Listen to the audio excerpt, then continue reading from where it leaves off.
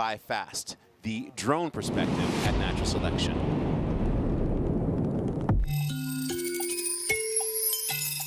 The Natural Selection Tour is using the most cutting-edge and innovative technology to bring this event to a live audience. And as you see, for the first time ever, we have racing drone perspective of every rider. This is giving me chicken skin. Through these racing drones, the audience is getting a never-before-seen view of how snowboarding should look. Our pilot, Gabriel Kocher, who's world champion drone racer, is going to be using that drone to follow riders through the course to make it a super immersive experience for the live broadcast. No one's ever used racing drones in a broadcast like this as like a main camera.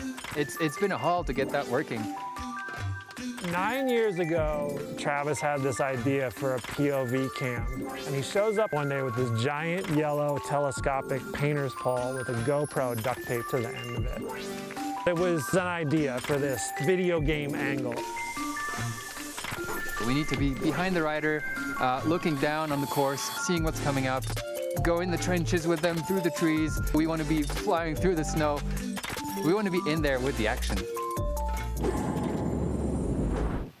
Travis Rice's relentless belief in possibility, showcasing what's possible and how we get to show you this event. We thank our friends at FAST, the only one-click checkout possibility. Go to naturalselectiontour.com to get some of your NST gear and use the FAST one-time checkout system. It will blow your mind and change the way that you shop online. When you see that piece and that vision from Travis's weird imagination, Mary, what do you think it does for the audience to be able to see snowboarding like this? Well, I think it really puts us in the veritable driver's seat and allows us to see what these best in the world riders are actually looking. That perspective is something we've never been able to have before. And it really showcases the ingenuity and innovative ideology behind this course. We are at the hands of Mother Nature when it comes to course conditions. For more on what that looks like, let's take a look here with our GoPro preview of the course through the eyes of Sage Kostenberg. Ooh, Kalela! Ooh, Kalela! A Tara-taka-tamba! A Tara-taka-tamba! Let's go!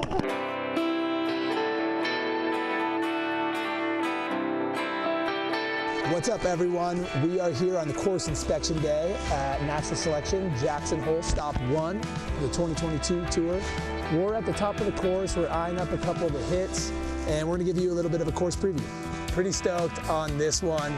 It's a big old diving board, new feature this year. It's got a savage knuckle on it if you come up short. Really sick.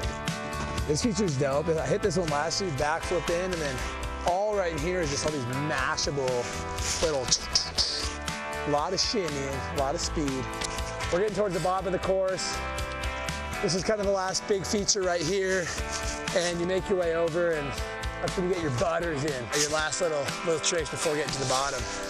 Everyone was a little concerned if it was gonna be crusty, but as you can see here, it's actually pretty soft. So it'll be fast this year.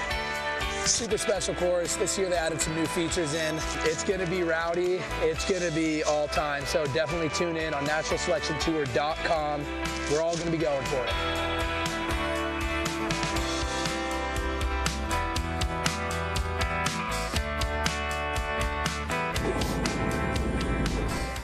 Sage is ready to go. Thank you to GoPro and the enhanced GoPro that we'll see on the drone giving us our images. We do not have the conditions that we had last year. It was like dialing up the holodeck of the Starship Enterprise. So much snow, huck as you go. Precision will be the key. And for more on the weather conditions and what's going on the course and the perspective of the riders, we go to the Slush Magazine editor and voice of the culture, Stan Levier. Salema, everybody in the booth, good to see you. Everybody at home, giving you the weather update. I hope you guys are warm on your couch. 9 degrees up here, pretty balmy in Jackson Hole. No wind though, as opposed to last year. It's about 2 degrees, but most importantly, a lot of sun. Visibility is not going to be a problem this year. Luckily, I got my Oakley Prism lenses up here to keep me safe from these UV rays, but I think the riders got their work cut out for them, but the viz is good. Stan, what are the riders saying as far as how they're going to approach these sportier conditions? Well, I think a key thing is, like I said, that visibility is going to be important. A lot of talk of taking sweeping turns into some of the bigger jumps, so you can get an eye on the knuckle, gauge your speed as you're coming in. One of the things about last year as well, because it was so deep, speed was definitely an issue. You know, we saw a lot of riders kind of bogging down in the middle. Not this year. Am I a little worried for Austin Sweeten? Yes, I am. But the speed is definitely going to be fast this year. Thank you, Stan. How do the riders manage energy and speed? I mean, I think you're just going to have to approach this course pretty scientifically in terms of snow science. You're just going to have to always be in control and dump speed where it needs to be dumped. Of course, there was an event before the event. You could argue the most important event, which is seating night that took place in downtown Jackson Hole at the center. Everyone fired up to see how the men and women would pick their slots in this only head-to-head format that we have in snowboarding. Travis opening things up, and then a beautiful welcome from James Prosper, representing the Shoshone people and giving us some perspective on the millennia of time that the Native Americans spent in this valley and their relationship with nature. And the way that I look at this event, if the Yeti Natural Selection in Jackson Hole was a book, this is chapter 1.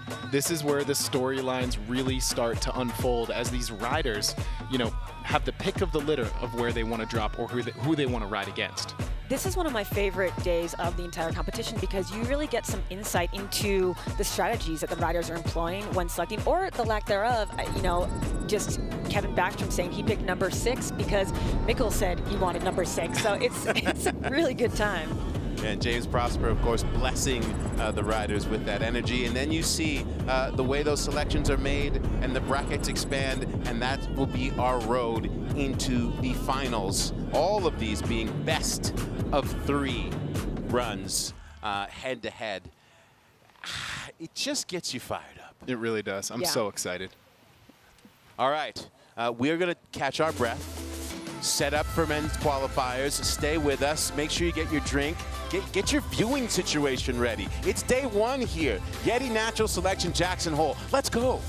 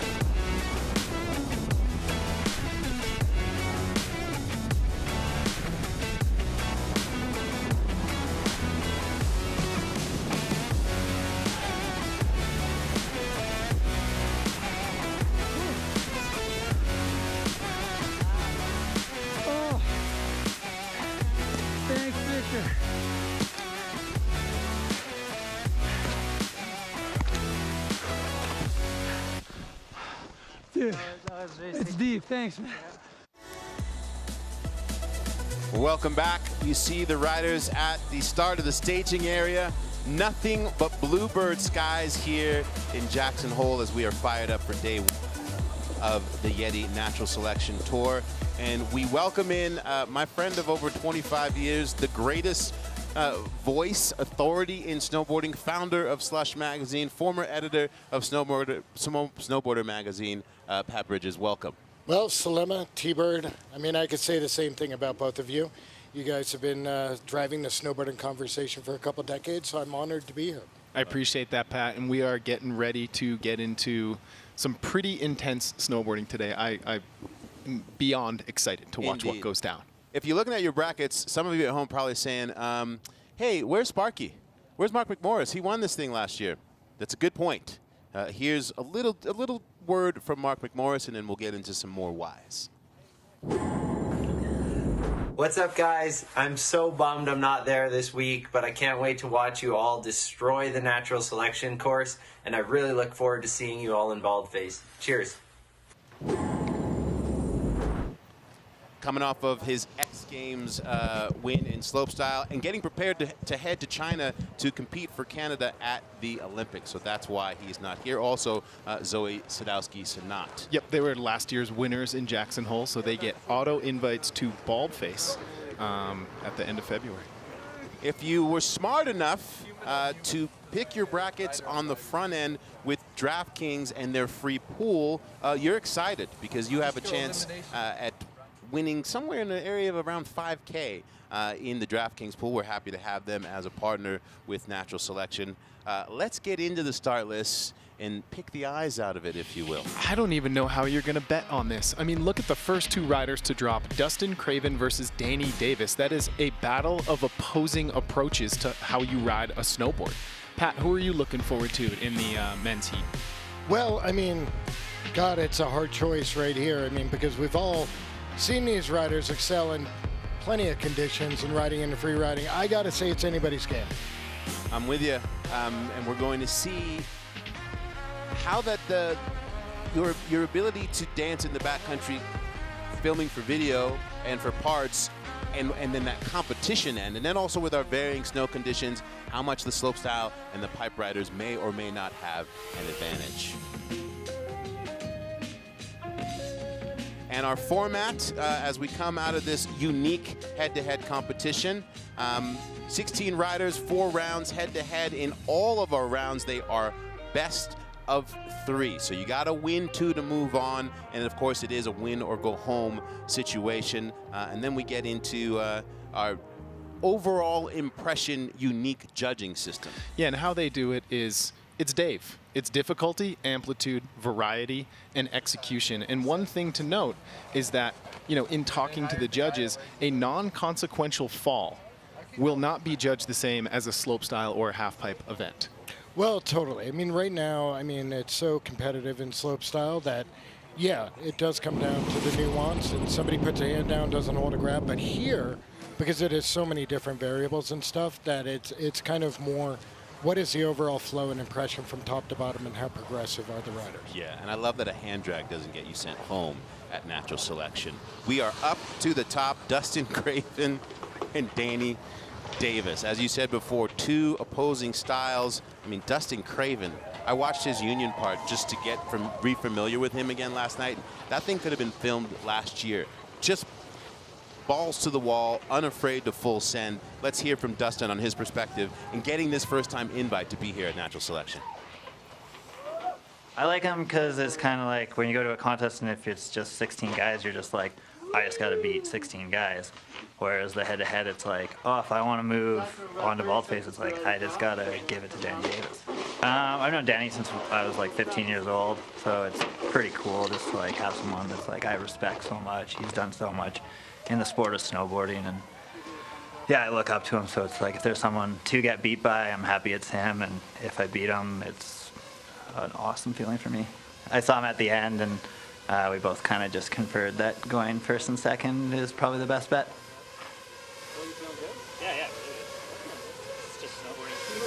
You gotta love the rookie being unafraid to be like, throw me in the first slot. Let's go. All of Revelstoke, British Columbia, stand up. Dustin Craven is in the box. And the last thing he said before dropping to Liam Griffin up top was, it's just snowboarding. That's how he approaches it. This is a great matchup with Danny. Dustin just alluded to it. Oh, he took a fall right there. Not the way he wanted to start it or anybody wanted to start the event here today, but it points to the conditions.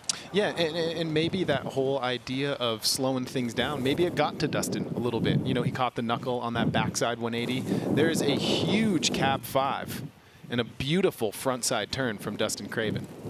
Well, it also points to, do the riders who were here last year have a big advantage?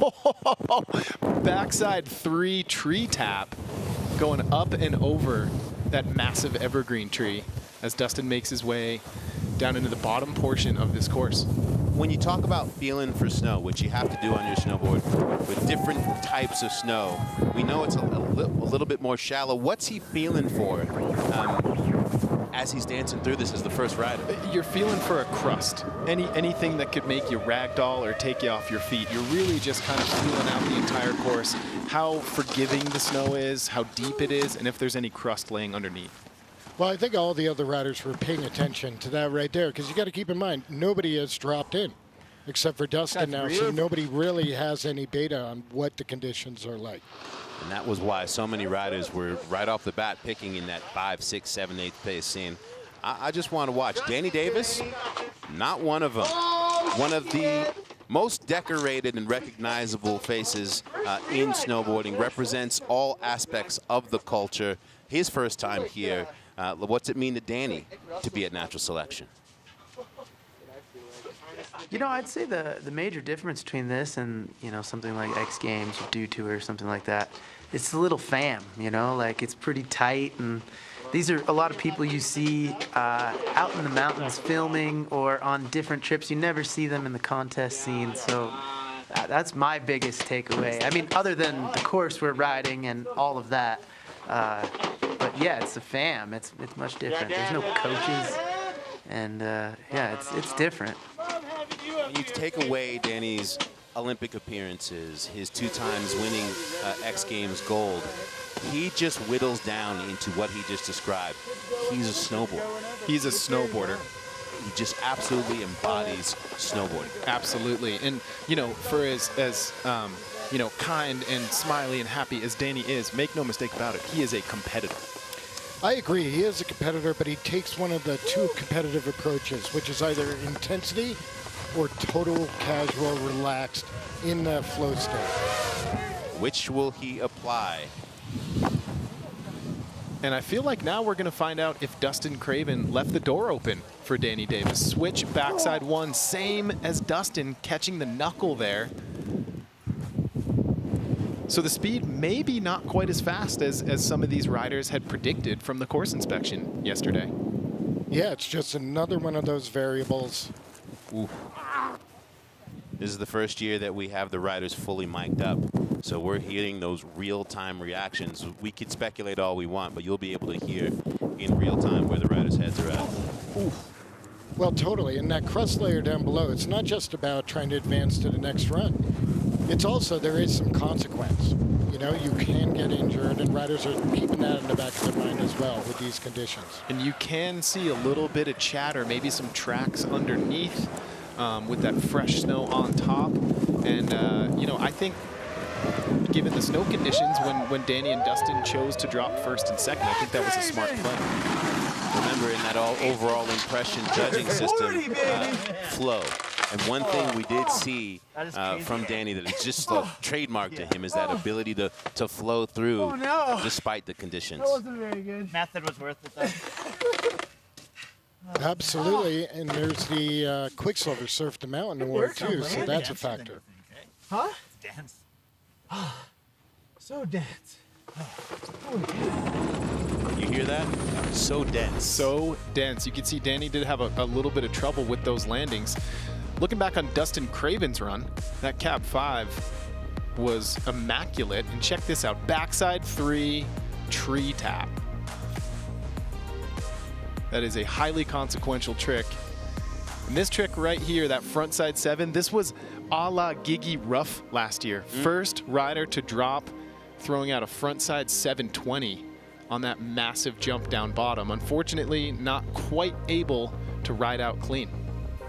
But again, the great part about the judging system is did you just jump to fall, or were you trying to do something to enhance your run and you happened to fall? And here we are. We have Danny right there, almost getting it, but leaning a little bit too far forward on that gap right there. You got to think the other thing is these 2 riders, neither one of them had been down the course before, unlike the veterans from last year. So that's going to change things up for next run. Absolutely, yeah. This was both Danny and Dustin's first time riding the Jackson course. Dustin, of course, did compete Baldface Valhalla last year, but that's completely different terrain. That shifty from Danny was a thing of beauty. All right, dog. All right. And as On expected, to the next. Don't make me unpack my bags then.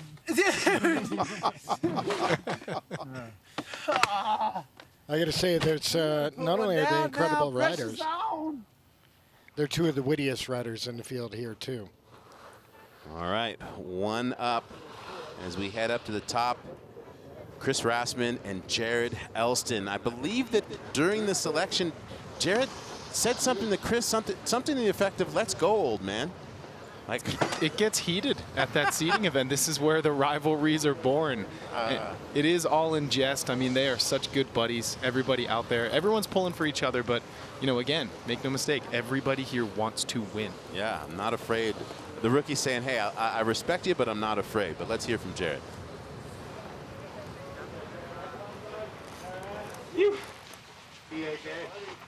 Big go, Jared. And it's going to be Chris Rassman who is dropping in first. I mean, just power. Absolute power. Power and flex. Showed himself last year. Incredible 4th place at Alaska. Happy to be back. Here's Chris. Should I ratchet up, Kinger? Being able to compete at all 3 events last year, even already knowing what I know about how different those 3 venues would be, really solidified the fact that for a rider to be able to do well at all 3 events and win the final one really is one of the best all-round backcountry snowboarders in the world, because they are drastically different and all require a whole different set of skills and a whole different set of experience. Going head-to-head with Travis last year was kind of a trip. I picked him because he stole my water bottle and I didn't want to throw Blake under the bus. But yeah, he's my friend and we've known each other for years. He's helped me out a lot. So going head-to-head with him was kind of weird, but it was a lot of fun. I definitely saw a serious side of Travis that I personally haven't seen yet, though. An astute speaker. Well, there you go. You can hear the FPVs. It's in the rider's ear. And I just get the feeling with Chris Rassman, I think he is very well equipped to do well in these snow conditions on this course. Another thing of note is Chris last year on the tour, him and Robin Van Gyn are the only riders who rode at all 3 stops. So Chris starting things off with a huge frontside 3. And you can tell, knowing Chris Rassman as I do, he's being a lot more calculated about his run and controlling his speed. That backside 3 was nasty. Well, he's definitely exhibiting a much more of a flow, much more of a consistent run, no falls, as opposed to Dustin and Danny. You know, at the selection event, Travis said it ain't going to be the sendiest person that wins this year. It's going to be the person who's able to find harmony with what the terrain and conditions are. And right when I said won't be the sendiest, Chris was like, watch this. You know, knowing what we know about Dustin's score with a fall, you know, Dustin coming in at a 75.6, I still think this is going to be a very high scoring run for Chris Rassman. Risk, right? He did, again, falling in the midst of real risk. Yep. That's what gave Mikael Bang the win up in Alaska, and it could pay off here. Well, I got to say, the back 3 that Chris just put down in the middle of his run is right up there with Dustin's nose bonk on the tree. That's the tricks of the day. But again, this is just the beginning. Well, again, we mentioned Jared Elston said he wasn't afraid. Talk a little bit of trash. But let's get in his head as he finds his music. Yeah, I got the text from Liam, and my heart just dropped. I was like, is this really happening? And sure enough, it was, and now I'm here. It's crazy. I mean, walking into the hotel, and Travis Rice is sitting right there, and he kind of shoots you a glance, and you're like, Jesus, here we go. But yeah, no, it was cool. Got up to the course today, and I was really scared. Like, when we first drove in, it looked mangled from town, but we got in the course today, and snow was surprisingly good.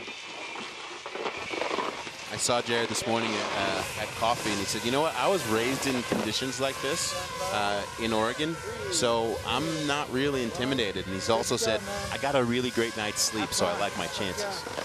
I like that. I mean, Jared Elston is a explosive snowboarder. This kid is a unique talent, and he is the next generation of backcountry snowboarders ready to take the reins.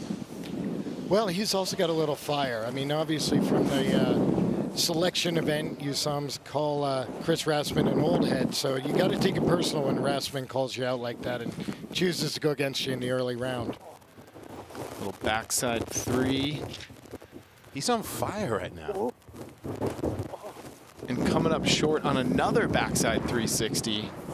Jared Elston making his way down the course. I like the flow. Yeah. He's picking a pretty similar line to Rassman.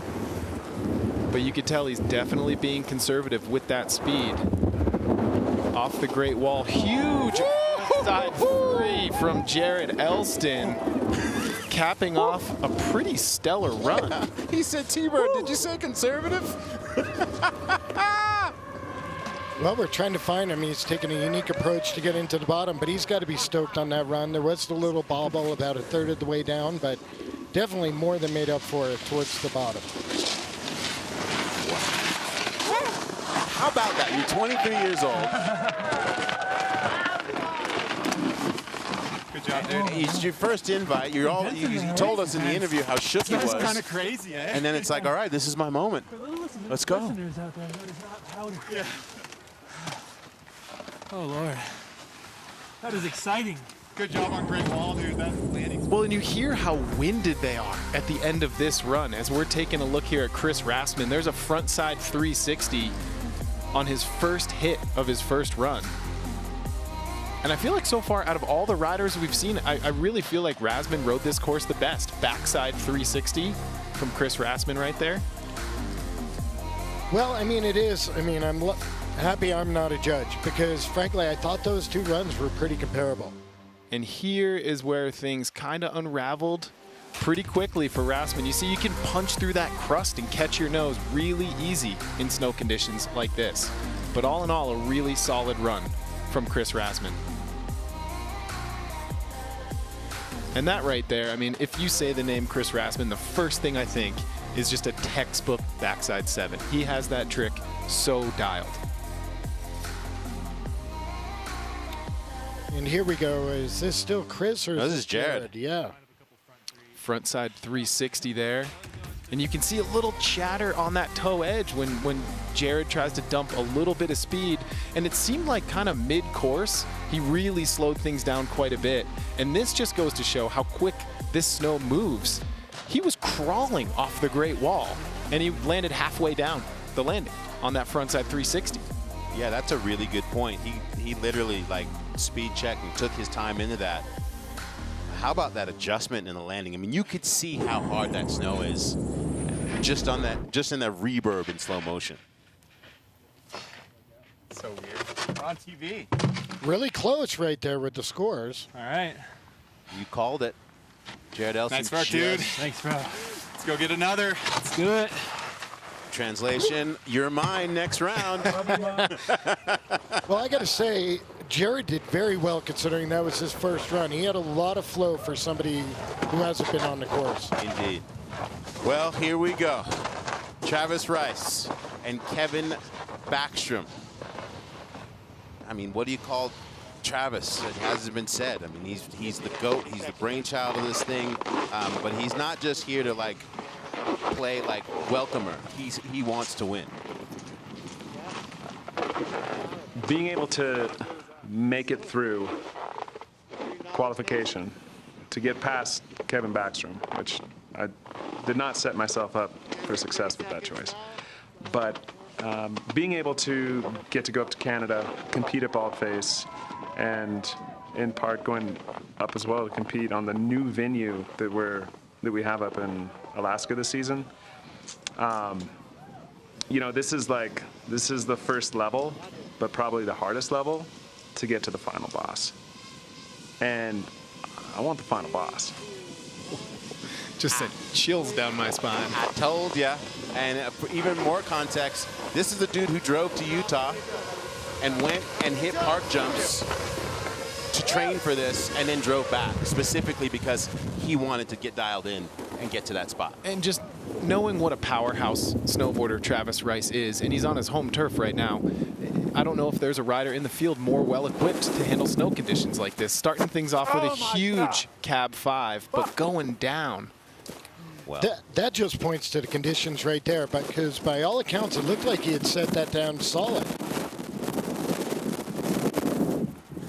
But as we saw in the previous 2 runs, these falls does not mean your run is over. So backside 360 from Trav, a little popper through the trees right there. And his line selection is really, really good on this run right here. Yeah, you're not seeing... You're not seeing any tracks in this zone right here, so that's home field advantage for Travis. But you just saw right there, the snow snake came up and got him. Trav's gonna finish out his run. Well, how hard is the course? You just saw it. Well, exactly, and the point's too, like, do you want to be a bigger rider with bigger trunks, more power, more strength, or do you want to be light on your feet like this next guy, Kevin Backstrom? All right, come on, Kevin. Put the door wide open for me. That's a live look at frustration. As if you're Kevin, you're like, wait, what? Yeah, doors open? What? Okay. We said at the top of the show, what did Kevin say? I got nothing to lose. I'm going up against Travis. Absolutely. More from Kevin in his being in this position in his inaugural visit to Natural Selection. Yeah, I watched the Jackson event live last year on the live stream. I remember I was in a bar looking at it, and it just looked so amazing. All the boys killed it, and yeah, looked like a fun event. When I got the call from Liam, I was out in France shooting with the Beyond Metals boys. And yeah, when I got the call, I got pretty shocked and hyped to get the invite. Like, it's one of the biggest things you can get as a snowboarder, I feel like, being part of this contest. So just really honored to be part of this. Yeah, there are no riders that are here as filler. No, absolutely not. This is a stacked field of competitors. I say Kevin's might have a little bit of an advantage. He's kind of made a niche for himself filming backcountry freestyle inbounds, and that's kind of, in essence, what this course is. Switch backside 180 to start things off. Yeah, I think an advantage that Kevin has is Kevin is a very light-footed snowboarder. He's very fluid. He's got great line selection, and he's just light on his feet. Big frontside air into that hip. Yeah, not doing the grab he wanted to do on that one, but he landed, which accounts for a lot today. Backside 360, little wheelie out of it, but it did not interrupt his flow very much. So now slowing things down a little bit in the middle of the course. Kevin kind of getting eyes on where he wants to go next. Huge double shifty front 3. Kevin Backstrom just put Travis Rice on notice. Yeah, right there. I mean, that's the type of trickery that Kevin Backstrom is brought to the forefront. Nice work. Oh. Wow. Oh, the legs, dude. Yeah, she takes a little full focus. Yeah. Well hit the put, gym man. around. Well put. Thank you, Doc. Seriously. One up. Coming for your next run, though. Woo! Watching in the bar in Gothenburg, Sweden last year, and then showing up and going, yeah, door open, I'm walking straight in. And so check this out. Very unlike Travis, he rode out of that cab 5 and then went down in the ride out. Here's the backside 3. Travis puts that down. And here we have Kevin Backstrom. Like he said, he had nothing to lose, and he's going for it here. This might have been the closest Kevin came. I mean, he did not have a perfect full pull, but I mean, this right here, the frontside 3 shifty, going to be on every replay from today. And that's just Kevin Backstrom's style. It's a style that is uniquely his own. You can look up at the hill and see him riding down and know from a couple hundred feet away that that's Kevin Backstrom coming down the hill. Oh, that back 3 with a nice little hello to the tree. That was That run was nuts. And when your peers are the best in the world and they're doing that, it's a damn good sign.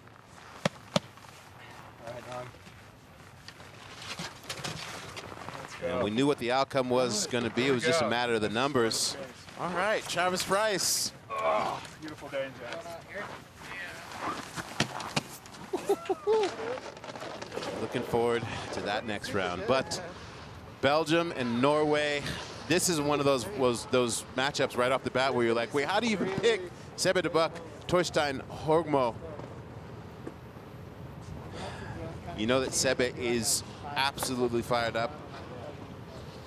Let's hear what his perspective in going up against Torstein. I got the call from Liam when I just landed in Zurich on my way to Laux for the Laux Open. My mind has kind of been all over the place the last couple of days, but I feel pretty excited to be able to ride along all these guys. Yeah, you know, we've been riding together with DC troops back in the day, so felt kind of comfortable, and that time slot kind of in the order looked pretty interesting. So yeah, excited to go against Torstein. Well, I got to say, I drove here with Sebe in Tour Gear.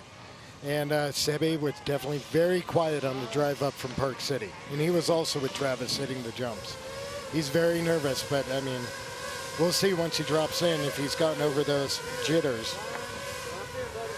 As you see, it just says Buck on the back of probably the most coveted piece here at the Natural Selection Tour is one of those rider vests. Yeah. I'm sure if the riders wanted to and just be like, let me just eBay test this thing, these they would fetch. We're very, very grateful to Dakine for these vests. All right, first rider, front one onto the pillow, and then going off switch, a bit out of control. Sebe de Buck, I think that second feature just really snuck up on him pretty quick there. He got Sebe de hucked by that thing. Yeah, it's unfortunate because he arguably, I would say, he was having the best top half of the course. What I find so interesting about this matchup between Sebe and Torstein is the fact that Sebe is a direct result of Torstein's influence in backcountry freestyle snowboarding. Everything Torstein has done in his career has created riders like Sebe de Buck. Big old front side three, but sitting it down toward the bottom of the landing. So Sebe getting his feet under him. You know, another thing to mention too is every rider you've seen, this is their first time riding the course. There is no practice at Natural Selection. We talking about practice? We're talking about the game. Yeah, and that's a great point. Sebe, 26 years old, right? Torstein, somehow another 35. You still think of him as permanently 23. I mean, there'd be no triple cork if it wasn't for this guy, who I think is perhaps one of the most well-rounded individuals in snowboarding. His influences come from so many places. He competed in 2013, and we're happy to have Torstein back. It feels a little surreal putting the bib back on after taking a long break. I did a lot of slopestyle contests and big air events, the X Games and Dude Tour and stuff like that, and kind of just went back into filming because that was my passion, and I wasn't really expecting to ever compete again, and then I get this amazing opportunity, so I can't really pass that up. I think it just makes me too nervous, like trying to think about qualifying for the next stops. I'm just gonna try to be here and take everything as it comes and just be in the moment. But for real, like that's all you can do at this point. At least for me, I just want to enjoy this as much as I can. You talk about an evolution of a snowboarder, someone who was so competitively driven, now sits and spends so much time creating, filming, making music, you know, just really being in the totality of what it means to be a rider in this point of his life. And you know, in the time I've spent with Torstein since he got here, he just seems relaxed. Like he's just living in the moment. I think that's really going to help him on this course. Well, a lot of riders who have such deep contest backgrounds definitely have a mental edge, I would say. That was a huge straight air to start things off. But as we, I think the tail of the tape is going to be that the snow conditions are going to dictate who's going to take the win here in Jackson Hole. Frontside 360. Another popper. Torstein sits that down. But I think if he can clean it up here down toward the bottom of the course, I think he's got a pretty good chance of taking this round. Well, certainly. But then again, I mean, think about how powerful Sebe was at the top. It wasn't until like halfway down that Sebe's... Huge backside 7 to cap off the bottom half of the course from Torstein Horgmo. That was massive. Yo!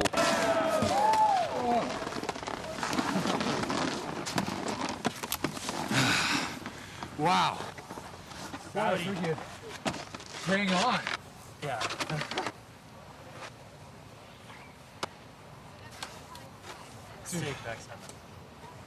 A little bit of RF difficulty there. Gosh. Getting our signal. Well, if you want to be reminded that you're watching the best in the world, adjust in real time. We saw that in both these runs. Backside 360 from Sebe, and then this is where things kind of went wrong. He bashes the pillow, lands switch, and then just kind of loses his feet out from under him on the takeoff of that second feature in the double line. And here's a massive frontside 360. See where he landed in fresh snow and just sat it down. But a strong run from Sebe to Buck. Look at the tweak on that, just a poke on the front foot. How much of that is adjusting in real time to how much depth is there on the landing in powder? Well, I mean, it's hard to say. I mean, the conditions can change from the top to the bottom. Different aspects get wind packed, wind loaded, or scraped. So right there, I think that feature in particular is going to change over the day as more riders put in tracks and stuff, which could actually help in some instances. Absolutely, and the sun's going to hit it. I mean, a lot of the riders said if you take the rider's left line that they're going to ride in finals, that's a little bit more north facing, and the snow is in fact a bit softer. Yeah, which is why we started on this side, because this side sits in the sun for longer. Right there, that back 7, we're watching it from another angle right now. Got to be one of the highlights of the first couple runs here, and that right there is going to boost him back up in the scoring. There aren't many riders that can miss their grab and still make a trick look good. Torstein went for the grab. I thought that was purposeful. It was unbelievable. Love taps. And you called it. You said that if he could muscle something out of the second half. You got the next one. Yeah. You got the next one. Shake the nerves up. Torstein saying you got the next one, but Torstein's not going to let up in that second run. I always wonder what that lift ride is like on the way back up. Once you're off camera. Yeah.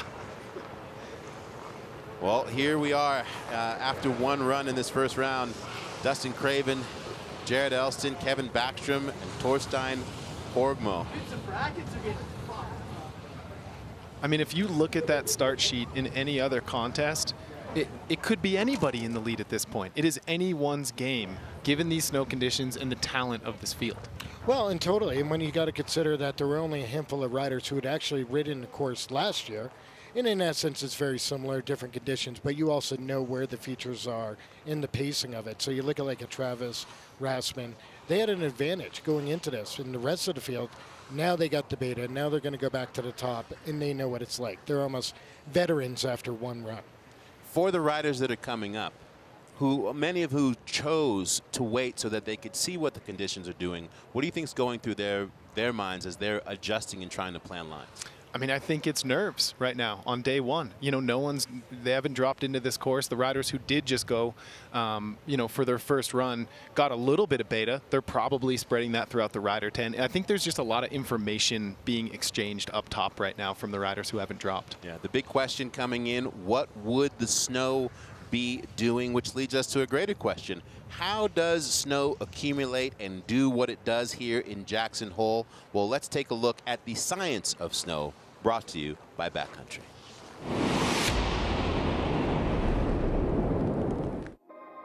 Here in Jackson, it is very progressive backcountry freestyle snowboarding. This mountain is really special. We've got some unique features here. There's big rocks and cliffs, big hits you can do that are just created by Mother Nature. Building in this kind of terrain requires a whole different skill set. Ranyan and the park crew here are some of the hardest working park crew in the business. We've been working nonstop for the last month and all summer. Summer build, there's a lot of pry bars and rocks, using chainsaws to cut dead wood, building up landings, building up takeoffs. We're taking wooden structures and placing them in the correct spots, enhancing the natural shapes in it to make it work for a contest like this.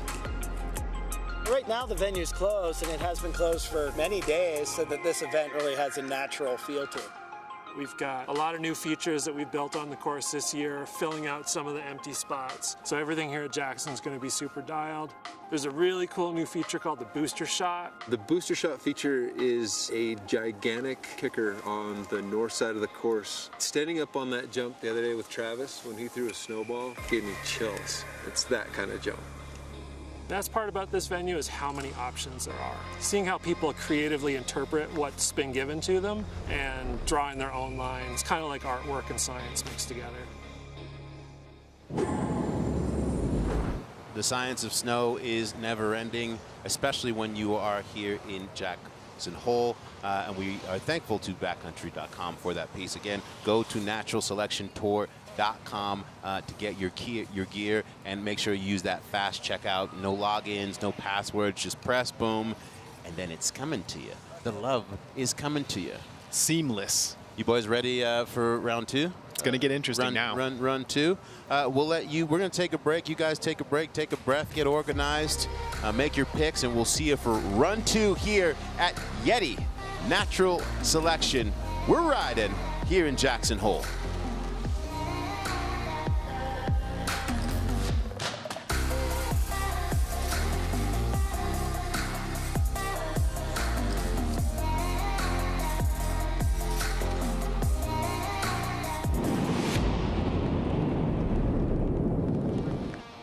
I mean, her confidence has to be through the roof right now. She is going huge. Massive tail grab, and there's the goal she came into natural selection with, the Wildcat on that huge feature. Let's call this what it is.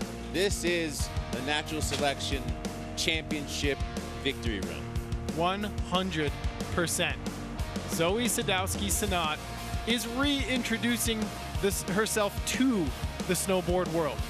She's not just a big air rider. She's not just a slopestyle rider. She is an all-around incredible snowboarder. Backside 360.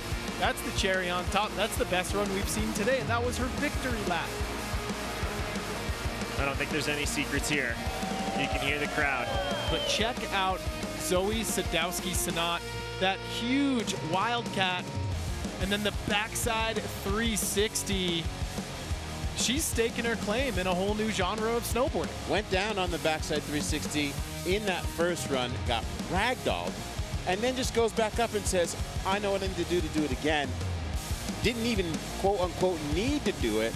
Showing that strength, landing just right there on the back end as she realizes that it's just a matter of it being official from the judges. We're looking at the inaugural women's champion. Torstein, man, is one of my favorite personalities and a natural. Yeah, he's good on camera. Here we go. We're getting into this second run. I'm wondering, again, how the riders, especially the people who are behind the 8-ball, like Travis Rice, what do you think their takeaways are going to be? What adjustments? I mean, I think up top, there's a lot of information being exchanged. I think they're telling the other riders what the snow's like. They're thinking about what they're going to do differently, how they're going to approach their second run, especially if they're not in the lead like Travis Rice, in a similar position to last year. Well, I also think it's a lot of riders are going to keep the same line, but they might change the tricks that they're going to try. Particularly the riders who put down the big tricks on some features, they might go mix and match. All right. Stan, what do you know that we don't know? You're there. You're at the pulse, sir.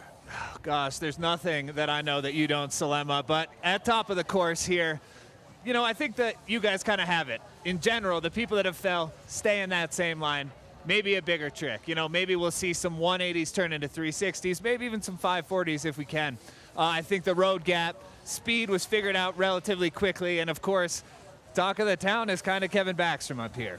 Hey Stan, how much information on snow conditions is being conveyed by the athletes who have already ridden to the ones who haven't? A lot. Everyone's being pretty friendly about it. Maybe not the best strategy, if I'm being honest. I even saw, you know, Rasman and Jared discussing earlier. I just heard from Danny that it is firm, kind of a crust layer that's sort of biting at your heel cups as you're going down. Definitely something that you feel and that's catching people up a little bit. Hey, Stan, I mean, obviously Kevin had the most dynamic run of the first run, at least according to the riders and the judges, but nobody really had a full pull. How is the mood up there with everybody thinking they could do better, I suppose? Yeah, I think the key is just isolating those areas where they feel the snow is a little bit variable, trying to avoid those. And I think in general, more speed on some of the stuff and less on the ones where we're seeing people go deep. So we're figuring out that last booter. We've seen people taking that one a little deep, but the information is free flowing up here. Everyone's pretty agreeable to sharing.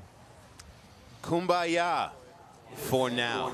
Thank you, sir. Also, get me one of those slush beanies. I think I would look good in one of those. Well, you could get me one, Bridges. Back to the top, Craven Davis. And right now, Dustin in the driver's seat against Danny Davis. All right, Danny Davis. Dustin Craven. Dustin showing us not afraid. Yeah, last year at the Baldface Valhalla stop, there was a video part component to that event, which Dustin did take. Chris Rasman won best line. Dustin, he is a gem on camera when he's strapped into his snowboard. Again, I watched that Union part again last night, and I'm just like, how can someone be, he seems like he's such a visual dude. Yeah. You know, like one of those people who can look at something that looks insane, sit in his head, visualize, and then just go. Well, the arc of Dustin is pretty incredible. I mean, if you go back to before 2009, whether it's the Arctic Challenge, Grand Prix, Danny and Dustin used to compete every weekend all year long when they were in Bounds. And then early in their filming career, they shared the marquee of the movie SFD. And they've both taken it to greater heights from there. Yeah, I'm really interested as Dustin starts his second run to see what line he takes. Will it be similar? And if so, will the tricks be different? Backside 180, caught perfect landing on that back one. And right there, it's the little things, the little cab threes, and the way that you approach the next feature. It's not just about the trick you do. So Dustin coming in switch and sticking with that cab five and knuckling the landing of that hip, just catching the top of it. But he's going to keep it going. With some of these features, I mean, the riders are watching everybody go, not just to see what tricks they're throwing, but to see where the fresh part of the landing is. Backside 360. Unfortunately, Dusty sat it down there. He's got to be sitting there thinking, okay, well, I got a really good score on the first round. Danny's got his work cut out for him. This is not going as well as it had started or he had hoped. Huge frontside 720 from Dustin Craven, capping off his second run. That was massive. Not how you start, but how you finish. That's a good point right there. And knowing if the first run is any indication, you know, one or two falls, depending upon how big your big moves were, might not impact you that much.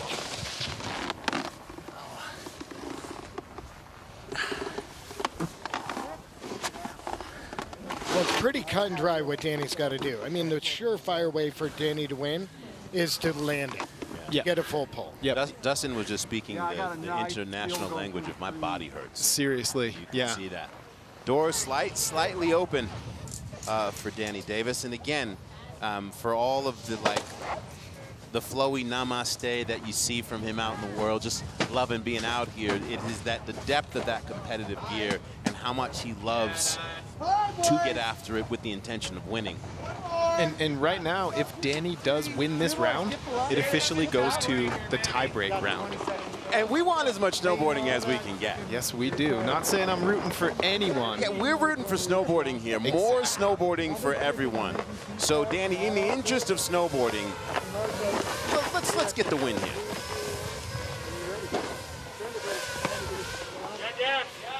I'm interested to see if Danny's going to maybe take a more conservative approach to put a run down, to put a better score on the board, or if he's going to stick to what he did in run 1. Well, you got to think, had this heat happened later in the first run, I don't know if Dustin would have gotten to 75. Switch backside 180. Danny puts that down super clean. Let's see if he's taking the exact same line as Dustin. So he knows if he can get past here, he's setting himself up well. Beautiful front side 360 from Danny Davis. Into a beautiful hammer frontside carve. And there is Danny's signature trick. That's what comes to mind, the method, when you hear the name Danny Davis. That was gigantic. Huge straight air, caught perfect transition in the landing. And look at Danny's going a little rider's right. Maybe the snow's a little bit better on that aspect over there. Well, that's the competitor in Danny. He knows he had a full pole, so let's get out. Get out. You hear it in the pipe. Stop. As well as like, let me just show the judges I love to turn my snowboard, because they're going to be overall impressed. Match.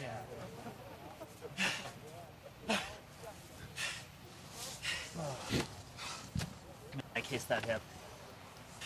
Like, of the hip? Yeah, like the top of it. Like you okay? Hang on.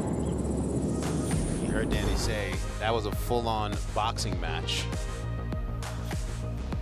And that's a pretty good analogy, because this is the equivalent of a heavyweight title fight. That was great seeing the alternative on the ground angle of that first hit as opposed to the drone. Shows you the size. And you're getting a look right now of how those landings are getting pretty chewed up. Every time a rider falls in those landings, it becomes a little less hittable. Here's that front side 720 from Dustin Craven. And he caught some good snow, little wheelie bar out of it, but he stomped that front 7. That's a thing of beauty right there, Dustin Craven. Well done. Pay the man. Well, and here we go with Danny, taking a very similar line, mixing it up after he stomps this gap hip. And you see Danny took it a little rider's left to catch good snow in that landing and not land on the top of it like what happened to Dustin Craven. Again, in the event that Danny gets the win here, we're going to go to a rubber match. Will that 720 from Craven be enough?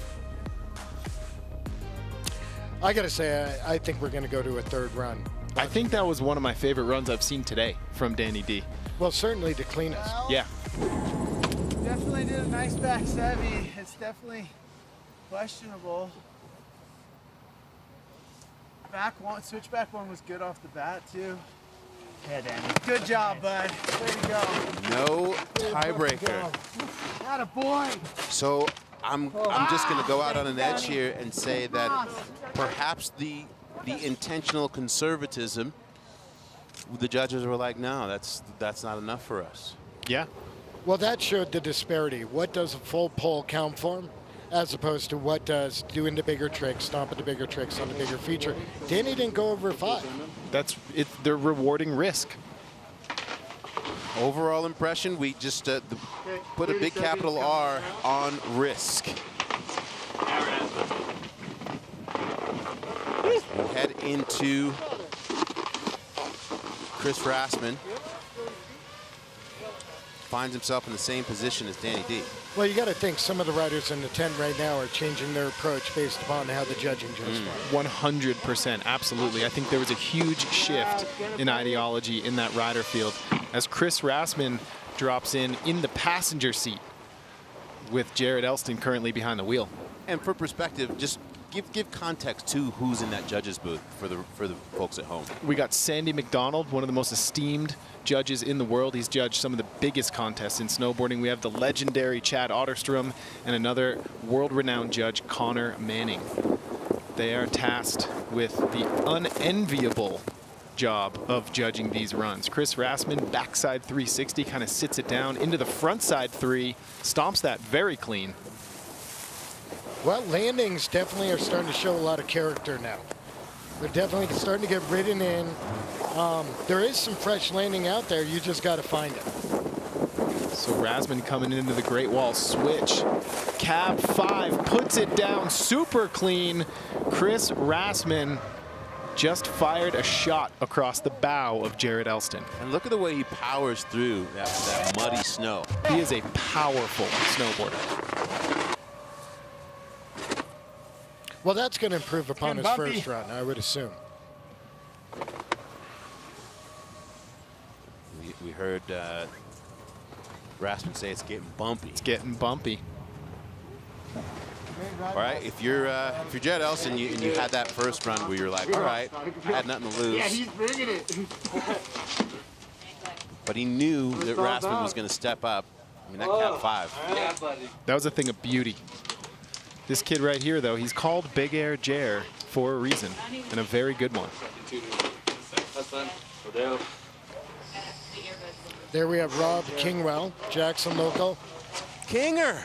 U.S. Open champion in the start right there. Kinger! Yeah, he's up in the Temple of Stoke. Kinger in the shadows. Yeehaw. What a legend. All right. I mean, just, I couldn't imagine the emotion of coming out of that starter tent and then just into that beautiful expanse of Jackson and the sun shining on you, and you're at natural selection. And you have to imagine, you know, these riders that are now taking their second runs have a little bit more confidence because at least they know what the snow conditions are and they know what to expect, what's around each turn on this course. Big old straight air up and over an entire tree into a method. Unique line right there, kind of pioneering some parts of the left side of the rider's right course. And look at that front side turn. This kid's a product of Mount Bachelor, Oregon. They know how to turn snowboards up in Bend, Oregon. So a wildcat, nose over tail backflip. And Elston is definitely taking a different line than his first run. Yeah, it's how you approach this kicker right here that's going to line you up for the fresh parts of the landing. Big old front side 3, landing in the tracks, powering through. This is going to get really interesting.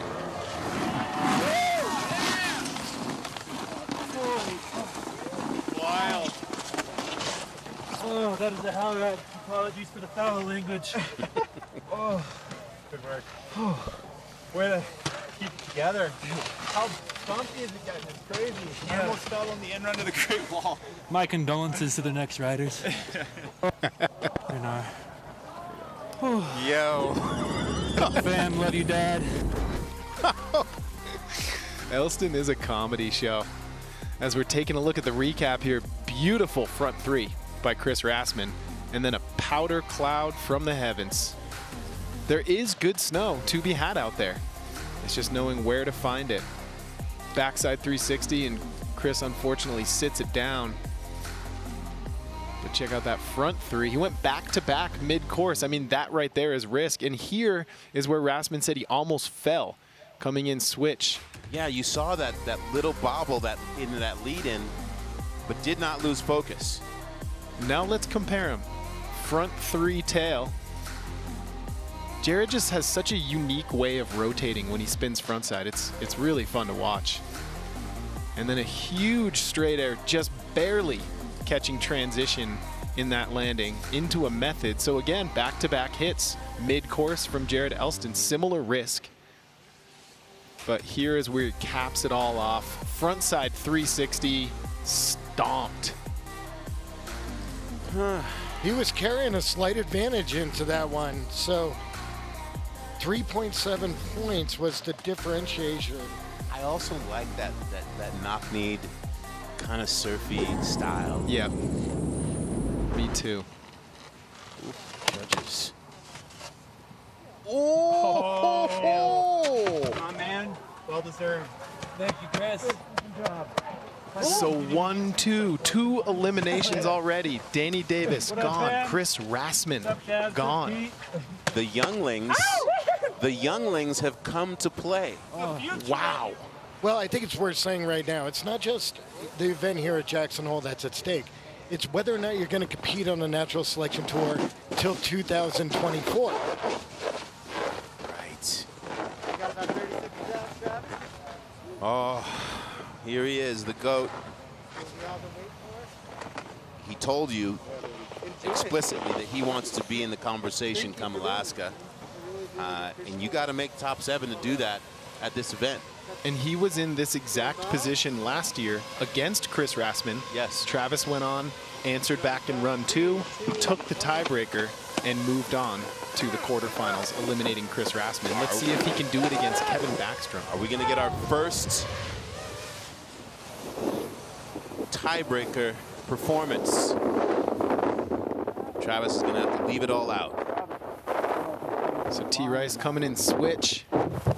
Cab 5 finds some good snow, powers through, needles through the trees right there, and into some open terrain. Let's see where Travis goes. Back 3, nose butter. And then coming off the side and clipping a tree. He's going to put that tree back. Environment first. Like a true gentleman. Well, he deviated, took a unique line right there, not looking like it worked out the way he had hoped. Big old backflip. It is by no means over for Travis Rice, though. He is going to keep it going. That's the beauty of how this thing is judged, is even a consequential fall, you can still take this round. Big old backside 540, getting that last 180 around at the last second. He's like a cat, just always lands on his feet. Well, he has options. He knows this course better than anybody else. Other riders might not have thought to go far riders left to get at that last hit.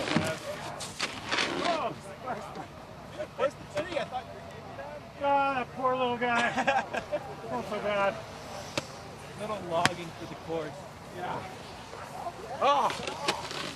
All right, Baxter. Door's open. He salvaged, but he wanted more. Clear.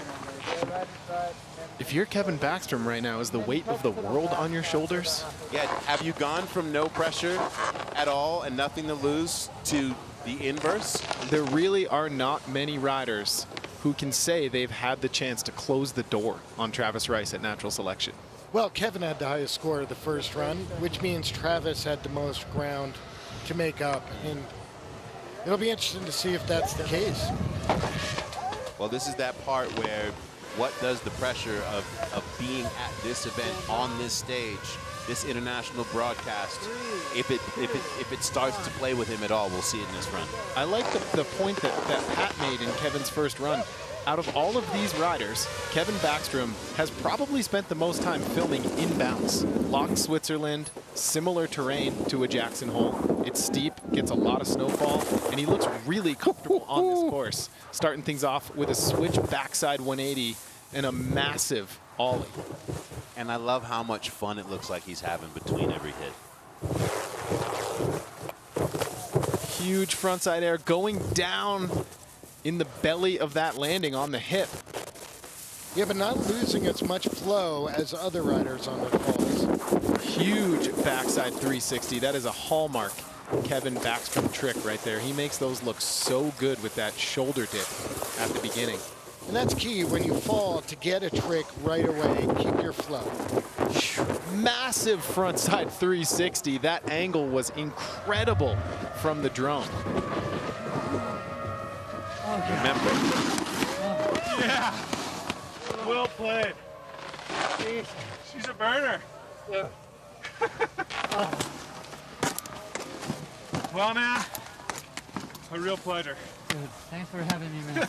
It's an honor. No worries, man. Way to freaking keep it together. She ain't easy. She'll sap every little bit of what you have. Yeah, for sure. This is nerve-wracking. Let's take a look at the recap here. Let's break this thing down. cab 5 from Travis Rice, stomps that in fresh snow. And just this is where things go a little sideways. I don't think Trav had the speed to send that thing straight over. His kind of direction was a little bit off.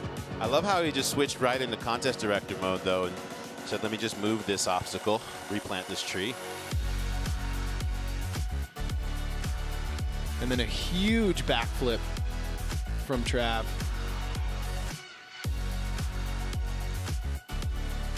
Well, with the exception of going off the side of that one feature, he's got to be stoked on a lot of elements here. It was a clean run. He just got a little bit off course. There's that back 5 where he just muscles that last 180 around. I'd imagine some riders are trying to get the GPS out, figure out where that last feature was in the course with the fresh landing. This is going to be close, man. I mean, that switchback 1 from Kevin was beautiful, and Kevin does go down right here. He does. So I think this is going to be a lot closer than a lot of people think. Backside 360. And then on his final hit, he goes front 3. Double shifty. Yeah, that's a thing of beauty right there. Kevin Backstrom held it together quite well.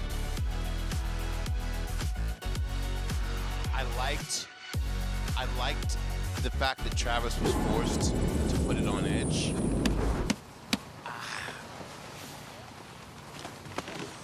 Right here. Tiebreaker. Oh, serious? Let's go for it. All right, one more round. I love it. Well, that tells it all. Travis, because I replanted the tree. Travis saw what Kevin put down. Wasn't quite sure what he put down, but you know, right there, we're going to our first tiebreaker. Well, Kevin didn't spin over 3. Right. Travis had 2 5s. Right. Big point. And you heard Travis go, are you serious? Anybody's game. Oh. It's anybody's game. More snowboarding, that's what we're here for. As we head up to Sebe. Sebe, let's get Buck. The Buck. His idol, Torstein in the lead. Sebe wants more snowboarding. Big Buck on course. Backside 360 to start things off, sitting it down a little bit in the flats there as he's making his way down the course. It's pretty incredible a rider from Belgium can find himself an event like this at Jackson Hole. It's pretty unbelievable. So Sebe going down again. So first 2 features, 2 falls. Let's see how much ground Sebe can make up, because he's got Torstein Horgmo dropping right behind him. And that is terrifying.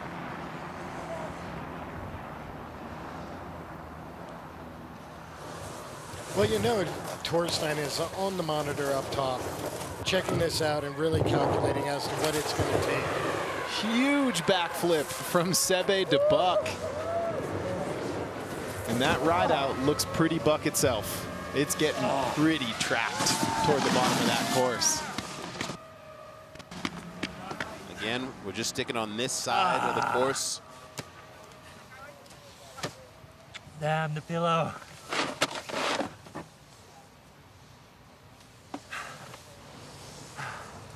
You can see the exhaustion from just what you were talking about. We're going to ride this side of the course out for day 1 and head over to the other for day 2.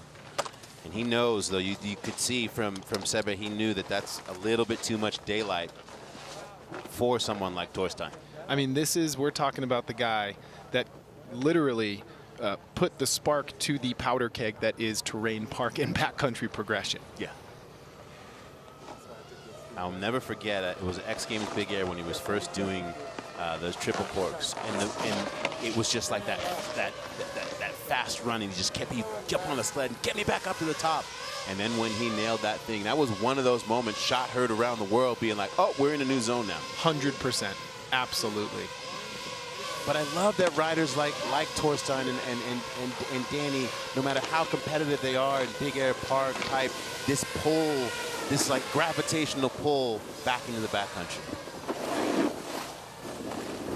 And here we go, Torstein taking a unique, again, rider's left part of the rider's right course, starting to get a lot more action as we go deeper into the first run. And one thing to note, he just rode the top quarter of the course switch. He did not, jump over to switch right before he took off on that first feature. 6 or 7 turns that made you forget almost. And those are the little things the judges are looking for.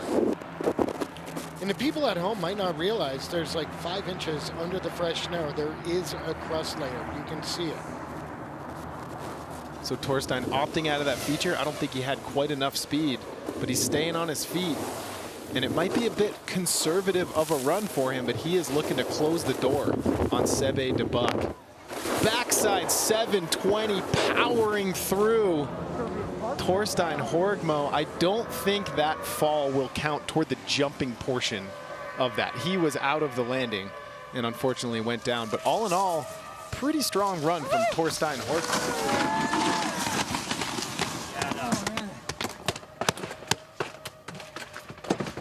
That was a hell of a ride. Oh my gosh. What a show. Wow. Well, both riders are going to post higher scores than their first run.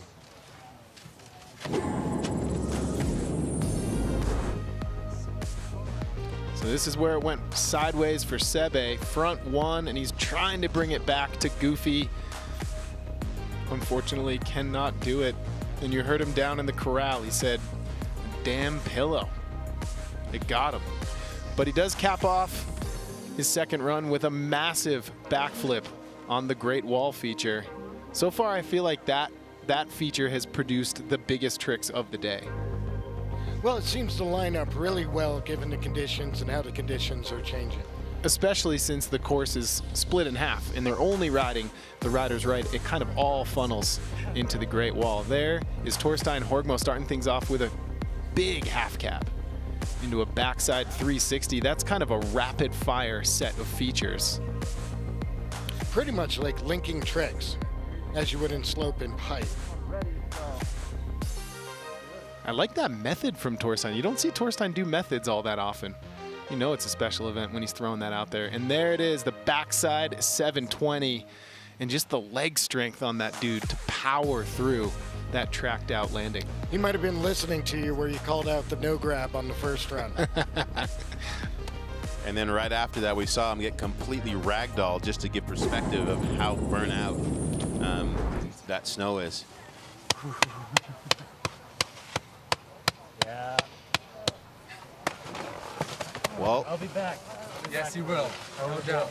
Mentor taking out mentee.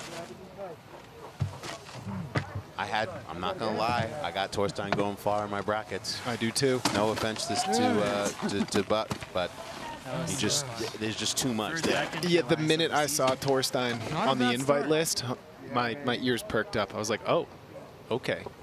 Well, we got some winners. Craven, Elston, and Horgmo, but we do have more snowboarding in this round as Travis Rice did what he needed to do and put Kevin Backstrom up against the wall. Yeah, that's going to be a really, really interesting tie-break run. And right now, I mean, Kevin Backstrom went from being in the driver's seat to now he's sitting side by side with Travis Rice in a head-to-head winner-take-all one run. Speaking of winners, if you go to naturalselectiontour.com, you have an opportunity to win as well. Today, we're giving away lots of things. The opener, just a Danny Davis signed Burton Skeleton Key snowboard. May I have that, sir? Thank you very much. There it is. It says Go Fast, and it is signed, if you take a look right here, by the one and only Danny Davis. Value, priceless. Go to naturalselectiontour.com. You literally have 60 seconds to enter into this raffle. Is Travis Rice going to be able to come back and get it done? We're going to have one more run here in round one. Take a breath and come on back. This is what we wanted. More snowboarding here in Jackson Hole at Yeti Natural Selection.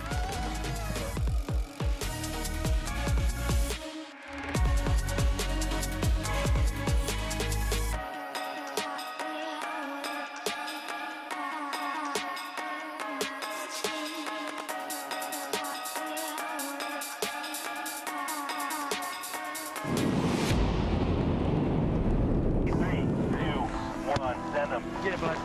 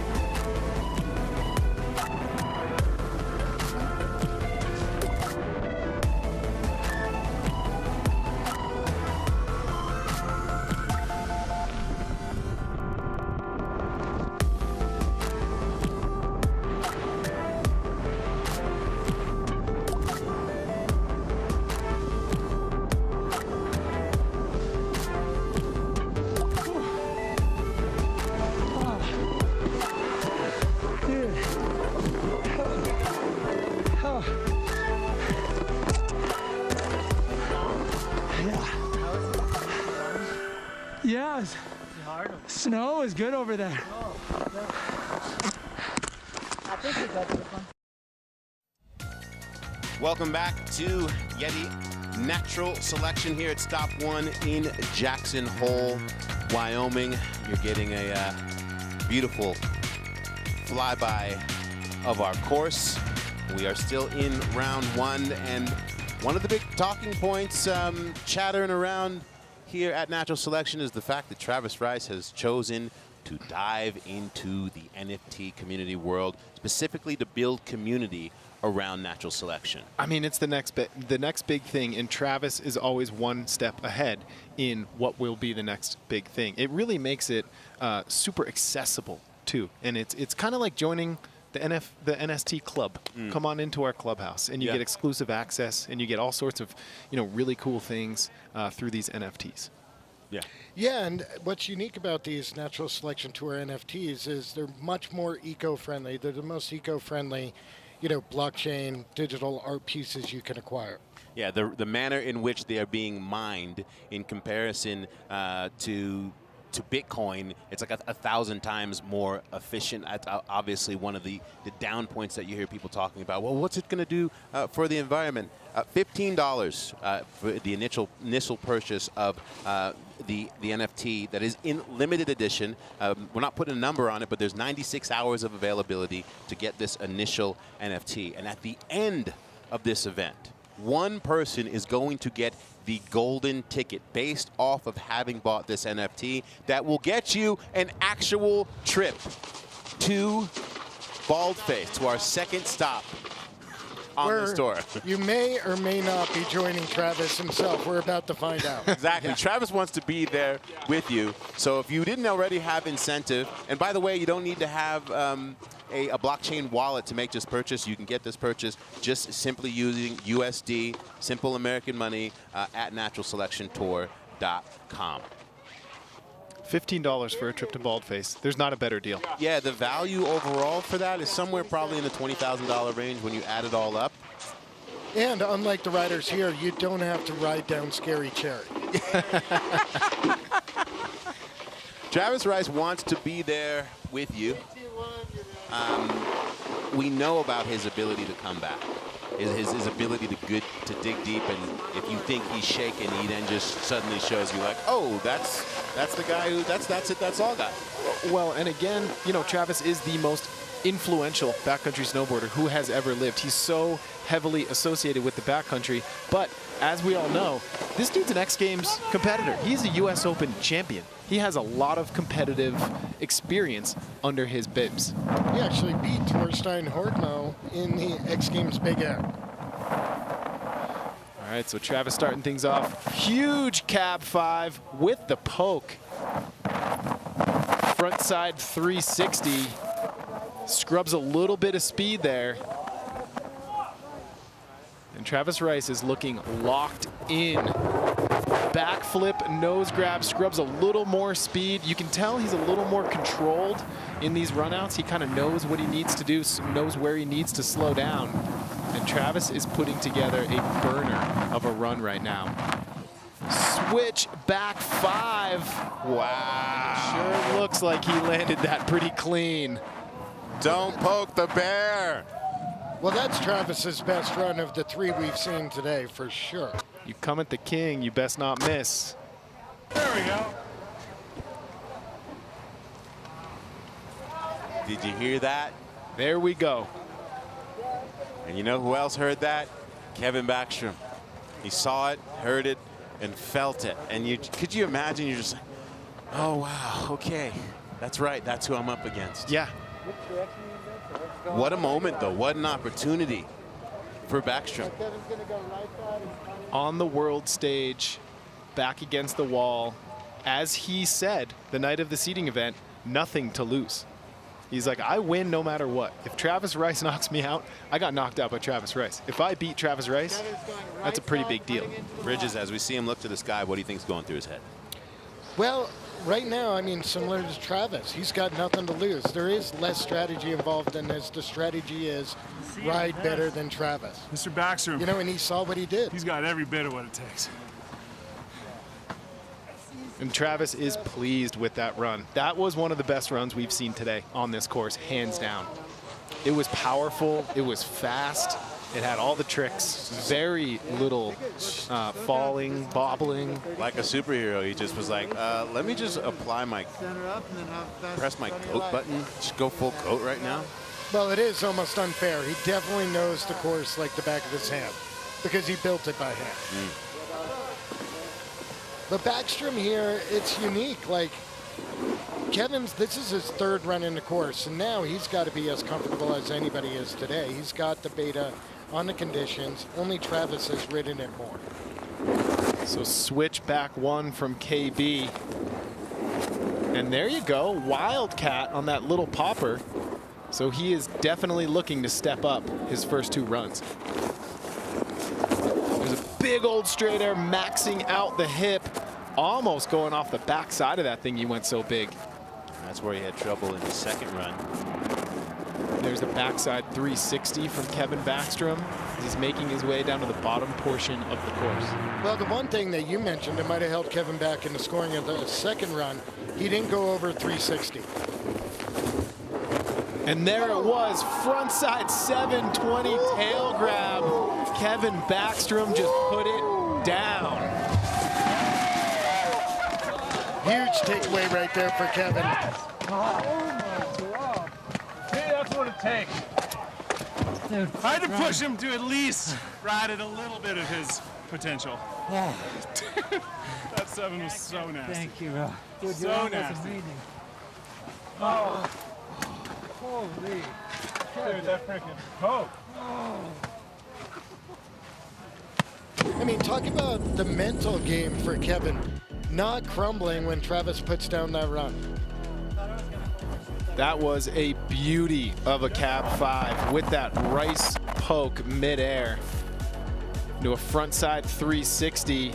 And this is when I knew Travis was for real, because he was kind of holding himself back a little bit. He was like, I got to scrub a little bit of speed so I can hit the next feature. He knew exactly where he was going on this run and what he wanted to do. And there is that switch back 5. And he stomped that perfectly. This is going to get very interesting. Kevin Backstrom with the switch backside 180. And then check this out. This is the moment I knew that Kevin was for real, because before that was just a little ollie shifty. And they both comboed the top section so perfectly as you see him come back into this hip, this little gap to the hip, and saying, nah, you're not going to get me this time. No, and that's not just a stale fish. That's taking the stale fish to the end zone. There's the back 3 there. His arms were waving a little bit. I could see the judges maybe docking him there on the execution, but not much here. Not much other than a frontside 720 tail grab. That's done about as well as you can do that trick. Wow.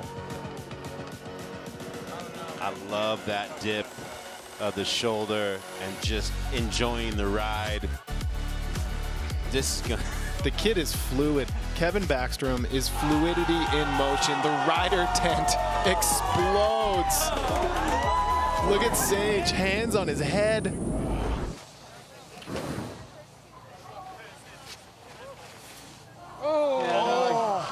Congrats, man. Thanks for having me. I was just going to say, do you think the fact that Travis rode switch through part of the course would have been the only thing I could pick that differentiated those two rounds? Yes, I think so. Yeah. Had to come down to be a factor. Yeah, I think so, and I think that that top part of the course was just a bit more spicy. Well, and if you think about it too, you know, Kevin had a switchback one, a backside 360, and then he capped it off with a massive front seven. Travis was all fives, top to bottom. Right. That was amazing. I'm exhausted. Look at that. Dustin Craven, Jared Elston, Travis Rice, and Torstein Hordmo. Travis and Torstein are heading to the quarterfinals. We're not even in the women's round or the second round of the men, as you see the names on the right of your screen. If you told me that it was over, that was the day, I'd be like, yeah, that's great. I don't see what else could possibly go down. But we're just starting. And it really seems to me that, you know, the first couple runs were tough for some of the riders. They were feeling it out. They're getting more comfortable on this course. They're putting more tricks down, and they're approaching it with speed. Stan, sorry, go ahead, Pat. Well, no, I was just going to say, I mean, we do feel for the riders who aren't going to make it to the next two stops in the tour, which has been decided, unfortunately. As much as we loved watching Danny's second round was incredible. Obviously, we know what Rasmussen can do. He definitely could handle himself in Canada and in Alaska. But Sebe and Kevin. Kevin, I got to say, I would have loved to have seen what Kevin could do on Scary Chariot. Yeah, me too. We knew that, once we heard the riders saying this is doable, then we'll know how to step up to this. We knew it would be great, but Stan, I mean, you're up there, you're in the mix of it. What was, especially that last round, like what was going on in the tent? Well, as you saw on the camera, complete eruption when Kevin Backstrom put that 7 down. He knew that he was going to have to do it. Talked to him in the tent beforehand. He kind of looked at me and was like, what do you think Travis is going to do? And obviously, he did what Travis does and showed up. But, you know, love to see Kevin Backstrom go bigger than a 360 because, you know, it's not something he always does. Stan, you look pretty good on a sled there, buddy. Yeah, you know, I'm on a fast sled. This has been one of the most interactive broadcasts I've ever been a part of. We actually got a QR code right here. If you're at home, you can scan this thing and buy a $1 pair of these fast gloves. That's right, $1. This is the best take on fast fashion I've ever seen. Yeah, and again, that fast checkout system, there's nothing else like it. And I'm holding these gloves. They are made of fine leather, imported, I'm not sure, but fine leather. Right now, if you get on this fast train, you can get these for just $1. That's right, $1. While supplies last, get on there. There's some hoodies if they do run out. I got my hands in these things right now. We're warm. It's like 9 degrees out. Go time? I wouldn't know. Yeah, just point your phone literally at the QR code on your screen right now. Unless you're watching on your phone, then you'll have to do something else. But either way, go to naturalselectiontour.com, get fast, and you can get these gloves. Thank you, sir. You guys are doing great down there. What a day. I'm loving it. Wild. We are through with run one of the men.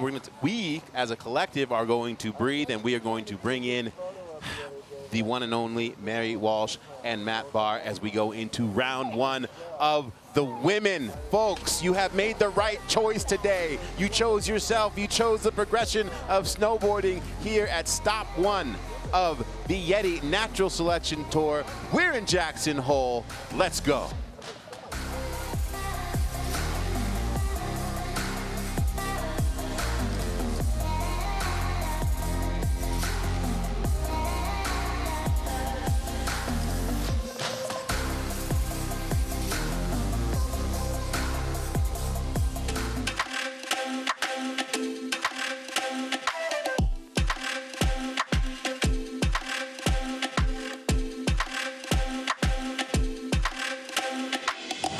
The Natural Selection Industry Alliance is a collective of endemic brands within snowboarding who truly represent the lifeblood of the sport. Brands such as Vans, Volcom, Ride, Quicksilver, LibTech, Union Binding. These are all brands who already support the riders who are on Natural Selection Tour, and so we wanted to create this marketing platform to provide value to these brands and meaningfully engage them within our events. It is imperative that we have and the athletes have the support of the industry. We really felt like the best way for us to do that was to create value, and it's part of our value system at Natural Selection to make sure that there is always a place for the industry and industry-based core brands to participate and hopefully benefit from what we're doing on a broader platform. These are brands who have been around for a long time and have truly built the snowboarding industry. And it's critical for Natural Selection to stay true to appealing to our core audience. Because if we're not resonating with our core audience within snowboarding, then we're not doing our job.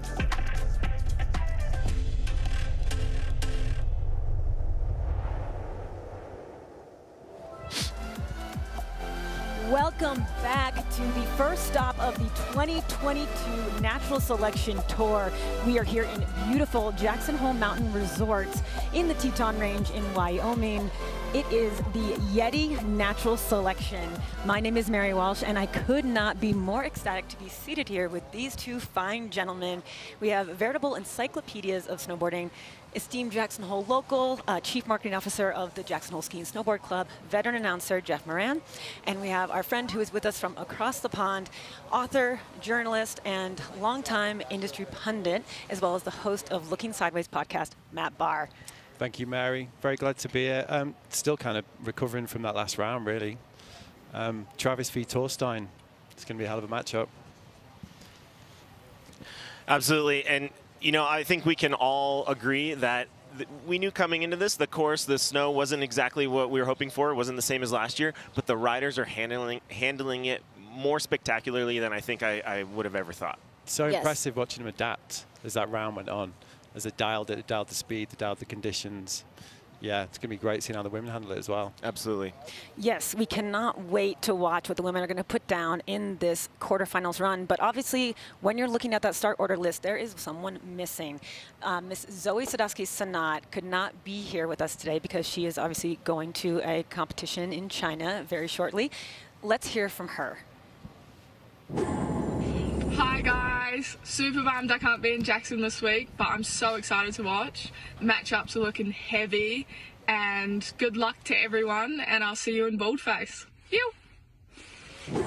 Gosh, she is incredible. She really came out in last year's Natural Selection and wowed everyone with her ability to transfer her skills from slopestyle and big air to the course. Yeah, well, I'm really excited to see how the women handle today. We've got a real mix of styles, haven't we? If you look at it, you've got like the girls with the freestyle background, people like Eleanor, for example, and Spencer. And then you've got the kind of free ride contingent, MFR, RVG. Then you've got someone like Marion, who's kind of out there on her own a little bit, got such experience of like mixed terrain, got the competitive experience from the Freeride World Tour. So seeing how these different approaches like play out today, I think it's going to be really fascinating. Well, let's dive in and meet the whole roster of women. It's an incredible lineup. 2 nights ago, we had a seating event in downtown Jackson Hole at the Center for the Arts. Let's take a look at that. So this, again, I know I said it in the pre-show, but this is one of my favorite things that happens during this event. To see this lineup of women get to select, using this randomizer, where they're going to go in this start position is really wild. Yeah, this component of the Natural Selection is one of the highlights of what sets this event apart from everything else that it goes on in the pro snowboard world. I really enjoyed the selection event because before it happened, I was talking to Marie-Francois, and she was saying that she was a little bit nervous, but that was really exciting because it meant that she was invested and excited about the event. And then when she came up, she just right off the bat chose the first spot. Completely. And so going off of that, Marie-Francois dropping first because we see this head-to-head format. We have 8 riders. They are going 3 rounds in total. We have quarters and then semis and then finals for the women, and they will go head-to-head in a best of 2. If, just like the men, we'll go into a tiebreaker if it's a 1-1 at the end of that. So now we get a little bit into judging. It's really overall impression. That's the main thing. The judges are going to be judging the entire run, as we talked about a lot last year, the appraisal of the entire run, looking for difficulty, the line and trick choice, amplitude, height and air time, variety, including rotations, spin directions, and grabs. Definitely want to get those grabs in. And then, of course, execution. And of course, it's all about, like you said, Jeff, the full appraisal. That's what we want to see. And we're going to be looking to these two women to really kick things off. Heat 1 of women's quarterfinals, Marie-Francois, Elena Height. Let's hear more from Marie. My thoughts are that I'm really honored to be here. I'm just really excited to see this event come to life. I think it's really good for snowboarding. I think that all the riders here are insane and anyone can take it depending on who's having the best day. And yeah, I'm excited. I'm nervous and I think it's going to be a really good show. You know, Marie, too, she is a legend and a leader in the backcountry, but she's also one of the most accomplished all-around riders in the field. She's had street parts, contest finishes, and now she, you know, makes it happen in Whistler. She seemed really confident as well, like in the lead-up. I spoke to her yesterday. She said she had a brilliant start to the season in Pemberton. She just seems really focused. Having a little trouble on that first hit right there. I think one good thing for the women going in the middle of the whole round today is that they have a better sense of what the lines are. There's a little bit better visibility on the course, but it's not totally beaten up yet. Went for the pillow that caused Sebi a bit of trouble there as well. Alex, there we go, picking himself up. It's really important to remember, too, that as we saw in the men's first round, is that you can fall on the run and it's not necessarily going to knock you out of contention, depending on how big that fall is. But if you're able to continue on, the judges are going to appreciate that and award that. And also the thing we should say is, like in the men's heat, clearly in the first run, they were taking sighters. You know, they were gauging the speed. They were working out what the snow conditions were like. And we're going to see that the same with the women as well today, clearly.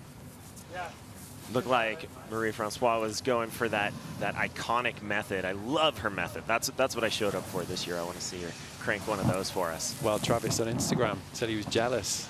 Said he wished he had as good a method as Marie. I do too. Don't we all?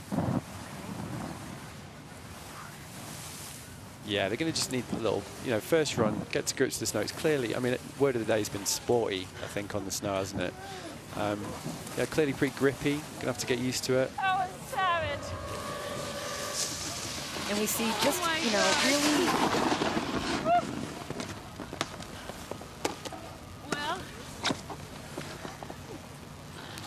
really having to navigate Mother Nature's whims today and adapt to that. And at the top, we have a woman who's no stranger to adaptation. She has dove into the backcountry in the past couple years after an incredible career in halfpipe. Elena Height. Let's hear more from Elena. Evolution of competitive snowboarding as we know it. You know, since I've been in the industry, it's really only been the option to race or ride slopestyle or ride halfpipe. And if you wanted to be a backcountry snowboarder, the film direction was the only thing you could do. And so this is really bridging the gap and giving snowboarding this whole new avenue of like melding two sides of the world together. Elena really is the full package of a snowboarder who's pretty much built for the natural selection. She is a two-time Olympian. She has 6 X Games medals. She has made the transition into the backcountry very flawlessly. But that pipe edge control, you know, those foundational skills that she's got, I think it's going to be interesting to see how that serves her today. Last year, Elena edging out Haley Langland and moving into the semifinals. I think Elena has a little bit of an advantage. She's been here, she's ridden it, she knows the general layout of the course, although talking to Ranyan Diarj, the head of our park crew here in Jackson Hole, he was saying there's a ton of new features. They've been working non-stop for the last month, but even in the summer builds to get a bunch of new stuff going on. So we'll see how that plays into Elena's run. Yeah, it's been a theme with the riders, hasn't it? The guys that were and the women that were here last year, working out how they're going to adapt, like how that experience from last year is going to serve them. I mean, the features, they're familiar, but so much work was done to enhance them based on the feedback from seeing everyone ride it last year. And then, of course, the conditions, Mother Nature has painted a completely different picture. Totally different picture. Yeah. I mean, you know, and we've said this before. Everybody's riding the same course, right? Like nobody has an advantage as far as conditions go. Everybody's up against the same challenges, has the same pros and cons, and so it is a contest. It's a contest for everyone to show us what they can do. Yeah, I mean, looking at the men, you think that those with a real freestyle pedigree obviously really shone. So I think once the women get to grips with the course, it's going to be really fast. Like Spencer O'Brien coming up soon, it's going to be interesting to see how she does. Eleanor, once she's got that first experience, that first run under her belt. Wow. Nice job. Are you okay? Oh yeah, I'm totally fine. Man, that was a bit savage. Yeah. Wow. We went through it. We did it. Oh, we made it to the bottom. Yeah. One heat. So there's the pillow. Yeah, I think one of the themes is just getting the speed right, isn't it? You know, there's definitely like a bit of a lack of speed on some of the features, but that'll be something that the women will all work out as we go through this heat, really. Yeah, they both had a ton of difficulty on their first runs. It'll be interesting to see who comes out on top. You know, this being a unique contest format where it's head-to-head, even though they both had some falls, someone's going to be the winner of this heat, or this round. Can't reinforce enough, too. You saw Marie and Elena really supporting each other at the bottom. I mean, a lot of these women ride in the backcountry together during the winter outside of this. And when you're in the backcountry, it's so much about that crew mentality. Well, the camaraderie of the event while we've been in Jackson has just been amazing, hasn't it? You know, like, even as Stan was saying and Pat then, like all the sharing of information that's going on to help everybody through it, kind of sums up the spirit of the event, really, doesn't it? Yeah, you want the more beta, the better with this course. Yeah. Had some trouble in the landings, but Elena making those airs look really good.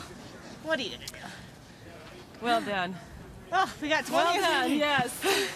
Up to the top. Back to the top. Okay. Faster, deeper, stronger. Faster, deeper, stronger. And just like they said, it's back to the top. And we are going to welcome our second pair of riders to drop. We have Spencer O'Brien. She is a veteran competitor. She's been to the Olympics twice. She has won 5 X Games medals. And this past year, she was the star of Precious Leader Woman, in which she connects with her heritage as a member of the Haida Kwakwaka'wakw First Nation. Let's hear from Spencer.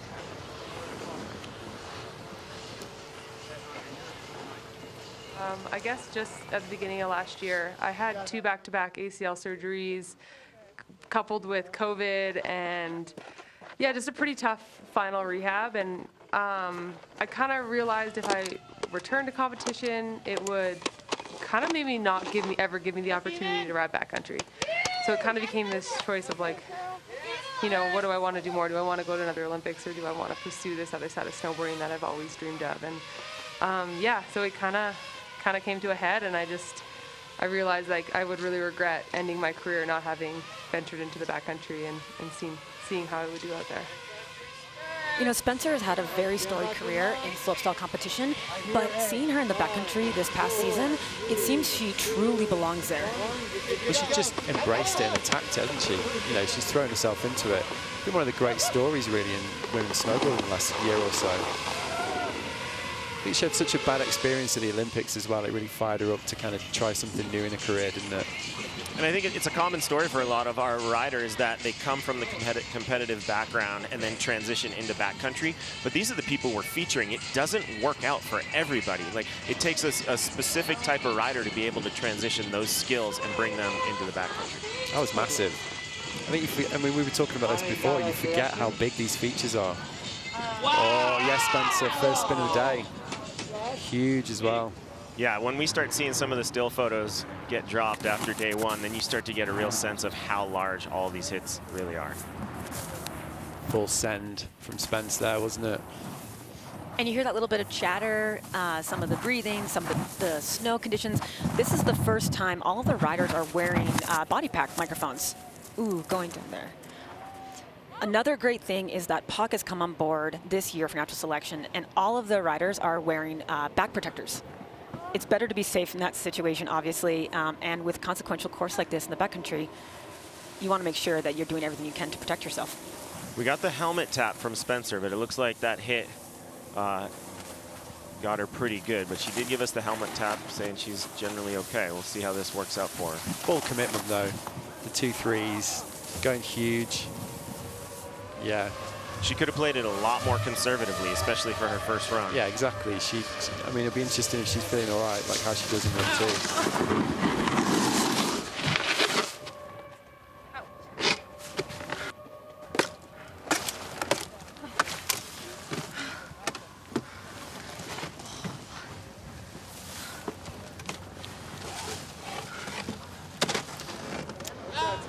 And we go back to the top for a veteran of the Jackson Hole natural selection, Hannah Beeman. She is a legend in the backcountry, a Mount Baker local, 3-time X Games medalist, and honestly a fashion icon. Hannah, definitely no stranger to Jackson Hole. She has been a familiar face here for the last 2 decades, showing up pretty regularly. Let's hear more from Hannah. Last year, natural selection getting 3rd was pretty amazing. I was so excited to put down a run that I was stoked on. And yeah, I was really happy to be a part of the event. And so to get 3rd was just awesome. You know, I haven't podiumed in anything in a while, so it was cool. It was very cool. And Alaska was just a cherry on the top. Like, I didn't expect to be going to Alaska, so to get to go up there and be up there with Zoe and Robin was awesome, and it was just a great experience.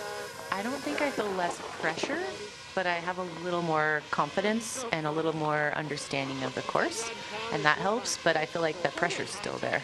I think the pressure is felt by everybody, but I think having a little more time on course under my belt is going to be an advantage for me, but that being said, who knows what's going to happen out there. You know, last year we talked a lot about bringing the backcountry experience into the contest and the riders that had that under their belts. And then, of course, this year, it adds another layer with having Hannah and the 2 other riders being returners to this event specifically. I imagine there's a lot of knowledge being shared from our veteran riders who were here last year to everybody who's showing up for the first time. Hannah seemed pretty calm last night when I spoke to her. I think the line she said was, I know what I can do, so let's see what the course lets me do.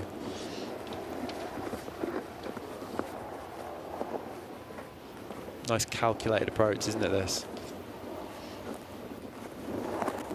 Hannah is just such a strong rider, and I think, oh. Looks like she got a little tail heavy on the landing of that Wildcat. She's still having fun, though. Hands in the air. It's party time.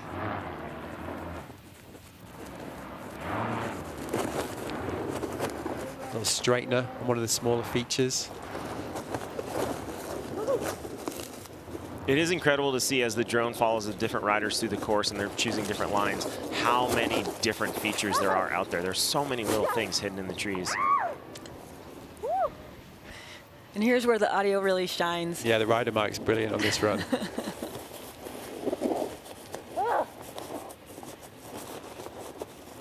That was really well rounded though, wasn't it? You know, nice 3.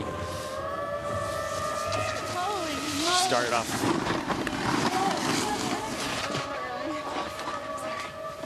Nice run, girl.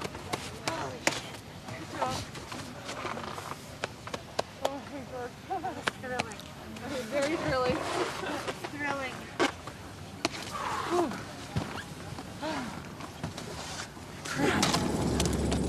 That's different. Yeah. And taking a look back at these 2 runs, I mean, I think what was exciting is that both of these women were really pushing the limits of their first runs. Absolutely, yeah, not holding back. Spencer going huge on that first one. Backside 3 right here. It's all coming down to how well people can handle those landings. Yeah, but as we saw in the men though, like as each heat progressed, as each run progressed, people were getting it more and more dialed. We're adapting their lines to the conditions, and we're going to see the same with the women as well. Because right, with this much sun, the speed is not staying consistent throughout the day, so every round there is going to be a bit of that adaptation. It's going to be changing every day. Like the landings are getting more beat out. Like you say, the sun's on it all day. It's going to get stickier. Here we go, kicking off with Hannah's run. See, there you get a really good sense of how big some of those hits really are. Yeah, massive. little laid back on the tail on that Wildcat, but I bet Hana's going to be rewarded for going upside down right there.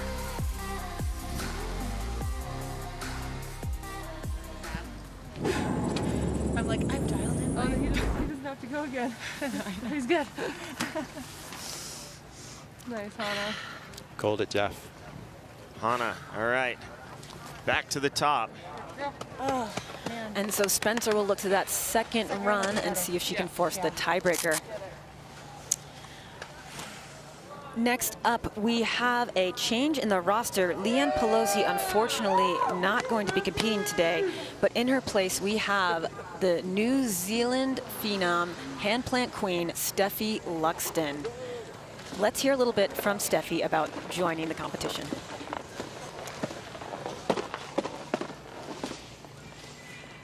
It feels really good to know that I'm going to ride the course just with the hustle getting out here and seeing the course today. It's really exciting to be able to be a part of it. My approach in my heat is going to be be cool, calm, and collected.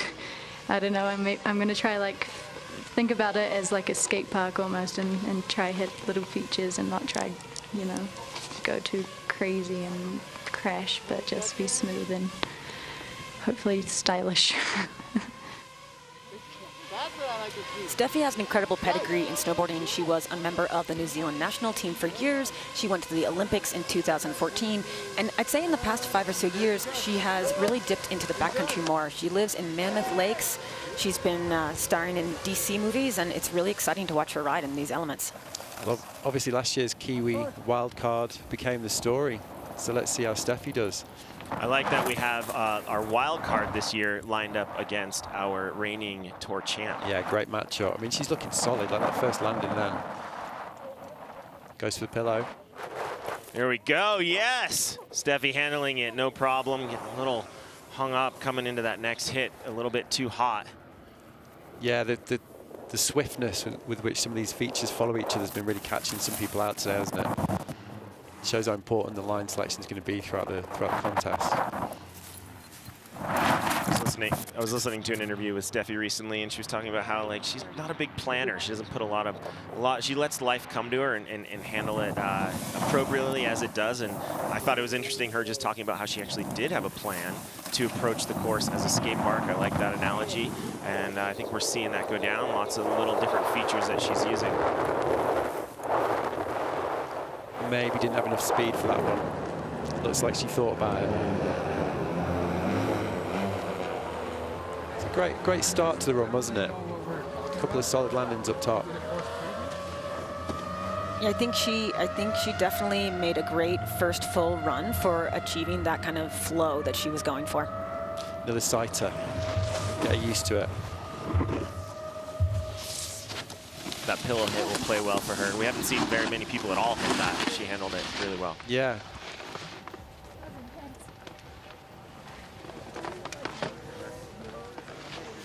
And of course, up next, we have a rider who needs little introduction for everyone that's been watching the tour over the past year. It is our 2021 Natural Selection Tour champion, Robin Van Gyn. She directed and starred in Fabric. She was in Full Moon, Depth Perception, and she is a leader, bar none, in the backcountry. Let's take a look at what Robin has to say. The 2 wins were pretty amazing, and I guess it felt validating to me in some ways, just having been a snowboarder in the backcountry, and to have a thing that you can hold in your hand and be like, wow, I actually won this. It was really cool, sort of to have that tangible achievement. I don't really feel a lot of pressure at all. It's a whole new roster of riders, so it feels the same. I don't want to come into it with any sort of expectations, because just like anything in the natural world, it's super unpredictable and anything can happen, and I think it's anybody's game. Last year, Robin mentioned how just learning to compete and be in that environment was kind of a biggest thing for her, and she really excelled in that. Now she's coming in as a veteran. As a total veteran, she is one of only 2 riders that have competed in all 3 of last year's natural selection stops. Wildcard versus the experience. Let's see if it pays off. You know, this is exactly where Robin was last year with Zoe being that wild card. Yeah, it's true. Similar matchup, wasn't it? Similar, yeah. Yeah. The wild card Kiwis, and she got bumped out last year in the first round. Different line. There we go, looking solid. Till coming into that little chute, but the air looked great.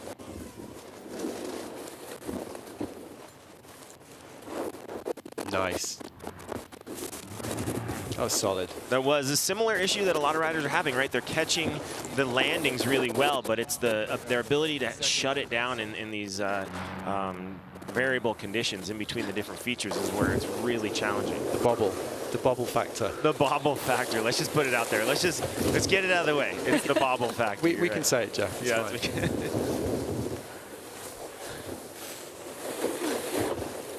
She thought about the wall, then, didn't she?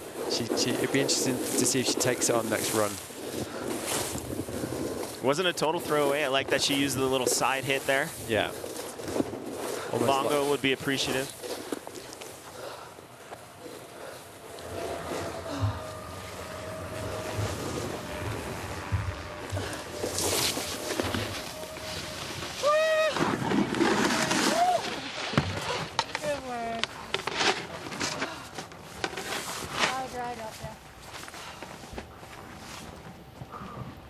That was sick! Eagle's Nest? So dope. Such a sketchy landing.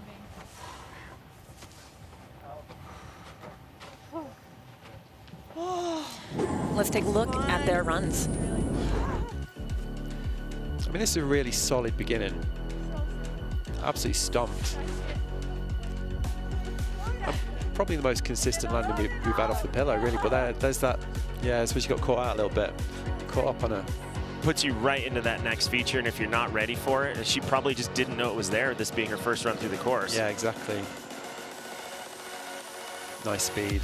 Beautiful. Robin with a great looking stale fish. Yeah.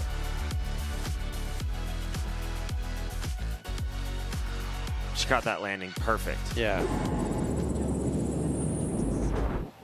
Oh yeah, and the landing on it. Yeah, looks crazy.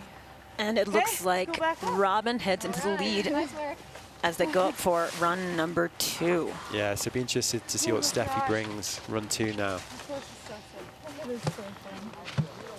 Next up, we have a natural selection rookie, but she is not a rookie in any other sense of the word. She's a 3-time Olympian, the first ever TTR Women's World Champ. She's been a Rider of the Year, she's an X Games gold medalist, and she's a backcountry innovator and living legend, Cheryl Maas. Let's hear directly from her on her first NST stop.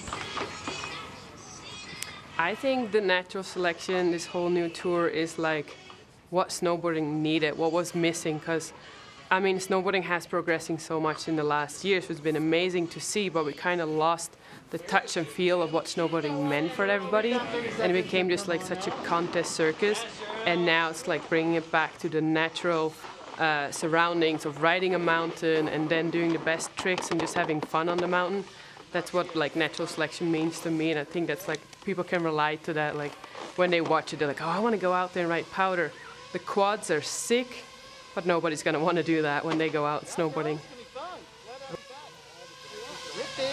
I love that outlook of communicating the fun part of snowboarding and why we all love doing it through this venue. Absolutely. I mean, that's what this whole event is built around, and we see it, right?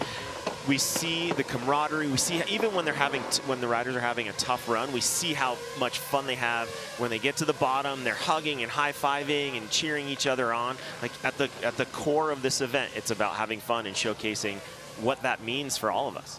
I'm going to be interested to see her approach here, because when I spoke to her last night, she said after course inspection she'd chosen like 4 features she felt she could, you know, put a run together.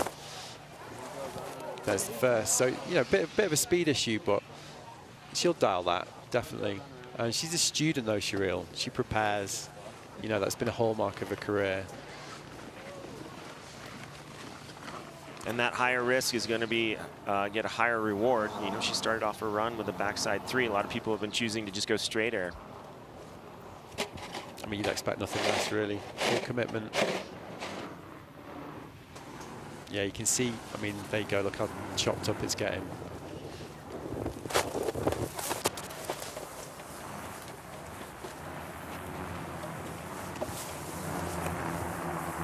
think it's the little things like that little backside slash.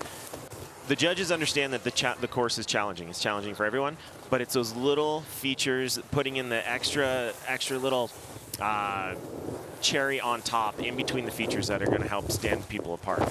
Yes. That was massive. It's all about the creativity as well, and of course there is the Quicksilver Surf the Mountain Award that will be awarded to one male or female for that kind of, you know, creative surfing aesthetic in the situation. Which was a feature of last year, wasn't it, as well? As the event progressed, you could see people start to, you know, increase the flow of the lines, not just the features, like how they were treating the terrain in between the features. Yeah, absolutely. Whether they're veterans or first-timers, they get a better feel for the course.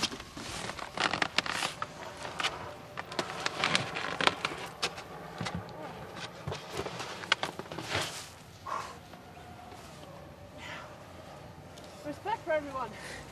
Holy shit. Wow, and you hear her say respect for everyone, cannot understate the athletic ability it takes to go top to bottom just to make it down that run. So our final, last but definitely not least, person to drop in the women's quarterfinals is Marianne Erty. She is hailing from France. She dominated last year and made it to second place at Jackson, and she is a 4-time winner of the Freeride World Tour. All of this experience is definitely going to help her today in Jackson. Let's hear from her. It was a big surprise, seriously, because it's totally different compared to the Freeride World Tour, and I have to learn so many new skills, and it's meant a lot for me, you know. I'm not on the Freeride World Tour again, and I really want to embrace the art of evolution and progression, so this is why I'm here. So last year, of course, Marianne punched her ticket to finals, but because of global travel restrictions, she was not able to make it to Alaska. So this is a big deal to get to have her again at the tour. Which was a real shame, because you just know in Alaska she would have killed it. I mean, Totally. that really played to her strengths, didn't it? And as we were talking about this earlier, Marianne comes to the natural selection with a totally different background than most of the riders here. Much more big mountain focus, and potentially has a lot more experience dealing with these super variable conditions. Well, that's a feature of the Freeride World Tour, isn't it? I mean, if you're going to compete on that tour, you're going to get used to a lot of different conditions. I think you can kind of see the experience here, actually. I totally agree. I mean, she's going very fast, and you can really see her handling these kind of bumps and bobbles of the snow. Yeah, there's a lot of confidence in this run.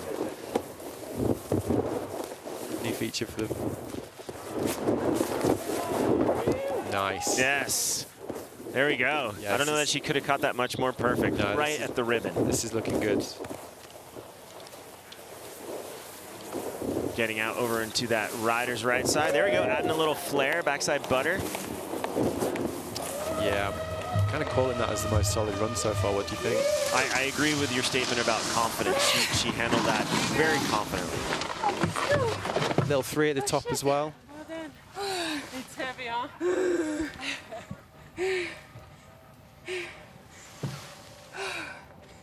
Sorry, Wow. Really cool seeing both of these riders' takes on the course. Very different perspectives, but both really powerful. Super different perspectives. I mean, you almost can't get more farther away from where these two riders have come from. I'm going to be really interested to see, once Sheryl gets the speed dialed, run 2, how she goes with that one.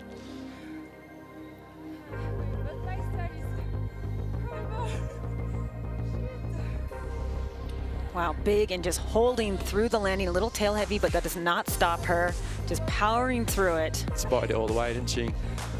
The landing's going to help her out, but I think she knows going back up that she's going to have to put a little more effort into what she's doing in the air and combine that with that solid landing and that confidence in her riding. There we go, a little flow.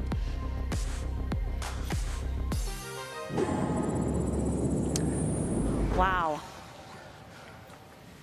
Stuff is heavy. What? Marianne. Oh, yeah.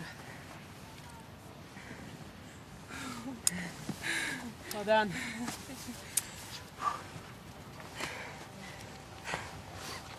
And we see Marianne very excited. It just probably feels good to get that first run out of the way and get a feel for the course.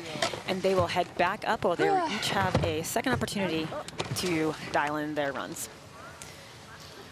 Here are our quarterfinal standings. After one run, we have Elena Height in the lead of Heat 1, Hannah Beeman besting Spencer O'Brien going into run number 2, Robin Van Gyn with the lead over Steffi, and of course Marion taking over with Sherrill. Everyone will go back up to the top for another option.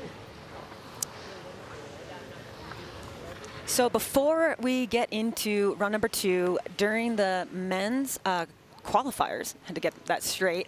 During men's qualifiers, Salema was giving away a raffle for a signed Danny Davis board. I believe it's the Burton Hometown Hero, and we have a winner to announce. So someone having a great day already watching Natural Selection right now is going to be extra stoked, and that someone is Nicholas Mert. Congratulations, you are the owner of a brand new snowboard signed by the snowboarder's favorite snowboarder himself, Danny Davis. With the instruction, go fast. Yes. On the top sheet. I keep pointing, you guys can't see it, but it's directly to my left. You better listen to Danny. Congratulations, Nicholas. That's awesome. So make sure, if you want a chance to win other raffles and just have the full interactive experience, go to naturalselectiontour.com to watch the live feed. Wow. So we're going to take a short break, and we will be back right here at Jackson Hole Mountain Resort for run 2 from the women here at the Yeti Natural Selection.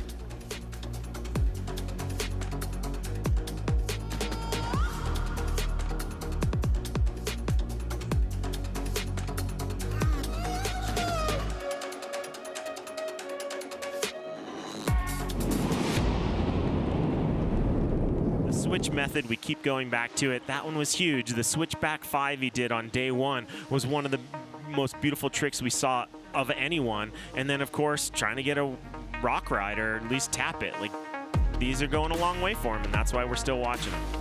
Here he comes into that hit. Oh, and he holds on to it. Yes. That was incredible. I mean, if anyone watching today was not familiar with Mikkelbang before now, definitely look up some of his video parts from the past. This Norwegian just has the most effusive style out there, and you'll see the buildup of that creativity that led up to this moment today. And there you go. He did a backside 5, and he rode switch the whole way down until he found another hit to do a cab 5. If he had just switched it around in his run and gone back to forward, that really wouldn't have been against him, but he didn't. He stayed switch riding powder, and that's hard to do. Such a great point. Switch powder is tough.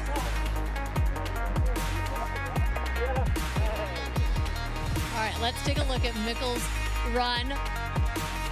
Gets the rock tap. I think that's going to be huge. That is, you know, that's going to be a trick of the day, I think, contender. And I think that's going to be really rewarded, because that's kind of what Natural Selection is all about, finding those unique opportunities for really, really sick tricks. Welcome back. If you are just joining us, we are here at the Yeti Natural Selection at Jackson Hole, and we are about to watch as the women drop in for round 2 of the quarterfinals. Before we get into that, though, we have one more raffle to drop. If you are on naturalselectiontour.com, there's a few places to watch the live feed, but if you want the full immersive experience, go to naturalselectiontour.com, because you could enter a raffle and win some really cool stuff like this really rad Yeti bag filled with backcountry and Yeti swag. I mean, I'm looking at 4 Rambler tumblers right here, sweatshirt, Natural Selection hat. You can win this if you click enter the raffle right now in the next 60 seconds, and we'll be announcing the winner later in the program today. So, are we ready to go back to the top? Yeah, it can be women's run 2. Here we go. So we're back at the top with the backcountry legend, star of the Little Things, of Fabric this past season, and the massively passionate environmental activist, Marie Francois. Here comes the drum. Ooh, they're claiming 10 seconds to get warmed up and whatever you gotta do, and I'll do it. I think we're going to see a lot more out of Marie Francois and Elena Height on this run. They both have a much better sense of what's going on the course, and yeah, they both had a tough time on the first runs. It was really interesting seeing the respect all the other competitors had for Marie. Nobody wanted Marie. Bang, there you go. Big mute catching the landing perfectly.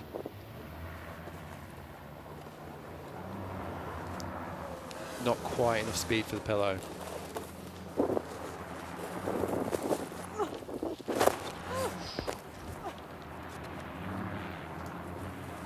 Tomahawking, but let's see, is she okay?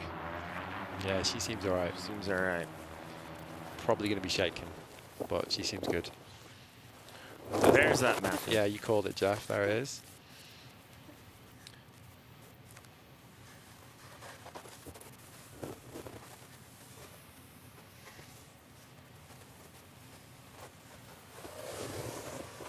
Yeah, she's just gathering herself, isn't she, after that slam, I think.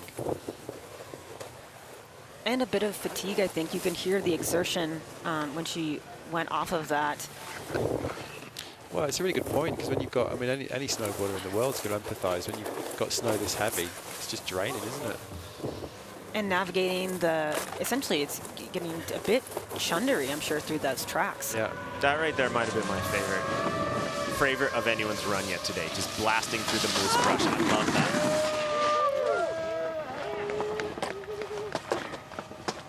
That was wild. Oh no. I don't know what happened there. But it was fun. Oh my God.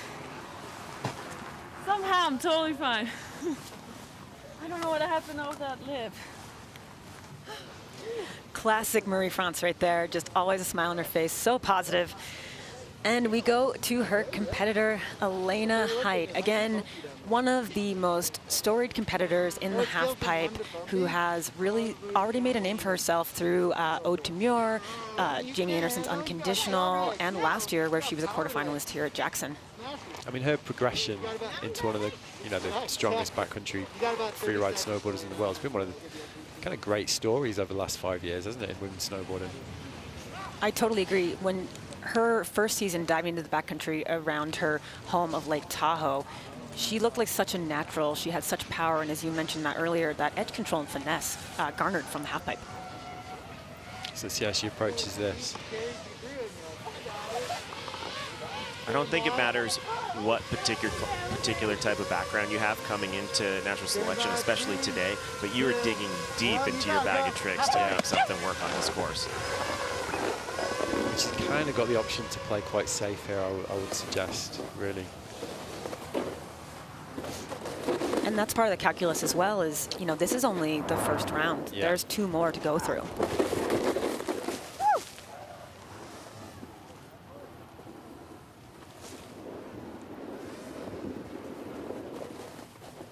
This is a popular line coming in right here. I think she's headed towards Lando's hip. Yeah.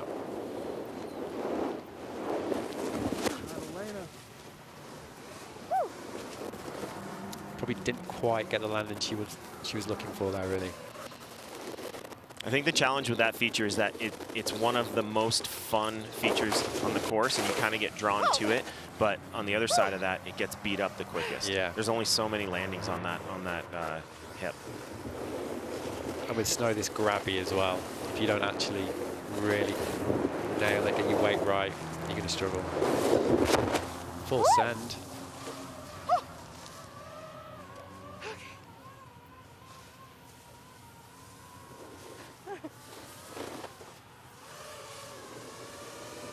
You can tell how grueling it is. When we see the riders coming in to the bottom, they're all immediately getting off of their back leg. You know their back leg's just burning and they're breathing heavy.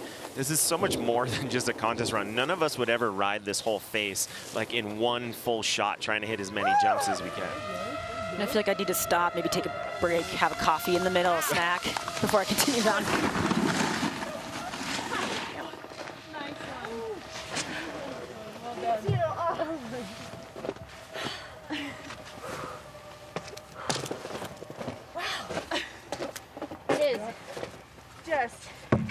It's a workout. Back in there. Oh, good job. Oh man, can't believe how much. I mean, I think we can't underscore that enough, how intense the riding is for all of these women and men. Yeah, and Matt, like you were saying, like she kind of had the opportunity to maybe play a little bit safer, a little more conservative, and whether that was her approach or not, she still had trouble with the landings. This course is really, really challenging. Yeah, it's that tranny that she just didn't quite nail.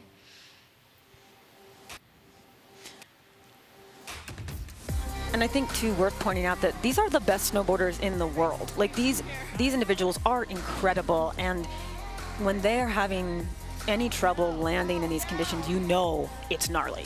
Yeah, absolutely. And, you know, this is kind of a behind the scenes to a film shoot, right? Like, when we see the videos and the clips come out, we're just seeing the best of the best and the ones that have been picked for us. I think, and I just threw myself off. Nice. We survived. Barely. Oh my gosh, as if. Oh, amazing. We are going to a tiebreaker. So both of these awesome individuals will head back to the top I guess. and go one more.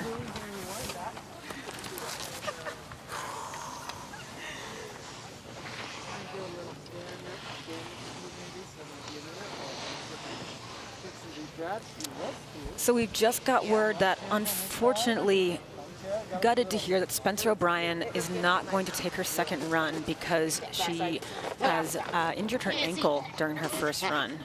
We don't have any word specifically, but we are bummed that she will not be dropping, and we will move on to Hannah Beeman. It did look heavy, didn't it? Yes. It did look like she had hurt herself when that happened. So she's all right. What did you see that name? That's the first rule of passive aggressive club is never mind. So I think this also speaks to Hannah and who she is as a rider and individual, because she doesn't have to take this run. She won the first one, so she could sit back and wait, but she is going again, which I think is really, really cool. Yeah, she kind of gets a victory lap in the middle of the contest. Yes. Well, it's going to be good intel, isn't it? I think the more that runs these riders can get under the belt, and the more they can, you know, understand what the snow and the course is asking of them, you know, the more dividends it's going to yield for them as the event progresses, really. Exactly. I think that's 100%. You can look at this as a reconnaissance mission. Yeah, exactly. A recce. A recce, yeah. I didn't want to go too techie on the terms, but yeah.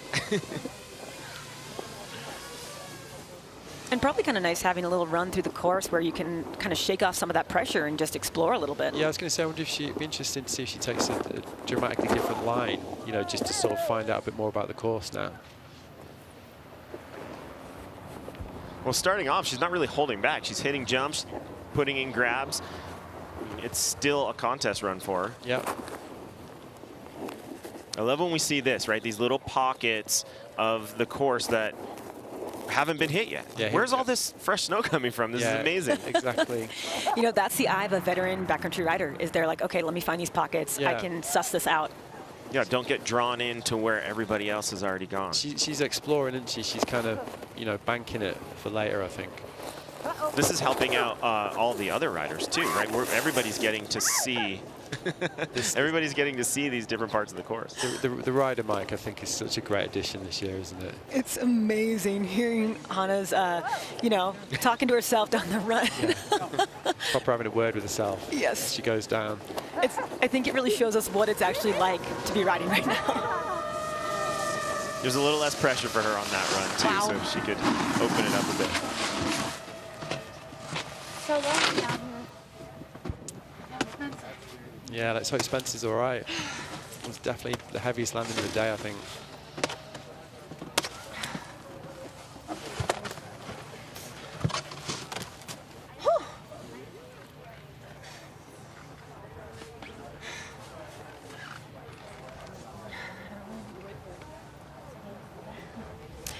So last year, Hannah made waves not only with her riding, but of course it was her pink 686 jacket that really caught our attention as well. Always a fashion icon.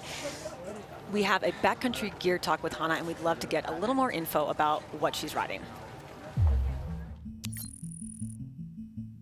My name is Hannah Beeman, and my hometown is Big Bear Lake, California, and I live in Bellingham, Washington now. I chose the Ride Snowboard Psycho Candy for this competition. These bindings are the C10, and they are a composite binding from Ride Snowboards. They have a carbon high back, and they just feel really good underfoot and keep my feet nice and cozy while I'm cruising around.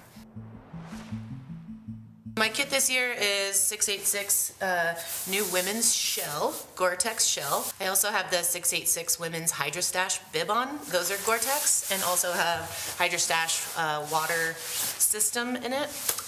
They're great. They're light, super comfortable to move around, and they keep me dry and warm.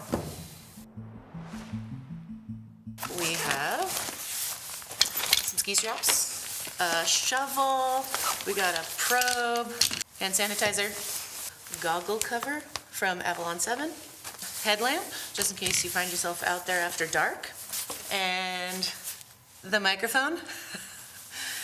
That's a go-to. Thanks for tuning in and checking out all this gear I'm using for the Natural Selection Tour this year. I hope you guys have a fun and safe winter, and go check out some of this stuff. Get some of your own. Thank you, Hannah and Backcountry, for that intimate look at what is in your pack. Definitely stay tuned to @HannahBeeman on her Instagram, or Highbeams, excuse me, @Highbeams. You can see that mic in action. So right now, we're going to go check with our man at the top, Stan, for an update on how Spencer is doing. Hey, Mary. Yes, Spencer kind of took a little digger, really opened up on that course as we saw some of the bigger 360s we've seen in the women's field. Something with her ankle. She's kind of got a little hobble going on in the tent, but she's in good spirits. My only thought is, I sat with her, she seems okay, but you know she must be hurt. Spencer's one of the most competitive riders out here. So for her to sit down for that second run, you know that it's serious. As me, a personal fan of Spencer O'Brien's riding, really tough one to watch. Yeah, that is a heartbreak. I'm glad to hear that she's still moving around and has a good outlook, but I think you said it totally right, Stan, that she is a really, really tough competitor, so we wish her a speedy recovery and hope that she is okay. So we are going into our third matchup. We are back with Steffi Luxton versus Robin Van Gyn, the rookie for NST versus the champion. Yeah, Steffi had such a solid start to the run, didn't she? So we'll see how she gets on, if she can progress that in this one now. 3, 2, 1. Now's the time, you got it.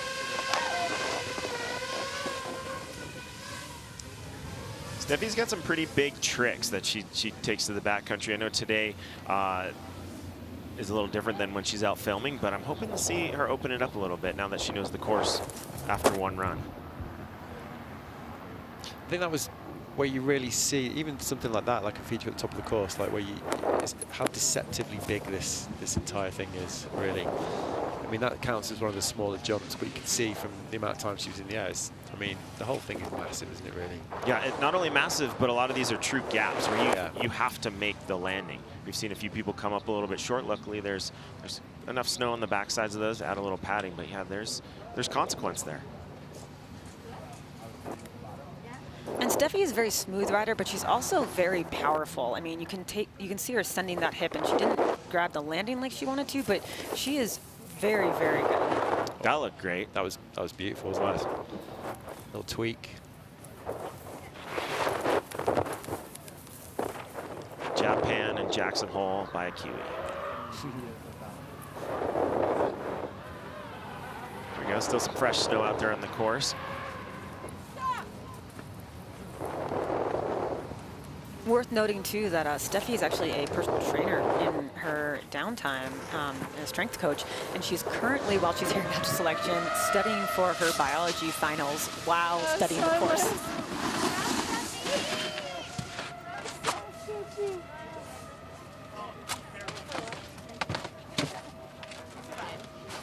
Oh my God, that was embarrassing.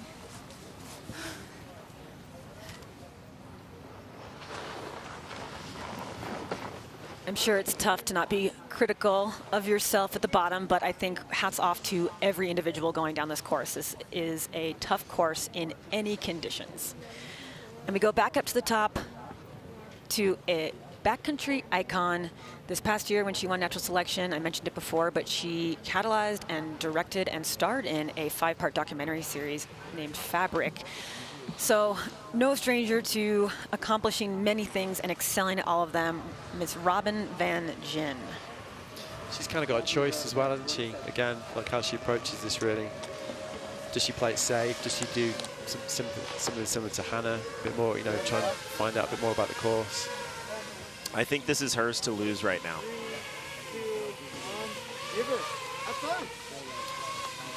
I think she's got a really good opportunity to advance if she can keep it a little bit conservative. She's in the second spot of this bracket, so she has the advantage of seeing Steffi's run and knowing what she's up against, and coming into this having won the first matchup, she's in a good spot. She can be a little bit more calculating, can't she, really, if she wants.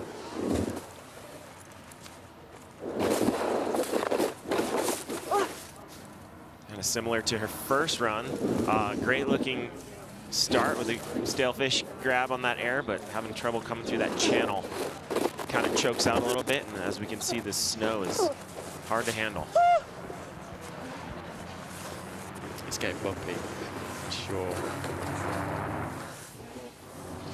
I guess it's going to open up more of the course, isn't it? Because you're going to find riders like looking for the easier landings really as the event goes on. I know in my conversations with Ranyan Diarj, again, head of our park crew here, he said it's been a challenge for them trying to make sure when they were building all of these landings, trying to make sure they can match them up appropriately with the takeoff so that nothing is too surprising. Yeah, the unsung heroes of this event, these guys, aren't they? Because the amount of work that's gone into this. It's a massive amount. There's a great video on JacksonHole.com highlighting the park crew here and what they do. Yeah, I mean, this is...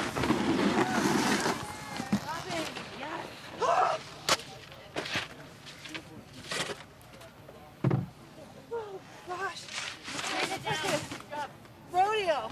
I went freaking buckeye. Wasn't the run I wanted, but made it to the bottom. You won. Such a good. All right, here we go into the recap. There's Steffi on Lando's hip, going a little too far left. There is some landing there, but I think she came into the bottom of that landing a little too much, making it much harder to hang on. It's a small margin to catch that hip in the right spot. That was lovely though, wasn't it? With all the riders having such difficulty, it is those little details that are going to set them apart. Yeah, I think you're right. I really do love that. I think this is really an opportunity to really highlight that creativity and really let your personal style shine through.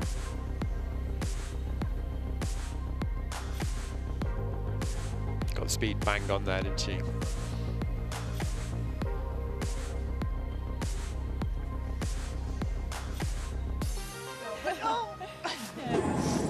What else? What else?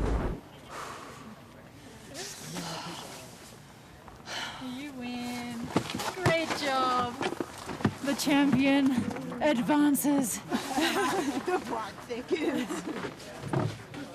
So good riding with each other. Yeah, that was super fun. We'll do it again. Really love seeing that camaraderie. That's incredible. I mean, that's what I think this is all about. So we have our final matchup of women's quarterfinals. Cheryl Maas and Marion Erdy. Cheryl is back up at the top. I am so excited getting to watch her ride in competition. It's been a few years. I think this is a really cool thing for snowboarding. Well, it's a really great story, isn't it, to have Cheryl back? You know, because like, as you pointed out in the first heat, it's quite a CV she's got, quite a resume. She's, you know, all the contest wins, the fact she moved. I mean, she was doing double backflips into powder, Cheryl, 2011. I mean, it's still legitimate now, isn't it, you know? Oh, totally. You like to say fucking a lot. Encore? Yep. Oh, just didn't quite have the speed. At speed, it is such an issue.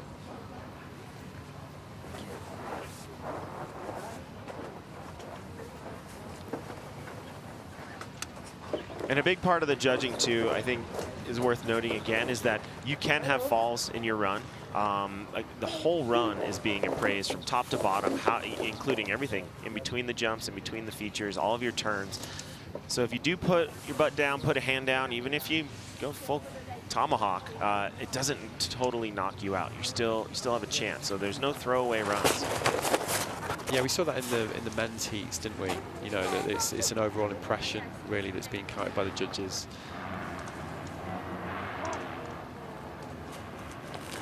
And not only does this course make it more challenging for the riders, it makes it more challenging for the judges. These are hard runs to compare side by side. Yeah, I'd rather be in this seat, I think. Yeah. You know, no one has ever been in this seat and said, oh, I'd rather be a judge. Oh my gosh. Went for the 7. Oh.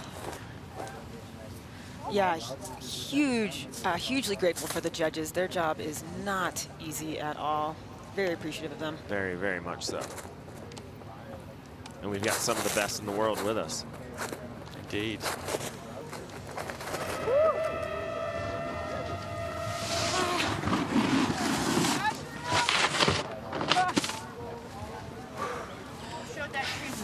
I did. Holy shit, not the course though. That's bumpy. I'm here in one piece. And we have our 8th rider to drop in, Marianne Erty. You know, I think the course is getting more challenging as we go on. We see those tracks in the landing. If there is an individual who can navigate that deftly, it is Marianne. I mean, I believe she had the highest score first round, right? So her approach definitely paid off for her.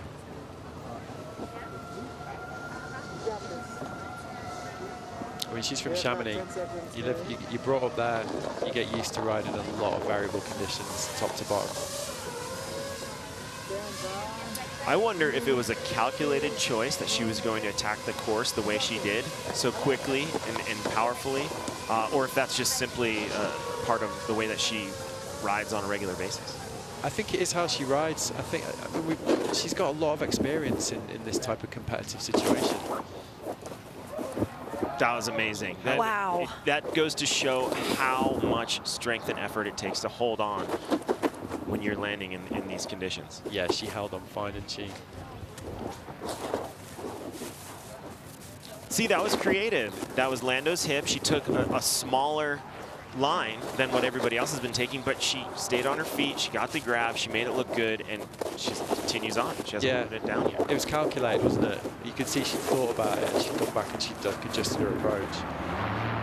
I love to see this. I mean, gosh, she is riding really well, holding on through those challenging track conditions. But when she spoke about, you know, really committing to the Natural Selection Tour and wanting to be a part of the progression overall, I mean, it's so exciting watching her ride this course right now.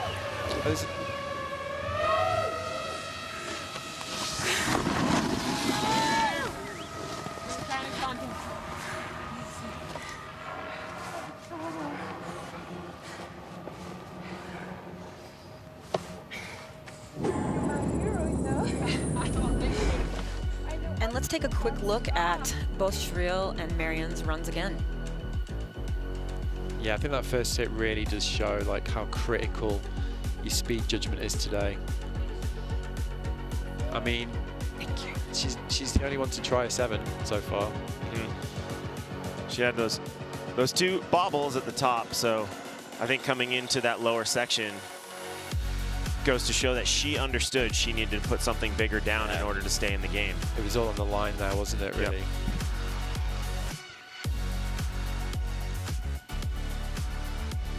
Yeah, I mean, about Marianne's riding, you raised an interesting point, Jeff. I mean, yeah, the answer is she always rides with this much power, to be honest. It's going to be, if she does manage to get through into the later stages of this entire tour, I think it's going to be really mouthwatering seeing what she can do in Baldface Valhalla, in Alaska with this approach, really. Completely. She is a shark in the water when it comes to the line selection and Alaska. I mean, I'm sure she, you know, as any competitor, has their eyes set on that, and you know, she is a danger. I think the question we had about what type of background was going to shine today, whether it's straight to backcountry rider or contest rider or Marianne, our big mountain rider, I think we're getting the answer to that. Totally.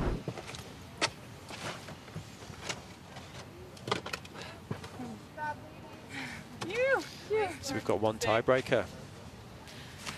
So Marianne will advance to the next round for the women, which we will see on day 2. And it's so exciting. I mean, I'm just thankful to get to watch a Shireel Marion matchup. That was, you know, I know Salema said it, but that's a sentence I never thought I'd be saying. Yeah, I mean, that's what's so great about this event, isn't it? But we're not completely done. I misspoke earlier. We have one tiebreaker round, as you can see in our standings in these quarterfinals. We have Marion Erti advancing, Robin Van Gyn advancing, Hannah Beeman advancing, but our first heat, Marie-Francois versus Elena Height, we have one more run to go. So, I mean, I said it before, I'll say it again, but I think that you never really know what to expect. I think we all have our ideas of kind of what's going to happen, but until we really see the riders throw down, it's such a anyone's guess.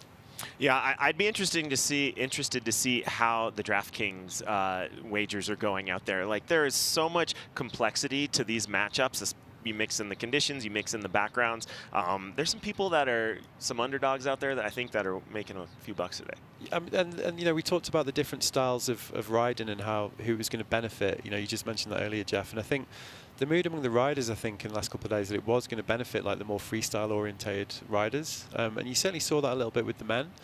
But I think, as you said, in these women's matchups, it really did benefit the experience of Marion, didn't it? You know, somebody who's had to ride, who's done a lot of big mountain competitions in these type of variable conditions. I mean, she did shine, really, didn't she? I think this next matchup, this tiebreaker, is going to be interesting. Two of the favourites beforehand, as we said, nobody wanted Marie. So yeah, we'll see how they get on. Totally, I could not agree more. So before we head into the final run for our women's quarterfinals, we're going to announce the winner of this Yeti Backcountry gift bag. You are going to not have to do any dishes for quite some time because you're going to be stocked with Yeti ramblers and water bottles. So MD Evans, you're the winner of this awesome prize pack. And make sure, if you want to get your hat in the ring for winning something like this, make sure to watch the live feed on naturalselectiontour.com. There's a ton of really cool interactive stuff going on for the feed, naturalselectiontour.com. And we will be right back for the tiebreaker round between Marie-Francois and Elena Height here at the Yeti Natural Selection.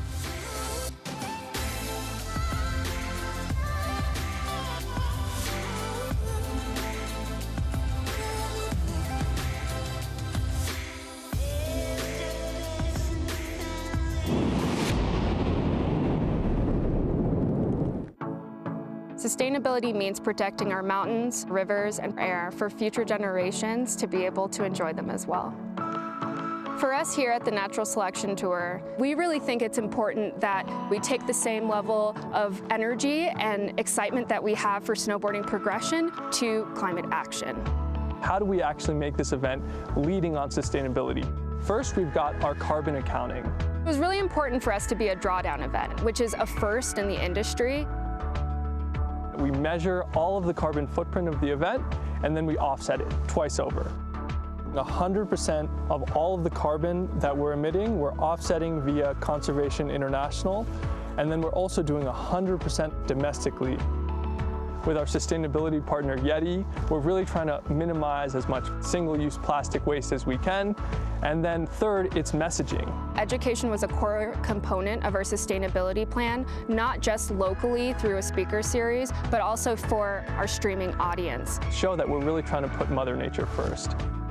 It's been really spectacular getting to work with an organization like Yeti. We're trying to set the standard that we're always going to go above and beyond to meet our responsibility, because neutral is not enough.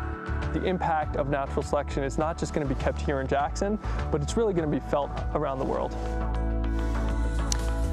So we are about to head back to the top of the natural selection course here at Jackson Hole to watch Marie-Francois and Elena Height go one more round of head-to-heads in a tiebreaker round. But before we do that, just wanted to give a big thanks. You know, the Natural Selection Tour is the mission is really to celebrate Mother Nature and encourage all of us to get outside and enjoy the spoils of the mountains and just the world around us. And Yeti, our presenting sponsor for the stop of the tour, is a really aligned brand with that philosophy, and we are so appreciative of them supporting this for our first stop of the 2022 tour. They've been down twice already. They each came ahead once. And now we are back at the top for our single tiebreaker for women's quarterfinals. Marie-France versus Elena. Marie-France will be dropping in first. Whistler local. She's from Quebec originally. Legendary backcountry rider. And here she goes. I think fatigue's going to play a huge part in this, isn't it? 3 runs, test anybody really on this course. Marie-France has been having trouble with that. She's really struggling with the course today, and I don't think any of us thought that would be the case coming into this. I thought she'd maybe be handling it a little bit stronger. There we go, taking a new line for her over the Eagle's Nest. Big risk line right there.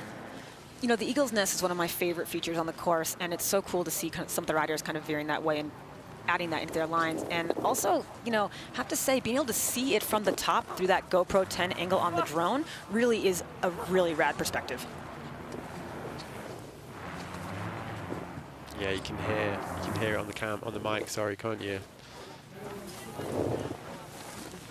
There we go, getting creative. Yeah. Oh, there we go. A couple of switch turns. A really nice, playful little end to the run, that, wasn't it? Yeah, and it's a clean slate for Marie-France and Elena.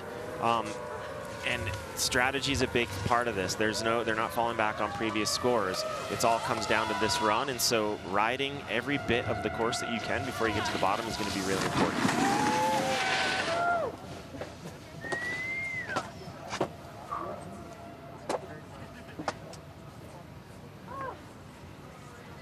Well. That was fun. You look stylish. Good job. Oh my gosh. Good job, everybody. You look freaking stylish. Nice. All right, we survived. So cool to see the friends down there. I mean, those women, they ride together all the time. If you haven't seen Full Moon from a few years ago, make sure to check that out. And we are back at the top with Elena Height. Last rider to drop. As you said, Jeff, this is a clean slate. Whoever takes this one advances to the next round. Very excited to see what she will do. Matt, what do you think's going through Elena's head right now? I think she's just really going to be wanting to be consistent and just be calculated in her approach. I mean, if she puts a run down, she's basically got a really good chance of taking this, hasn't she? There's definitely a huge advantage to being the second rider to go in these matchups. I think so in these conditions, for sure. There we go. That was beautiful. I mean, that's a great start, isn't it, right there? That's going to be a confidence boost for Elena, for sure. I was just thinking the same thing. That's a great way to start off.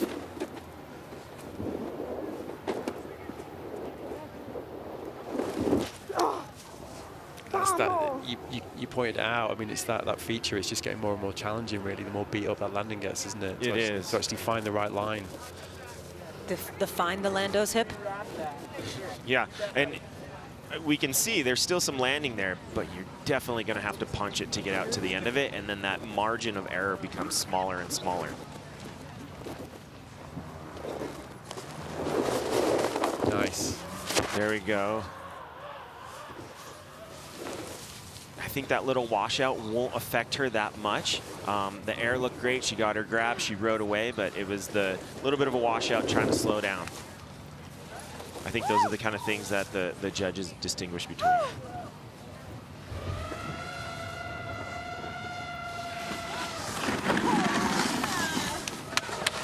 Nice, perfect. Oh my gosh.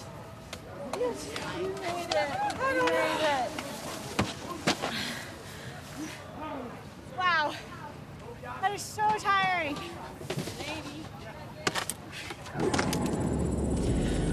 It's so cool to have that insight to the post run. It's very unique to this contest.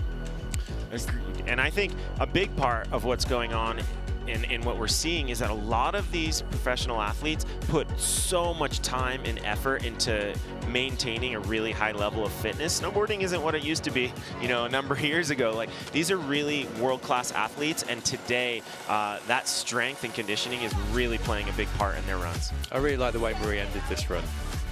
It's really nice to see this little bit of creativity, wasn't it?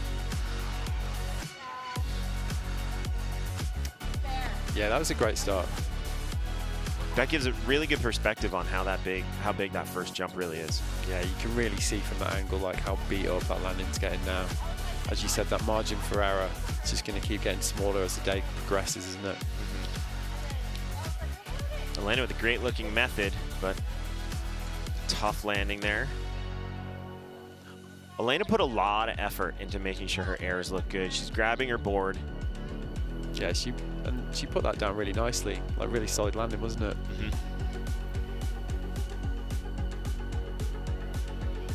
Tough to call. What's your thought, Jeff? You know, I'm gonna. Sorry. That's why we love you. Oh. Good job. And Elena Height will move on to the next round, besting Marie-Francois in these quarterfinals. Wow. That was a tough one to call. It was. It really was. Not for me, I knew I it. need like a big massage Jeff now. called it. He knew it. I was about to say, it was in my head. No, I thought, like I was saying, those little details. Those little details with Elena grabbing her board. She had a couple really clean landings. She started the run off clean. I think those were the things that set that apart. Yeah, is that competitive experience maybe? Like to kind of make sure a final run she like really put something down that the judges were going to be impressed by. Yeah, I mean, you're up there and you're watching your competitors, you're seeing what's happening, you as a competitor have to appraise their runs too and get an understanding of what is it that your direct competitor is not doing. Are they not grabbing a lot? Well, then I need to put that into my run to set me apart.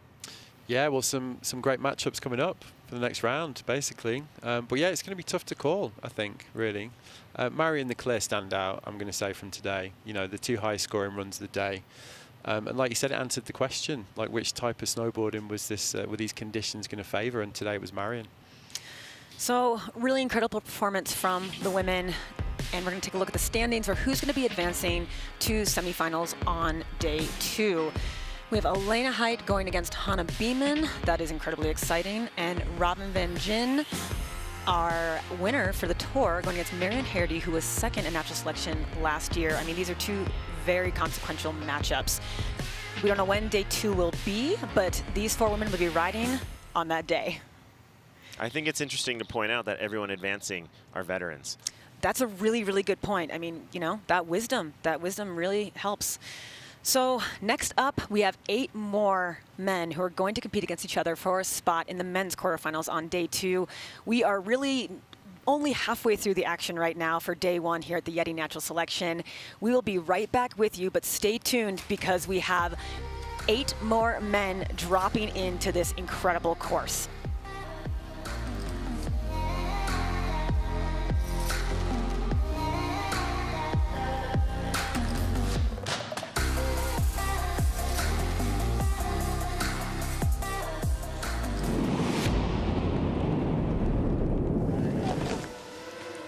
The silence is almost deafening before the drop. Ben Ferguson on course. Riding switch right now, so a new approach for Ben Ferg, going for that underflip. This is a whole new line for Ferg. I think he is in a great headspace right now. Front side 5 from Ferg. You know, I was talking with Ben and I said, you and Sage, you guys depended on each other for the making of that film Joy. You were backcountry partners. Now, in essence, you're backcountry enemies today. And he said, I know that Sage is going to want to win, but I'm going to be there to try to stop him. Ben is really a quiet storm. Oh, you know, he is laser focused, has such good fundamentals on his snowboard. You know, you can never count this guy out, and word is he just keeps getting stronger and stronger and stronger. He's competitively trained. He's been riding here, he knows the terrain, and check this out. There's that cab underflip right there. Coming into that second feature, front side 5, so landing switch in POW, not the easiest thing. And then going giganto, backside 7. And that leads me to believe Ben put one down, his run was incredible, he might be able to take that to 10. He might be feeling that confidence. Welcome back, Blue Skies, here at the Naturally Enhanced Terrain Festival that is the Yeti Natural Selection. First stop here in Jackson Hole. Congratulations to the women's field as I'm joined by Pat Bridges, founder of Slush Magazine, T-Bird Monterosso, longtime lensman and voice within snowboarding. Real quick, your thoughts on what the women had to go through with that course this afternoon. It's very evident that this course is changing. The snow's heating up. However, the women did not hold back. They rode that course aggressively. It was awesome to watch. Yeah. Well, it was certainly a harder course for the women to ride than when the guys got to go. The first 8 guys got to take their first runs. There were definitely tracks. Now the sun's been on the course. It's starting to heat up. It's also starting to slow down with the fresh sun on the fresh snow. It is looking fast. We'll see what happens with the second runs of round 1 for the men. But real quick, we'll go back up to the top to a man who knows about going fast. So fast. Stan Levier. That's right, Slema. As you know, Fast Checkout, one of the big sponsors here. You guys were so fast with the last QR code that they actually sold out of $1 gloves. But we've got some exciting news. We're not going to leave you empty-handed. Scan this QR code again for your chance to win. Buy a $1 Fast hoodie. That's right. Scan this QR code here. It's been the year of the QR codes. Get yourself a $1 hoodie, and you'll be looking fast too. The year of the QR codes. I had someone hit me in my DMs to be like, hey, they're out of gloves. Can you help me? I was like what? Like, do I have some superpower? Bring him the gloves, Salema. All right, DM me. I'll see if I can't get you a pair. Scan the QR code now. We go from hoodies to sweatshirts. Your thoughts for this next round of the dudes. What do you expect? Well, Austin Sweeten put it pretty perfectly. He said the only time you can really feel comfortable on this course right now is when you're actually in the air. Aha. All right. Thank you for that insight. Man with the magic beanie. Well, yeah, it was really interesting too. You know, checking the social feed in between in our little break there, and I saw Travis up there coaching Sweeten. Right, so that just shows the ownership this dude has in this event. He rides in his tiebreaker run, flips the switch in beast mode, eliminates Kevin Backstrom, and rather than just being like, oh, I'm going to the village, see you guys tomorrow, he goes back up top, and he's transferring all of that beta, all of his knowledge about this course to the rest of the field. Yeah, I mean, what an able teammate, you know, and we've seen those two collaborate many times, starting with depth perception. And here we are. I mean, we're going to see Sweeten take his 2 runs here today, and I think this second half of the field certainly almost is more apparent that it's going to be a battle between the light touch riders and the power riders. The people like Blake Paul and Mikkel Bang. Like, that is the dichotomy. They're not battling each other, but they're emblematic of the 2 types of approaches we're going to see here in the second round. As we take a look at the brackets here in this second round of the first ones, that dance between styles. On your left side, you see the advancers right off the bat. I mean, this Mikkel Bang Arthur Longo, that's like a final. The minute that happened at the seeding event, I was just like, here we go. I mean, and Pat, to your point, look at Blake Paul, Torgeir Bergrum, right? 2 very light-footed riders. It's going to be interesting to see how they approach the course. Gabe Ferguson, Sage Kotzenberg, backcountry partners for multiple winters going head-to-head, and then Ben Ferguson and Austin Sweeten. This second heat is stacked with talent. Well, the seeding is very unique here as opposed to something like a tennis tournament or a golf tournament. You got the matchups are like dodgeball pick as opposed to the top seed going against the lower seed. We say before we welcome Arthur Longo, the king of pop, to join us, and Mikkel, don't call me Nickel Bang. 3rd place last year. Let's get his thoughts on being back. Okay, we have about 30 seconds. So go ahead and wow, no definitely coming in this year, I'm not as nervous because I already know what the course feels like. But then again, you don't know who you're going to ride against, so there is still some nervousness going on. Well, this year I stayed home in Norway. We had a good start to the season, but then it rained. So I've basically been riding icy resort riding. But I've been snowboarding, and that's usually what it takes to get back out there and have some fun.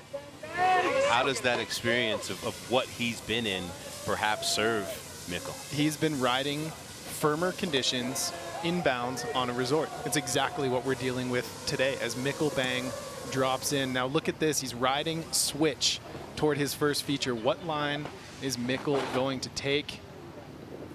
Switch back one from Mikkel Bang.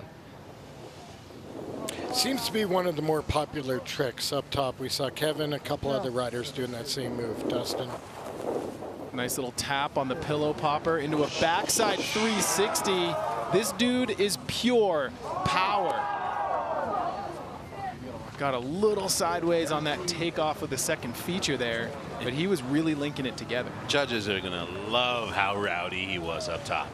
Mikkel notoriously rides larger boards too. He's a tall guy, so he can ride up in the 170, even 180 range. Frontside 360, the champ is here. Mikkel Bang sending a message to Arthur Longo in run one. Holy fuck! Holy shit! It's so fast. Yeah, Bang Bang. Hey, buddy. How are you? Dude, I smacked my face so hard. Yeah. Yeah. Well, that's an example of the excitement and the mindset of the riders getting through their first run right here. We are in the bottom half of the qualifiers. Well, when we saw that Arthur Longo got the call to come up, and you could just feel that reverberate throughout the entire of snowboarding, like, yes, the king of pop is here. One of Shaun White last week posting about, hey, this is what snowboarding is supposed to look like, posting an Arthur Longo clip, which I thought was incredible. Let's hear about Arthur and his thoughts on coming here to the dance at Natural Selection.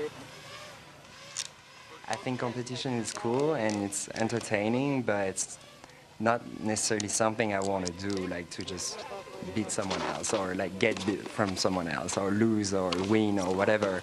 So it's not really my mentality so much. But you know, since like everything is so nice here and there's like all the riders anyway, it's hard not to say yes to competition. But so yes, this and like maybe a bank slalom or you know stuff like this would be the only thing I would do. And Pat, when you've had the type of success in competition in the past, like Arthur Longo has had in pipe, etc., you don't ever lose it. Well, it's like a psychological muscle memory. You get that bug, and we've seen certainly like riders like Shaun White, who that is pretty much the juice that carries him forward. But here we have Arthur, and he actually was an invite last year, but he chose to focus on a film project. Starting things off with a frontside 360, Arthur Longo kind of pulls ripcord on that second feature. Those are pretty rapid fire back to back. I think the best way to describe Arthur Longo's riding is he manufactures speed and manifests landings. He is so smooth, so fluid, and he sees things with a really unique approach to terrain. That was astutely put as he literally sniped a weird piece of transition on that cross court as we are on board with this modified GoPro 10 on this drone, giving us incredible perspective. And look at how much speed the riders are scrubbing. Last year, they were pinning it through that zone because there was so much snow. Now it's a little more low tide, and they just have to dump speed before hitting these features, which does ultimately affect the flow for all the riders. Well, I think stopping upon that step-down gap really hurt him up top. Dude, that gap you did was sick. Transfer?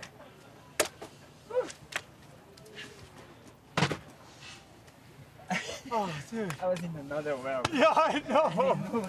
It's so crazy. Like, that was wild, huh? It was hard to stop. In another world. In another portal. So here we're taking a look at the recap of Mikkel Bang's highlights. Switch backside 180 right there. And a little tail tapper on that pillow. And look at how quickly those features line up. Backside 360 from Mikkel, and then chaos ensues. But he holds it together. Good composure. I think this is emblematic of the fact that Mikkel is bringing a lot of experience from last year into this, whereas that was Arthur's first, board on the ground look at the course. Yeah, Mikkel seems more relaxed to me this year. I mean, he got third place here in Jackson last year. He won in Alaska. He was the overall champ of last season. And I think it's showing in the way he's riding. But I mean, he really has a full plate dealing with Arthur Longo. Frontside 360. There's a picture perfect no grab backside 3.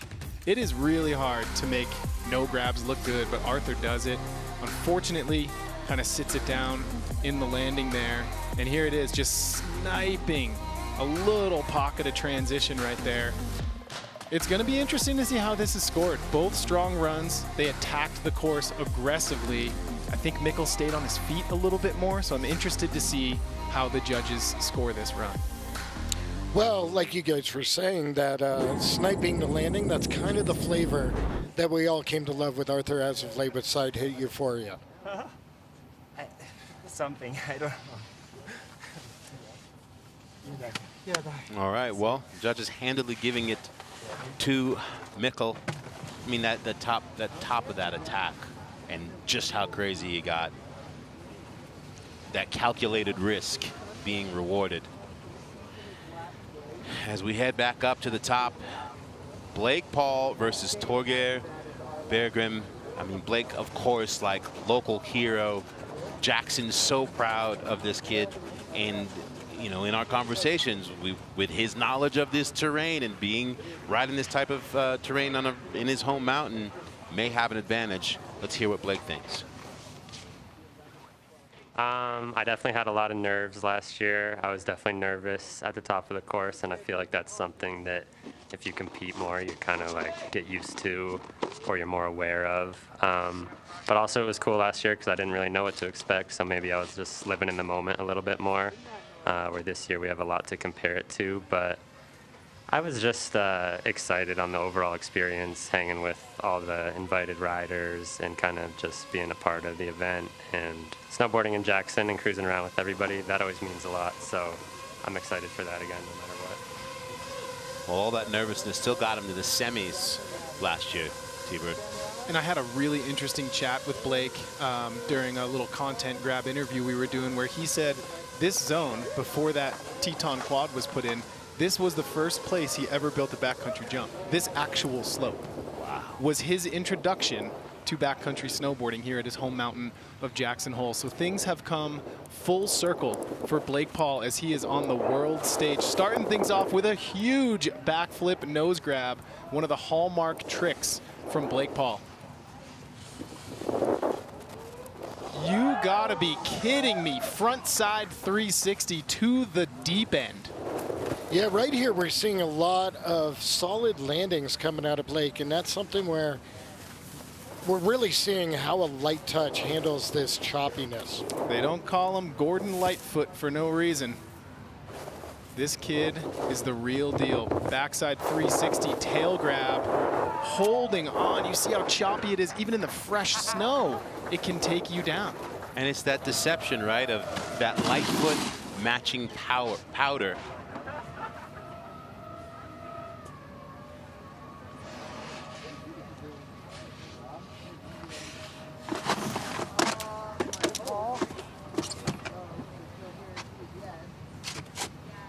You see Blake just being like, where am I? Did Blake Paul just become the favorite of this event? That was unbelievable. That was heavy. That was unreal. Yeah, top to bottom, that run right there was pretty much as flawless as we've seen all day, and big. Well, if you ask people about ask some of your favorite snowboarders who their favorite snowboarder is, Torgeir Berggren is going to be, no doubt, on that list, and we are happy to have him here. Well, it's kind of hard to have a mindset coming into this event. It's not like any other event I've ever done. I'm riding with and against my biggest idols growing up snowboarding. So honestly, I'm just here to enjoy and try to ride as good as I can. My main concerns about dropping in is the light being good enough for me to see the obstacles, and also trying to stay on my line and don't miss the features that I'm going to try to hit. If I can do that, I think I should be fine. Known for letting conditions dictate how he rides, he ain't going to have any problem with light today. Let's not forget also two-time Olympian in slopestyle, 2014, 2018. The pride of Trondheim, Norway is here and on course, Pat. Well, I would say Torgeir's in that crew alongside Torstein, Sage Kotzberg, the real technical deep bags of tricks. And he's a very, very powerful rider. This kid can stomp. I mean, he takes the world by storm on social media with tricks like switch inverted back 5 late methods. I mean, his approach and his take on snowboarding is incredible. What? Did you just see him try and save? That was ridiculous. He tried to back rodeo out of sliding down backwards. Well, it's one thing to throw the trick. It's another thing to survive the ride out. That was amazing. Cab 5 from Torgeir right there. And again, Salema, like you said during the break, he is approaching this course aggressively. No matter what, there could be a bobble, there could be a fall. He's being aggressive, and that's what the judges want to see.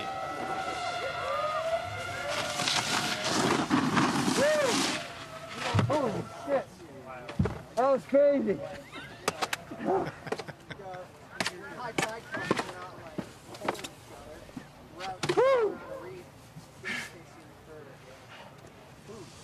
Feels good to get one. Yeah. Yeah, you're so sick. You look so mellow. Mutual Admiration Festival. Absolutely. And just looking at the way Blake Paul is carrying himself right now, I'm pretty sure he knows he just laced one. Look at that backflip, nose grab. Finding that transition, unlike many other riders alive. This kid is a raw, straight-up talent.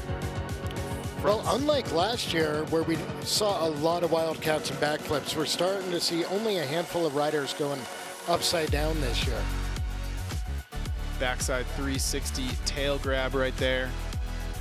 As we transition into Torgeir, check this out. Huge method. Hits the second feature out of control and tries to back rodeo out of it. Unbelievable. Maxes that thing out, finds some fresh snow, goes backseat, and welcome to the roller coaster, Torgeir.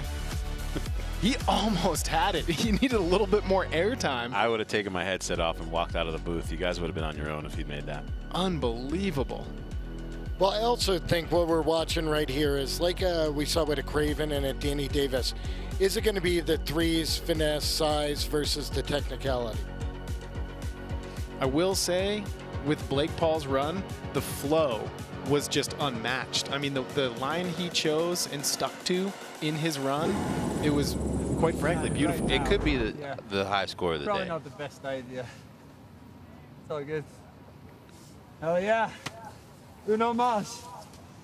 85.3 for Blake, an excellent score, but Tord still in the mix. That's the second run is going to be exciting from these two.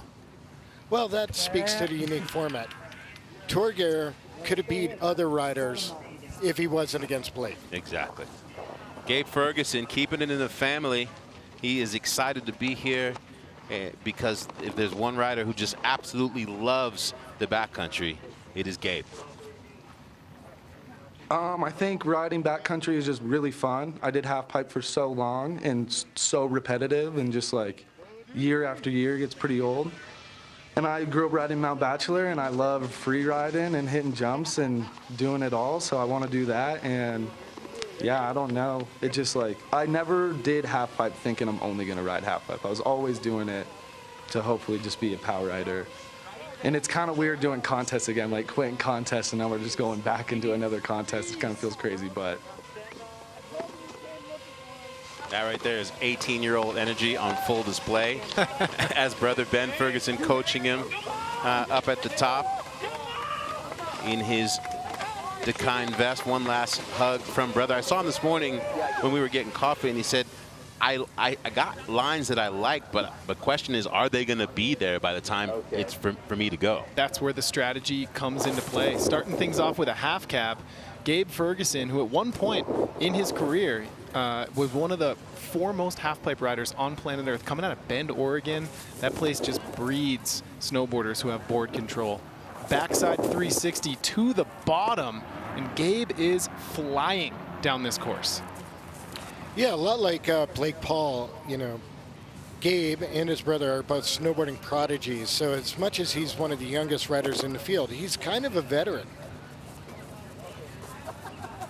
So Gabe scrubbing a little bit of speed here. Massive backflip, and he powers through the chunder down toward the finish corral. That was unreal.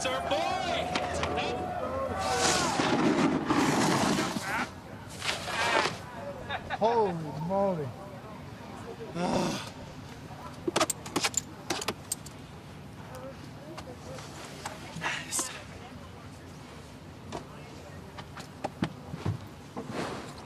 You know those baby rattlesnakes they say you don't want to get bit by?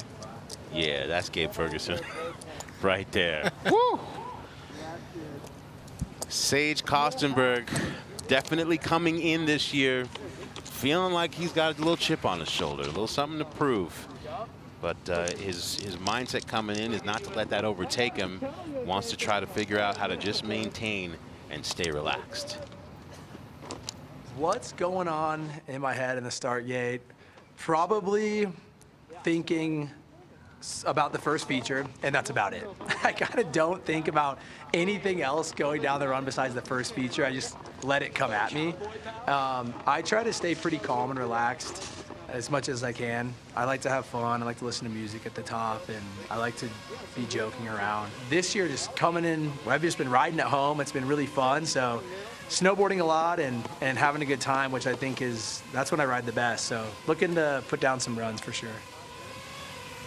Really made an international name for himself in Sochi with that gold medal win in slopestyle in 2014. Loves to compete, but as we've seen these last few years, talk about dedication to the backcountry and relentlessly filming and going out and pushing that level. That's what Sage is about. He's got that Travis Rice effect to him, that mindset, where when he sets his mind to something and says, I want to do this or I want to go here, he's going to do that, and he's going to go there. And I was talking with Sage a little earlier in this week upon his arrival, and he said his difference in his mindset going into this event was last year coming into Jackson. He was coming off of some heavy filming from X Games in which he won gold. This year, he's just been riding park. So he said he's calm, cool, and collected. Well, right there, he had a huge back three followed up by a front three. Doesn't seem to be too affected by the previous landings or the chop. Yeah, Sage's riding is so adaptable to any conditions. And like we said, this dude's a gold medalist. He knows how to compete. Well, he's also an athlete. I mean, he runs marathons.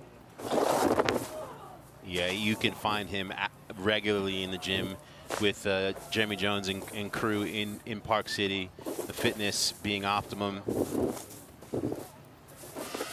You know he wanted more out of that second half, but that 3-3 combo at the top. Nice one, dude. How buck is it? It is buck. Believe.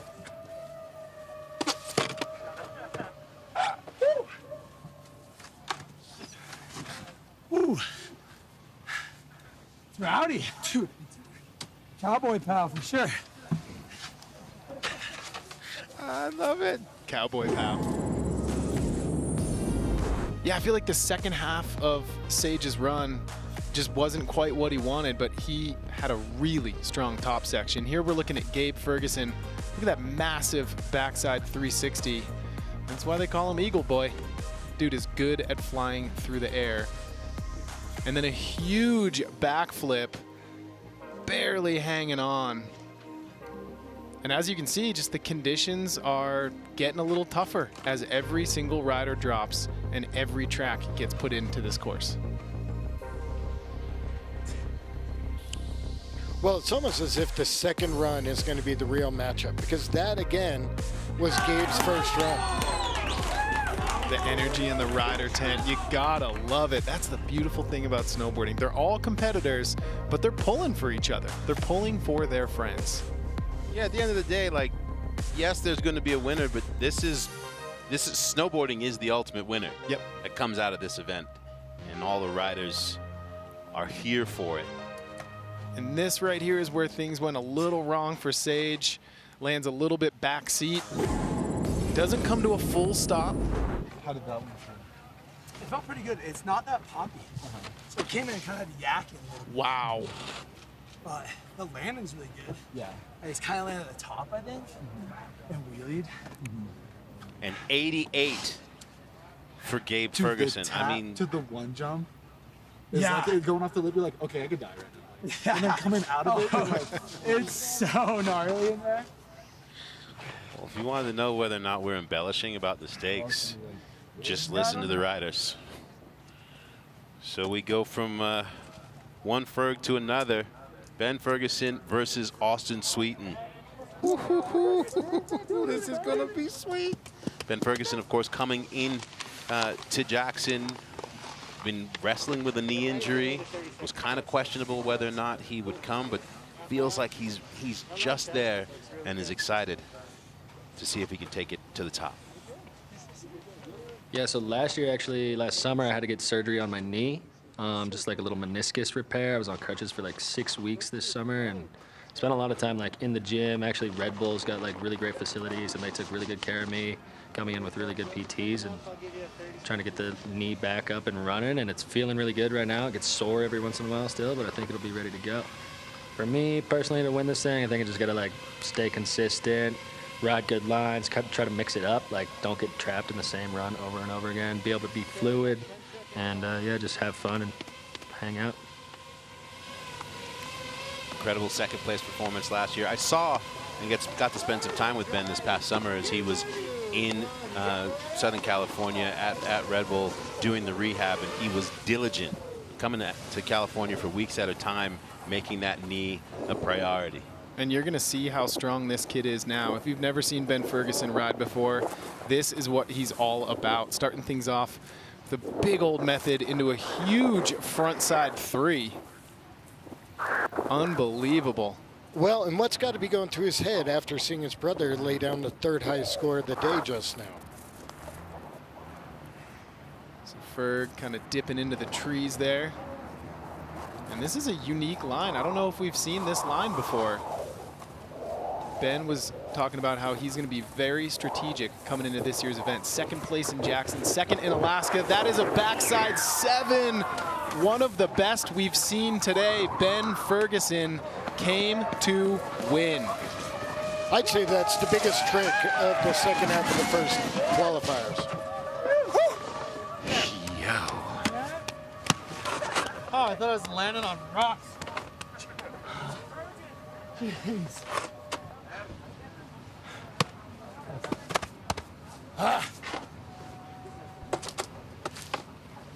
Incredible run. How's that knee?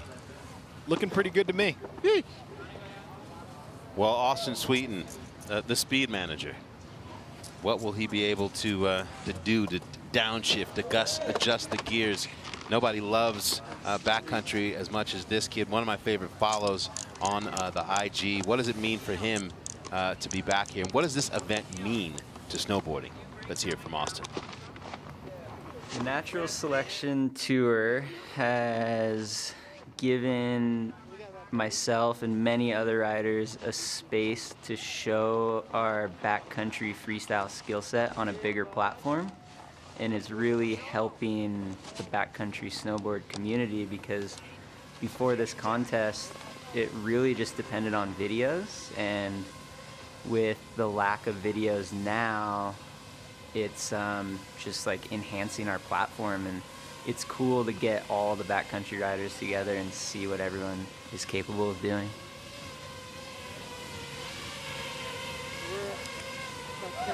I love his spirit. Like his riding is so loud, but he's so grounded and so clearly appreciative to be here. Yeah, this kid is the definition of a life well lived in the mountains. He is fully immersed in mountain environments, no matter the season.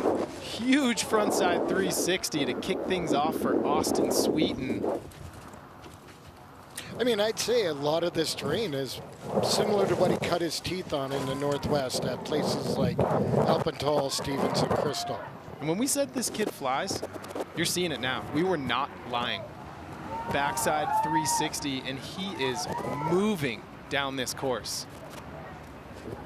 Needling through the trees, coming into that big old jump at the bottom. Looks like he's gonna spin front side 7, and he goes down. Austin Sweeten, if he had landed that, I do not know who would have taken the win. I think the edge goes to Ferg, but we will see. That was a great run from Sweeten. You're a gangster. That's fucking sick, dude.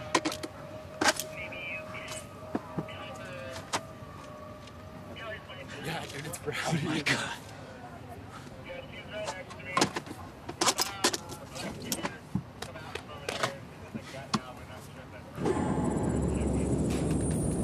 I mean, it's a unanimous decision. Everybody says that this course is rowdy. Or Sage Kotzenberg puts it, cowboy pow. We got Ben Ferguson's recap, front side 360 into a massive backside 720. I'm going to say that might be the trick of the event thus far. I think it's Ben. Blake is in the running on that last jump there. But this right here is Ben Ferguson's bread and butter. Finding good snow, and he stomps it. That back 7 was a thing of beauty.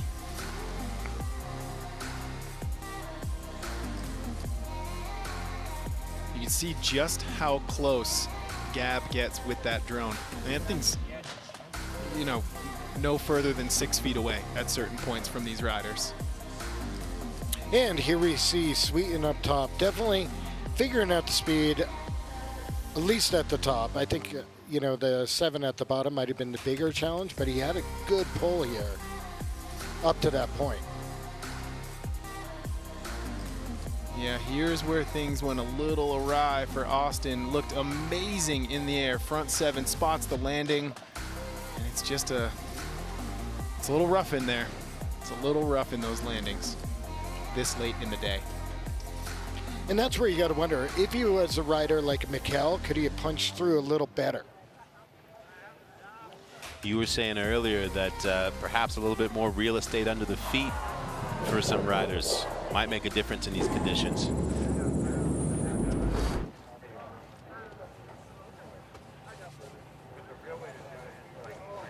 Well, Ben Ferguson with the win, a high score of 89.6, but that score for Austin lets you know he's in the mix in the second run. Absolutely. Their second run is going to be very interesting. All of the second runs are going to be interesting. I mean, you got Mikkel Bang in the lead over Arthur Longo, Blake Paul in the lead over Torgeir, Gabe Ferguson, the young gun, taking the lead against Sage Kotzenberg, and Ben Ferguson with one of the best runs that we've seen today. Could be, Well, I was going to say, let's skip ahead 8 runs right now. You're going to see the dichotomy of Mikkel Bang versus Blake Paul if it keeps playing on like it is. But you're also going to see a battle of the brothers. Yeah. It is lining up to have a Ben showdown in multiple ways because we also have Jared Elston. Therefore, like in the men's side of the field, Mount Bachelor appears to be the breeding ground. Absolutely. If you listen closely, there's a huge scream from the Northwest after you said that. You know, one of the conversations that we've seen finally get to be more comfortable and allowed in professional sports has been mental health. We watch athletes perform at the highest level and we talk about what they can do physically, but it's hard for us to be able to comprehend what that battle is when you're going through injury and we're trying to push yourself to maintain in a sport where if your body's not working, you don't get to do it anymore. What does mental health mean to the game? Well, thankfully we have partnership with BetterHelp and a really incredible story on what mental health has meant for a pro athlete like the one and only Mark Landvik. Watch this. For me, snowboarding's always been a way to express myself. Everything was moving so fast. We were traveling all over the world. The projects kept getting bigger. People were partying. It was unbelievably fun. But yeah, sometimes the funnest stuff in life can take its toll on you. It definitely did on me. I started noticing anxieties, depression. I literally would have to force myself to go snowboarding. I cut the booze cold turkey.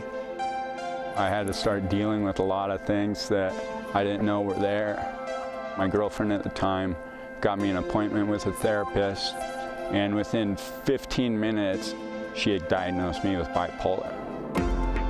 Working with a therapist is huge, not only helping you understand what's going on, they'll also give you building blocks to try to live your life. Whether it's snowboarding or art, writing, I think having a plethora of different outlets is key. No matter how hard things have been, I wouldn't take anything back. You gotta take that first step. First of all, thank you to Mark Landvik for willing to show that vulnerability of where he is at. You know, sometimes when it comes to this conversation, this idea of being vulnerable can be misconstrued as weakness, but that vulnerability is actually strength, and where you get your power from, as we saw with Landvik, and just so great to see where he's at as a result. Well, and we look at a lot of these athletes like superheroes, but when it comes down to it, they're human beings, and while their bodies are capable of doing unbelievable things on a snowboard, the most important part of anybody's body is, without a doubt, your brain. That's why I think it's really cool that BetterHelp is going to offer everybody watching this 2 weeks of free therapy. Go to BetterHelp or BetterHelp.com/NST. Cash in on that. Well, we talk about the mental game for competitors and at a place like this, but it's not just about athletes. You know, the mental game in real life, in the real world, you know, for anybody, everybody, it's so important. One of my first appointments when I get back from this event is to my therapist. You know, therapy has made a huge difference for me, and I found some commonality with some of what Mark was talking about. I had debilitating anxiety that I was suffering from for a couple of years, afraid to go outside, afraid to go to work, and I had to really face the fact that there were some things in my life and in my past and in my upbringing that I wasn't dealing with. But, you know, going on medication and having to work through this stigma of, is something wrong with me, but then taking the time and getting to go on a regular basis to just work through things. And it's just refreshing we're finally having this conversation freely. It's nice. It's freeing, you know. It's freeing, and it's empowering, especially when you're performing at the highest level in the world. Again, BetterHelp.com/NST. We got plenty more runs. The second round of runs here in this bottom 8 is going to be powerful. Stay with us here at Stop 1, Yeti Natural Selection, Jackson Hole.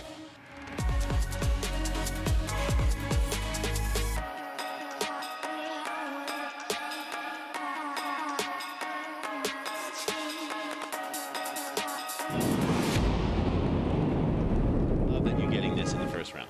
Mary, you know Pat as well as anyone. What's he going to do right now?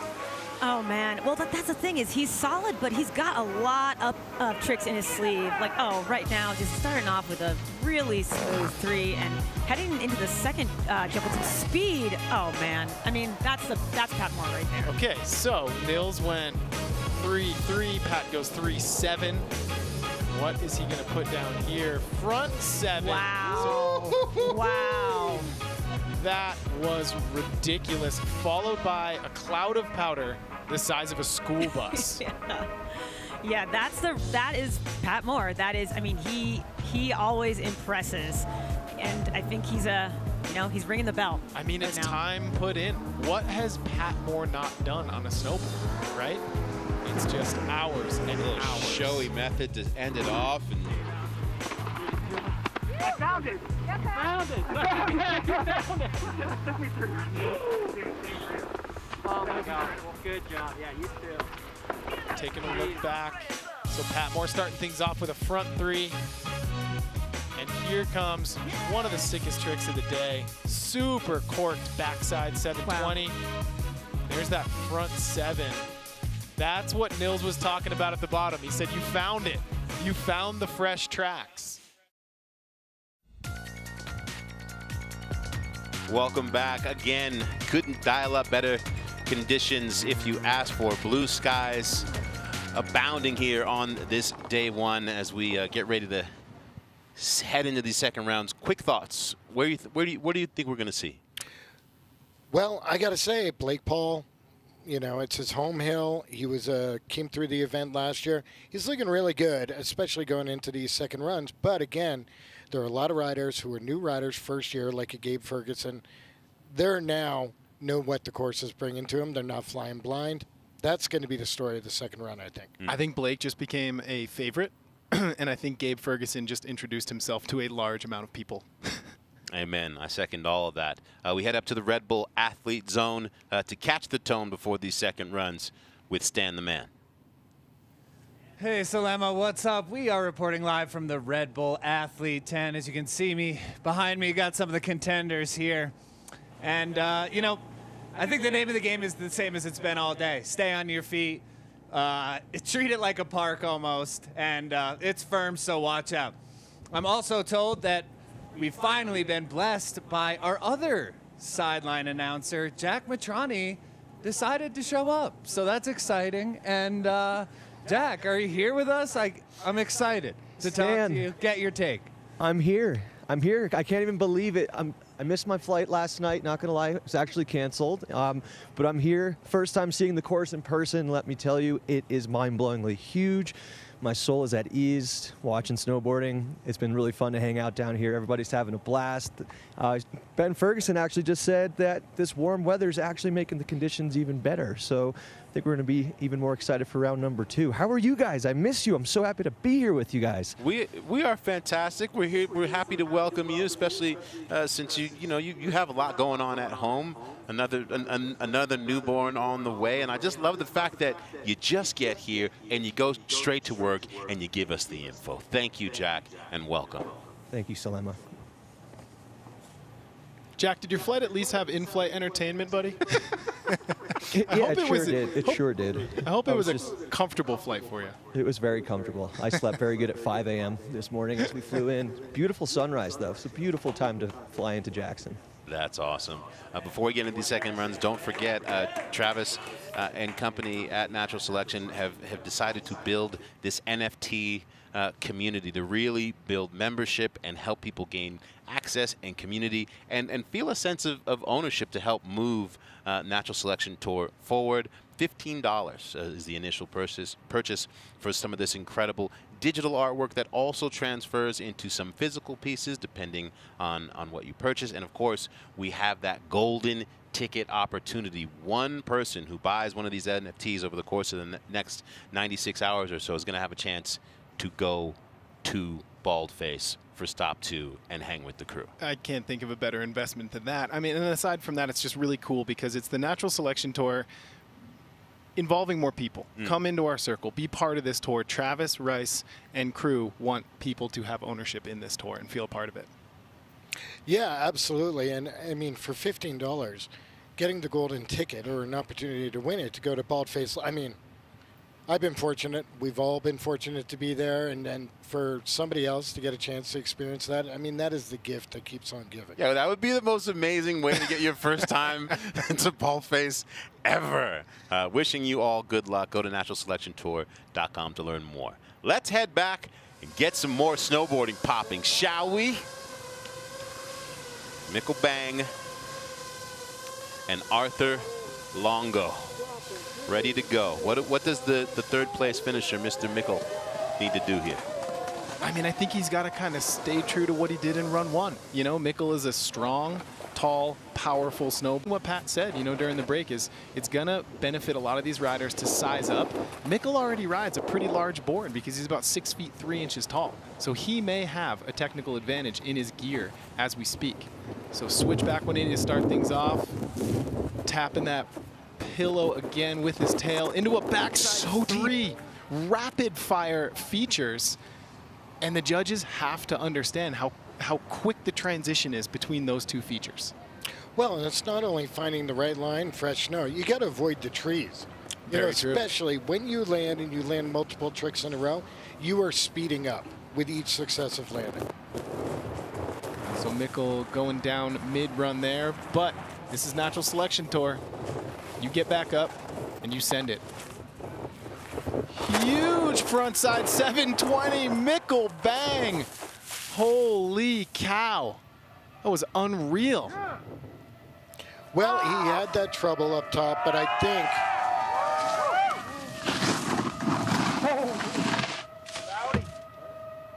Oh.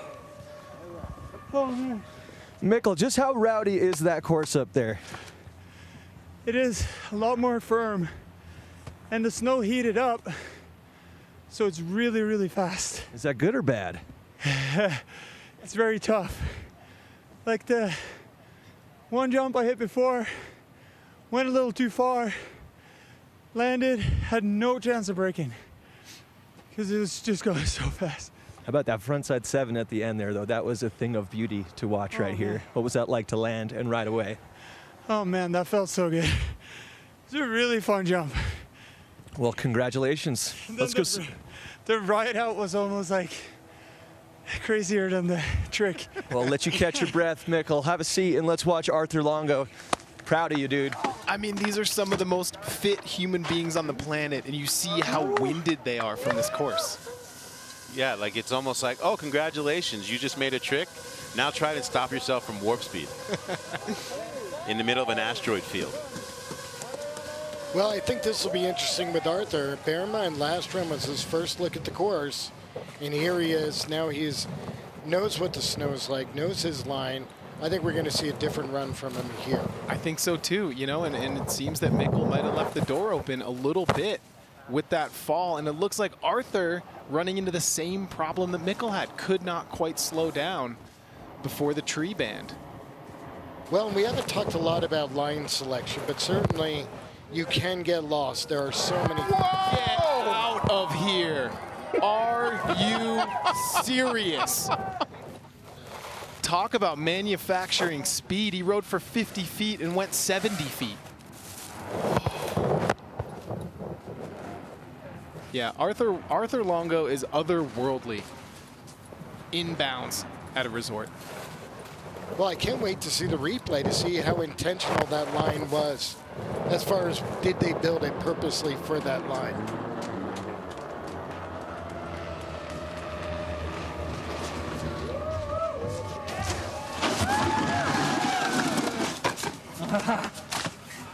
Oh, dude.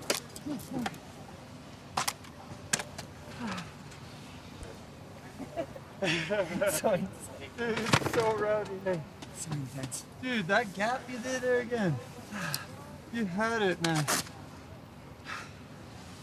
Holy shit. I mean, now it's going to get really interesting because you look at the risk that someone like Arthur Longo took.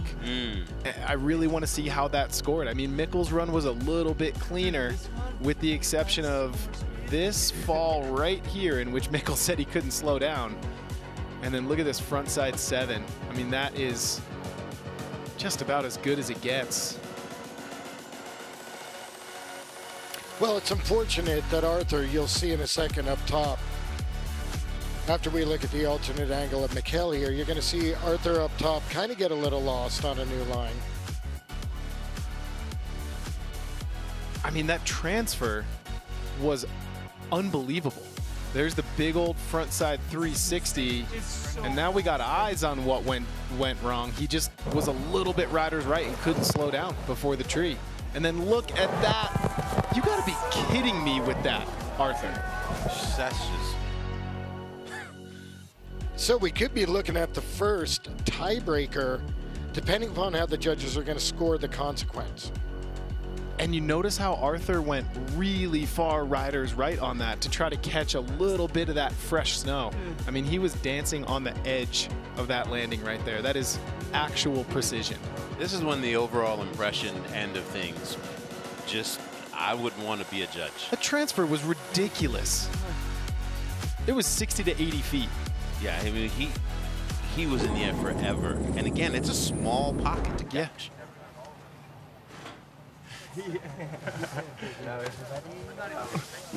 Well, for the judges, no question. I think that 7 at the bottom absolutely sealing it. But what an incredible showing from Arthur Longo. Like, we knew it would be entertaining. Yeah, definitely. Holy shit. And you hear him saying to Mikkel, great riding with you.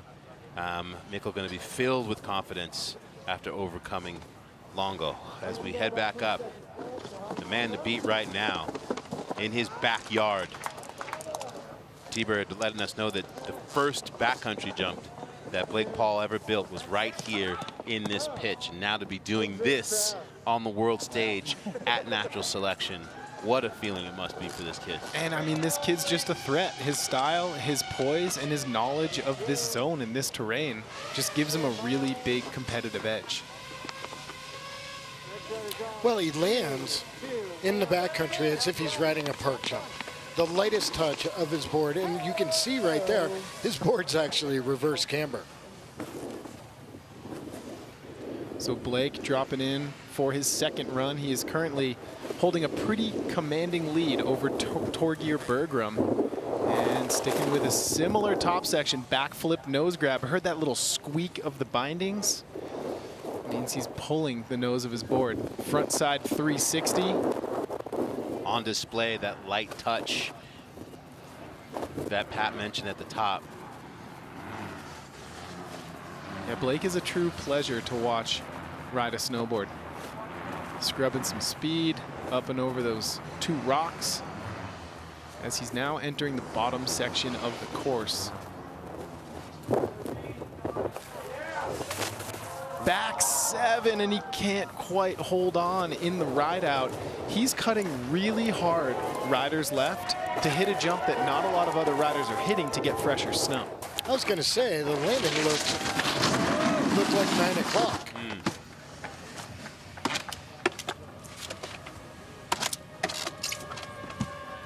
Blake, another incredible run. Congrats on that. Take us through that run from your perspective.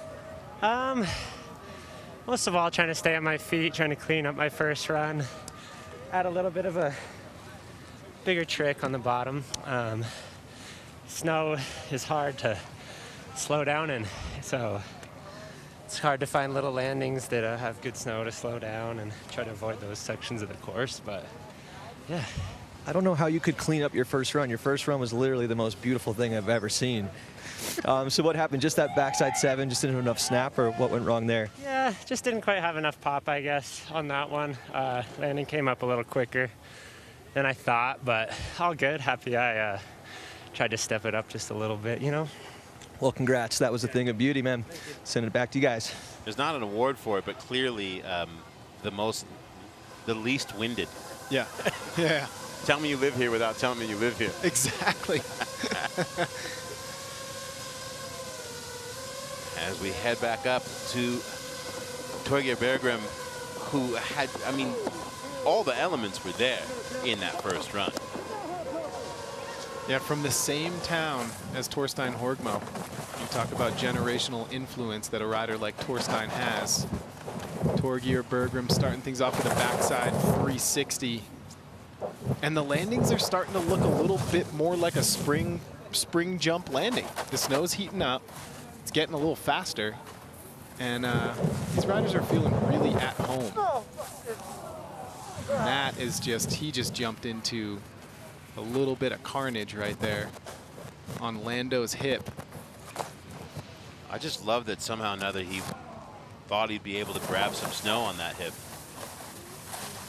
Well, I mean, if you remember in the first run where he tried to redeem himself throwing a cork off of a buck. Going cab 9, Torgeir Bergrum. That's the biggest trick of the day. Hold the phone. That was sick. Yo!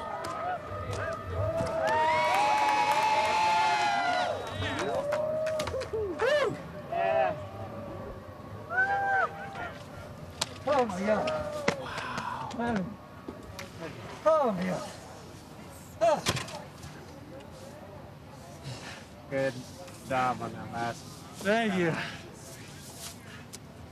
I felt like I was going so slow. Really? Yeah. Yeah, so let's break this down, because I want to know if we're going to see some free snowboarding in a tiebreaker round. Blake Paul's got a backflip nose grab, front side 360 grabbing melon. That sure was pretty. He caught some really nice snow on that landing too. And then here's the backside 7. He caught the knuckle just a little bit. He's going a little bit too slow. and then contrast it to Tour Gear, backside 360. And then coming into Lando's hip with speed. Beautiful method, but he just lands in a little bit of chunder right there.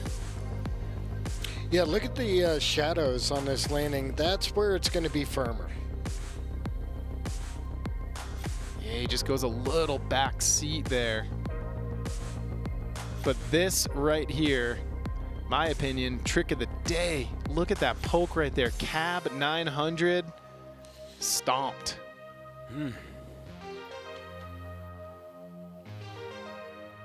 Well, if this is your last run of natural selection and that's your last hit, that's the way to end it. That's a good ender. Yeah, take a bow. The key word there, if.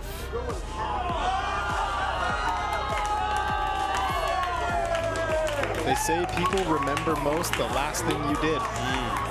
That sure was Purdy. So camouflaged down there. You can't really see it. Ah. 0.4 of a point. Wow. The closest matchup we've seen so far. Wow, Blake Paul eliminates Tour Gear Bergrum by 0.4 of a point. I'm not gonna lie, Chad Otterstrom Company. You pushed the wrong buttons. I wanted more snowboarding. No, so hard. As Gabe Ferguson and Sage about to do battle again. I love Gabe's kind of like, what's up? Yeah, I'm here. Let's go. It's just it's a nonchalance. You know, he's such a chill cat, and it shows in his riding. He's smooth and stylish at all times. Has the benefit of getting that brotherly love before entering. He showed us that he literally does not care. He is here for all of it in that first run. He's in the lead. You know he wants to lean on Sage a little further. Here we go. And he's coming straight from interior British Columbia. He was on a sled mission riding a lot of powder, and he's looking very sure underfoot. Front side 540 to start things off, a little half cab, setting him back up to regular, and coming into that little pillow popper, little tail tap, back-to-back features, backside 360. Gabe Ferguson is letting everybody know exactly what he's all about. Well, right here, it's interesting, too. Worst case scenario, he's got another run, but he's riding as if he wants to shut the door on Sage here. Gabe coming into the Great Wall. Huge laid out backflip as you get to see that racing drone. Gabe goes down toward the bottom of the landing. Similar run to what he took in his first run. Of course, he had a better landing on the backflip first run, so. Holy shit. Can we talk about that monstrous backflip real quick, Gabe? Yeah, that one didn't go as well. A little bumpy on the landing, but not fun. Good to air it out. What's the #1 goal here for you? Is it just beat your older brother or what? It's beat Sage Kotzenberg, then beat the older brother. I like it. Well, best of luck to you, little Gabe, man. That was insane. That energy. Right Gotta there. believe. Well, before we head up to the top and let Gage go, of course, you know, one of our favorite features from Backcountry is Gear Talk. What are they riding? What are they wearing? How does it work for them? Well, here is Sage Kotzenberg and his Gear Talk. What's up, everyone? My name is Sage Kotzenberg, and I'm from Park City, Utah. For most of my career, I was a slopestyle big air snowboarder, and then transitioned into backcountry. I ride the K2 Antidote. It's a directional twin. It's got 3D technology right here. It's so light having that. It's kind of new for K2, and I think a lot of brands having the 3D. We basically designed this board looking at the Natural Selection Tour. You know, a board that could handle something like the Jackson Hole Course, could go to Baldface or Alaska. These are the K2 formulas. Pretty basic binding, medium to strong stiffness. I switch my stance up quite a bit throughout the year. I like to play with it a lot. Right now I'm riding 15 degrees in the front and 0 in the back. A couple weeks ago I was doing 18 and -3. I'm always kind of tinkering with my stance, and and seeing what feels good that day. It's the jacket I'm in, 20K Gore, Oakley. It's got 2 guide pockets up here, room for a radio or anything you got stashed up here. It also comes in white, which is pretty cool. I have the pants on. I'm 5'10", I'm riding it in a large. Thing fits nice and keeps you dry, keeps you warm. I'll be shredding this stuff all winter, and thanks for tuning in. That was awesome. The adjustable stance all season thing. Guess I'm going to have to try that.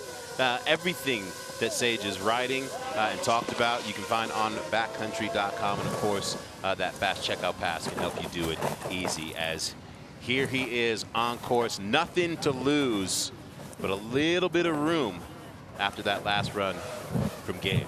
Yeah, Gabe Ferguson trying to close the door on Sage Kotzenberg. Sage starting things off with a huge backflip. Yeah, taking that Blake Paul line through the trees worked well for Blake, and it's working well for Sage. That backside 360 going about Mach 8 as he exits that landing. Now kind of picking his way through this little rock garden here.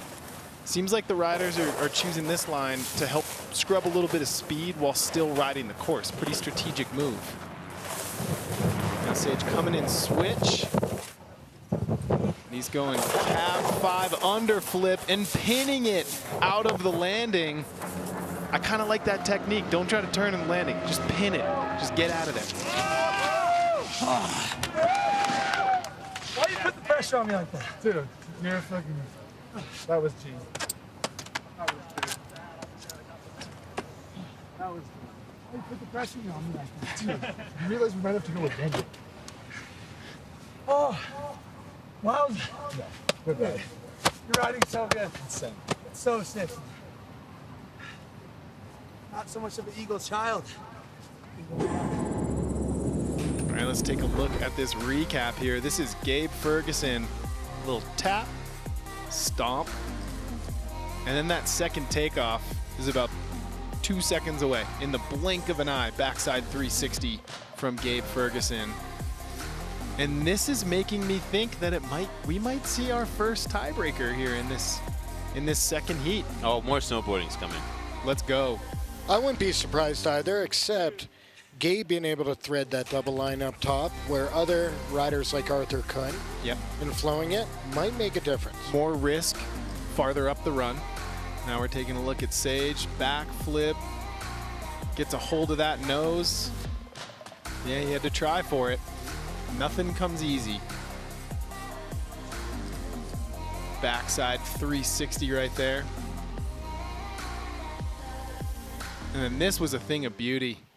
Cab 5, dipping that left shoulder, going a little upside down, and just punching the gas, getting out of the danger zone. And we know the judges love the switch tricks. Definitely a differentiator. This is going to be a very interesting one to watch these scores come in. Currently Gabe in the lead. So if he scores higher than Sage, Sage Kotzenberg would be eliminated. Long one, that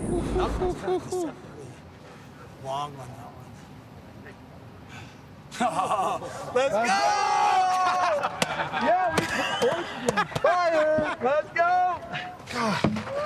Yo, K2 squad. K2 squad. Deuce it up. Deuce it up.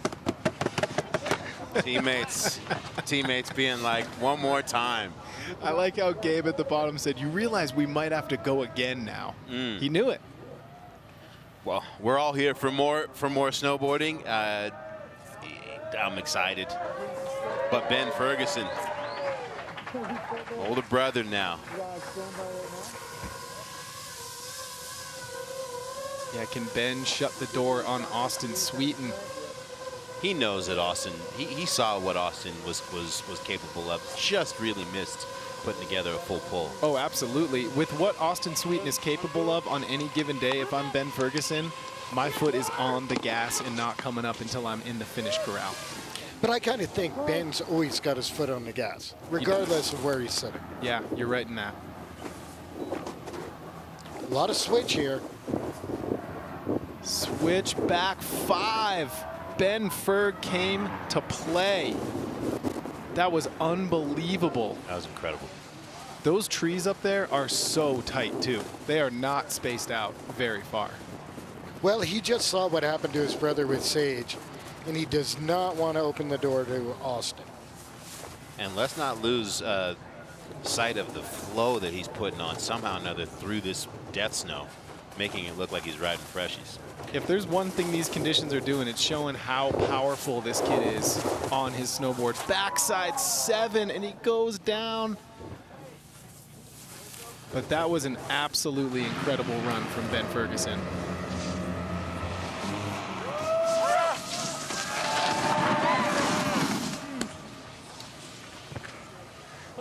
How was it, Ben? That was exciting. That was a freaking rowdy run you just had there, buddy. Leg burner, holding on for dear life the whole time. It's great. Yeah, well, you killed it. That switchback 5 off the top was one of the most beautiful things that I've ever seen. Were you able to watch Lil Bros run? I was hyped. He was very close to nailing it down, but I left the door open a little bit. He was just down here. He said he's got 2 goals. 1, beat Sage, and then beat Big Bro. Yeah. What do you think of that? I'm a little nervous. I'm not going to lie. It's rad to have you both out here, the brothers, the Fergusons. Nice run. Best of luck. That top section was nuts. I think that switchback 5 is my favorite trick I've seen today, given all circumstances surrounding it. Seemed to be a new lane as well. Nothing to lose as Austin Sweeten is channeling all of the Zen gods at once. Beautiful shot there in the sunshine. He's about to let it fly. Yeah, if you want to see what Austin Sweeten is all about, when this broadcast is over, keep your browser open and Google Wind Slab. Short film by Sweeten. He goes super far riders left to find that good snow on that front 3. And Sweeten is cooking down this course. Little tap on the pillow, another front 3. Catches the transition perfectly. Sweeten is on one right now. And look at how far he's going cross court, weaving back and forth across this course. Well, he's definitely getting more hits than Ben did at this point, but here's the moment of truth. Is he going to lay down the front 7? Frontside 900 from Austin Sweeten, and that lower section of that landing is giving people problems. That was insane. We went 900 of them.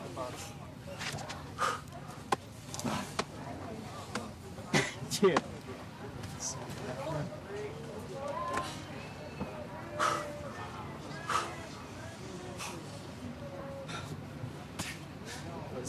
I wouldn't want to go against anyone else. Let's check out this recap. That's just beautiful. Switchback 5, threading the needle, and then straight into takeoff number 2 up top there.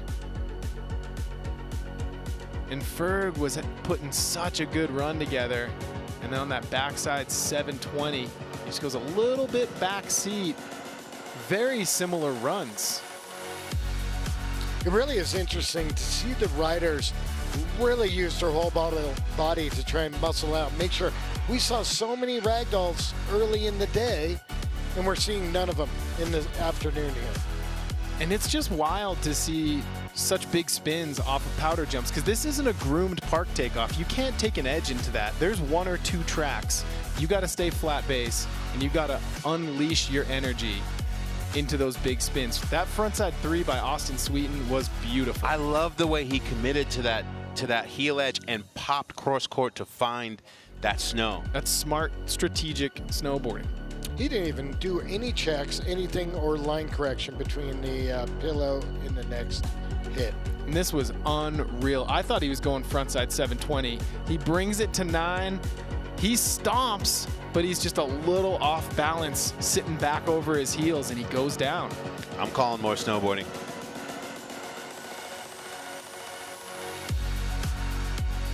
You know what I like about this, the decision to go front 9, is he could have gone frontside 7, kept it a little bit safer, but knowing Sweeten, he's like, no, I'm trying to win this round against Ben Ferguson. I'm going 9. Yeah, well, nothing to lose. Yeah. Oh! So close. See you, man. Austin Sweeten walks out of here with his head held high. 100%. That was one heck of a show from Austin Sweeten. And congratulations to Ben Ferguson. And if your brother Gabe and your goal is to face Big Brother, you got some inspiration now going into this last round. Wow, free snowboarding. I'll take it all day. I don't know what the takeaway is from that as far as the judging is concerned. You know, because Austin did go for the 9. He didn't quite land it, but then again, Ben had his challenges on his back 7. So not sure what the takeaways are there, because Ben had the switchback 5 up top, and then obviously Austin had the good double line with the pillow and the mushroom. I honestly think it was the switchback 5 first hit. He rode into it switch. It was in a really tight lane of trees, and he took that thing super far riders left, and he came out of it fully composed. I think that risk factor really put Ben over the edge, at least by that 4-point. Yeah, and it was more than just a quick, 180 in the switch. He made about 4 or 5 switch turns into it and then sent. It was reminiscent of Mickelbang's switchback 5 kind of redirect last year, and I remember that's kind of what gave Mickel the edge over Pat Moore here in Jackson in that round. So do you guys think that the judges are being more lenient on wheelie bars than anybody who actually has their backside touch the ground or whatnot? I think so. I think that's an inconsequential part of their run, and if it doesn't affect the flow, I think it's docked, but not like it would be in a regular slopestyle contest. Yeah, I think given conditions, they're giving a little bit more play than we might be used to. Either way, I wouldn't want to be in their position. One of the great things about Natural Selection Tour is this thing called Industry Alliance, in which it basically forms this union of the many different companies and brands that support the pro riders, which in turn keeps moving snowboarding forward. Industry Alliance, the lifeblood of snowboarding, and it's great to see these brands come together to move forward the whole.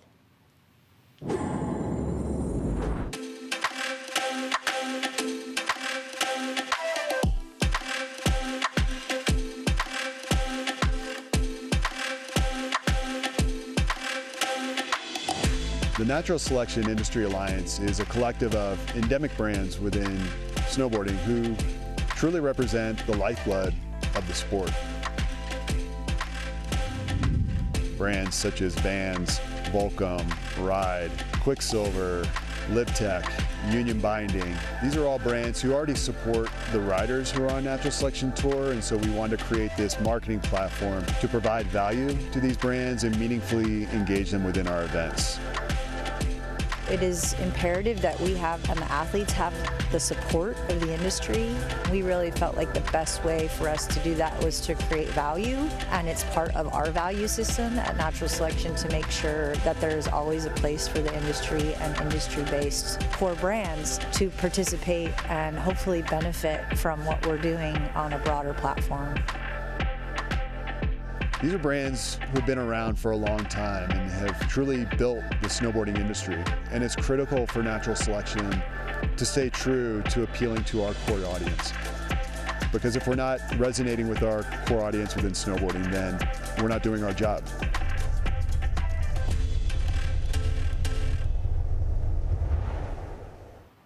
Yeah, there are many different mainstream brands that have got excited about snowboarding at different points and been like, oh, let's throw some funds at what's going on in snowboarding, but it's usually for a finite period.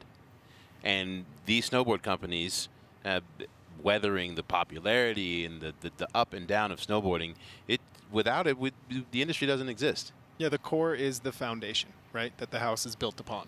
Well, yeah, and it's brands where it's more about the line to the bottom than the bottom line. Yeah. Well, we got more snowboarding.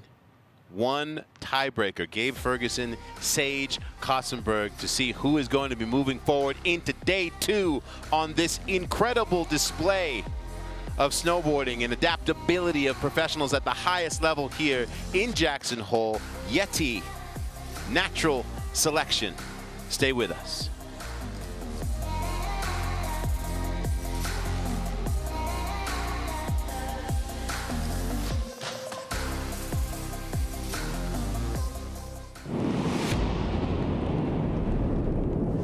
definitely someone.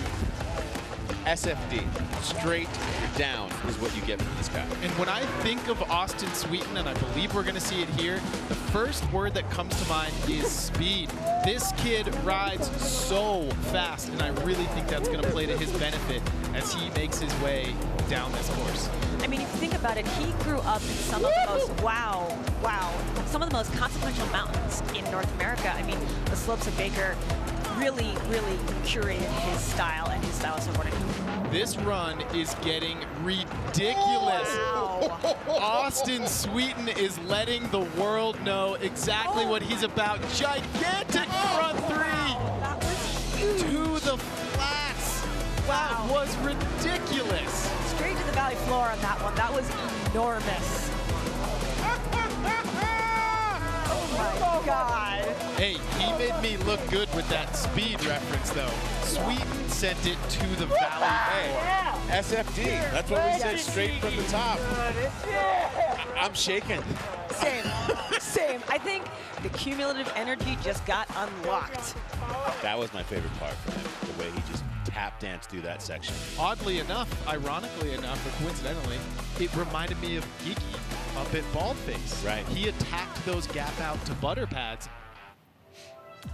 We talked about that industry alliance and the importance of core brands in maintaining snowboarding being able to move forward. And you can't talk about these brands without talking about the one and only Jake Burton Carpenter and what he built out of Burton Snowboards. Of course, the documentary of his life, Dear Rider, on HBO Max, the way that has penetrated and gotten the world talking about snowboarding again and what Jake stood for. Obviously, this is an event, like Mark McMorris said, that Jake would have loved. What was it about Jake? You knew him so well. You spoke so well, Pat, in putting into context his story in that movie. Well, I mean, growing up in Vermont, it was as if I was growing up in the shadow of Carl Yastrzemski, you know, for the Red Sox. He was like a deity in Vermont, you know. I mean, he was a messiah. He evangelized snowboarding, went around skier to skier. I mean, I got my first snowboard from the Londonderry factory for Christmas. So it's like, I didn't know him super well, but, you know, the bond you share as snowboarders was built from his DNA. Yeah, and what shows in that film is kind of what I was going to say is he technically is and was and still is the maestro to this grand symphony that we all love listening to and that we all love partaking in.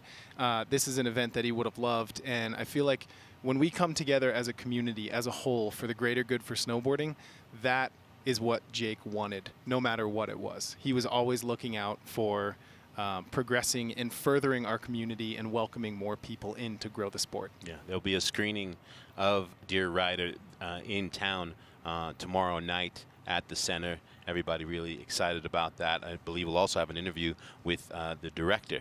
But we'll send it up. Speaking of ultimate stoke, in that spirit of Jake, we'll check in with Stan as we get into this tiebreaker. Levier, the vibes. Hello, gentlemen. What a day it's been. Got to give it up to Jake, of course, myself. I am reporting live from the Sen Castle, the Temple of Stoke, a place that had Jake been able to be here for this event, you know he would have been right in here cheering his riders on. And as we move into the final tiebreaker, anticipation is high. You know, it's a clash of the K2 boys. Who's going to take it? I got to say, Bend, Oregon kind of showing up so far, but we'll see what's going to go down in this last run. Super firm in there, but one last set of runs to kind of tie this thing off. Could be anyone's game. Yeah, you just echoed Bridges there. Bridges, you said it last round. If there's a star today, it's Bend, Oregon. Well, I think it's even becoming more so the case. This is like an inbounds POW day at Bachelor. All right, Gabe Ferguson.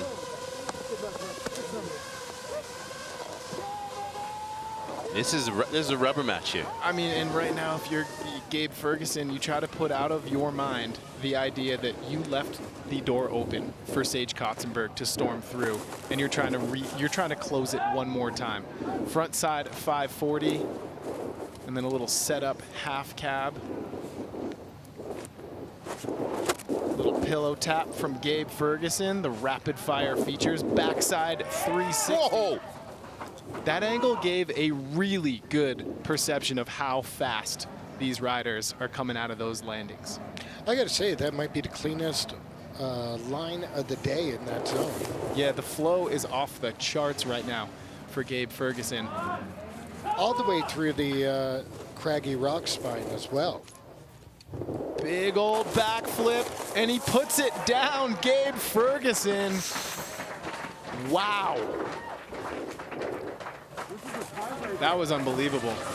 That was a really good run by Gabe, similar to his other 2 runs. But I think he just wanted to stay on his feet. I think he did better in that top part, too. Me too. I just wanted to land. Well, land he did. Oh, boy. Wow, the power that he showed to maintain and just hold it together. Pressure is on the big dog, Sage Kotzenberg. Yes, teammates, but not right now. I mean, this kid thrives in a pressure cooker environment. He's one of the most successful competitive snowboarders who's ever lived. He recently made the transition into the backcountry, and it really didn't take Sage that long to emerge at the top of that game, too. This dude knows what he's doing. I also think what we just saw was a rider, new rider, first year in the Natural Selection Tour. That was his 3rd run, from run to run to run, getting more comfortable, more confident with his line. Absolutely. Great point. Well, we know Sage is capable of winning at the highest level with all the pressure. Let's not forget gold medalist at Sochi, the X Games medals, etc. May not be competing as much now, but you do not forget how to step up under pressure if that's in your bones. And last year he was knocked out in Jackson by Ben Ferguson. Right. He's trying to break the Ferg curse, as you might say. Sage Kotzenberg on course, dipping into those tight trees right there. We're going to see a backflip nose grab right here. So Sage holding on, heading into his 2nd feature. Backside 360, pinning it toward that 3rd feature. A little setup straight air. See just how much work it was to get back across to that feature. And you can listen to the sound of that snow. You can hear the conditions changing seemingly by the minute. It's gonna come down to this. Cat 9 from Sage Kotzenberg. You gotta be kidding me. Wow.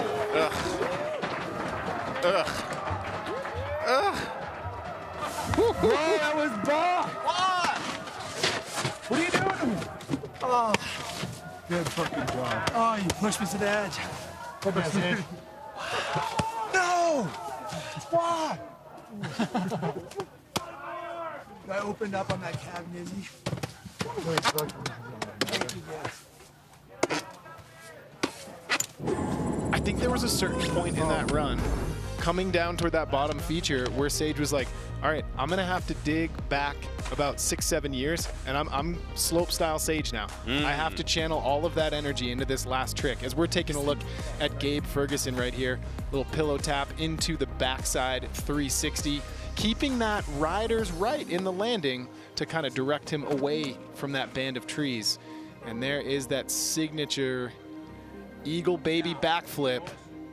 He turns it a little sideways, whereas I feel like Sage rode out a little bit cleaner.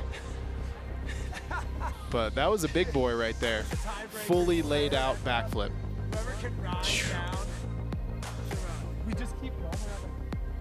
I mean, how else would you end day 1 of the natural selection? It is a nail biter. Well, absolutely, and Sage definitely had his best of his 3 runs, no doubt about it. I think this is going to be the difference maker right here. 100%. That's the type of move you see in the semifinals or the finals. You did not expect it in the qualifiers. But I don't even think he puts a hand down. No. Stomped. Yeah, the young Padawan pushed him, like you said, to dig all the way in. And then precisely right here, right there, his body's like, get out of here, go.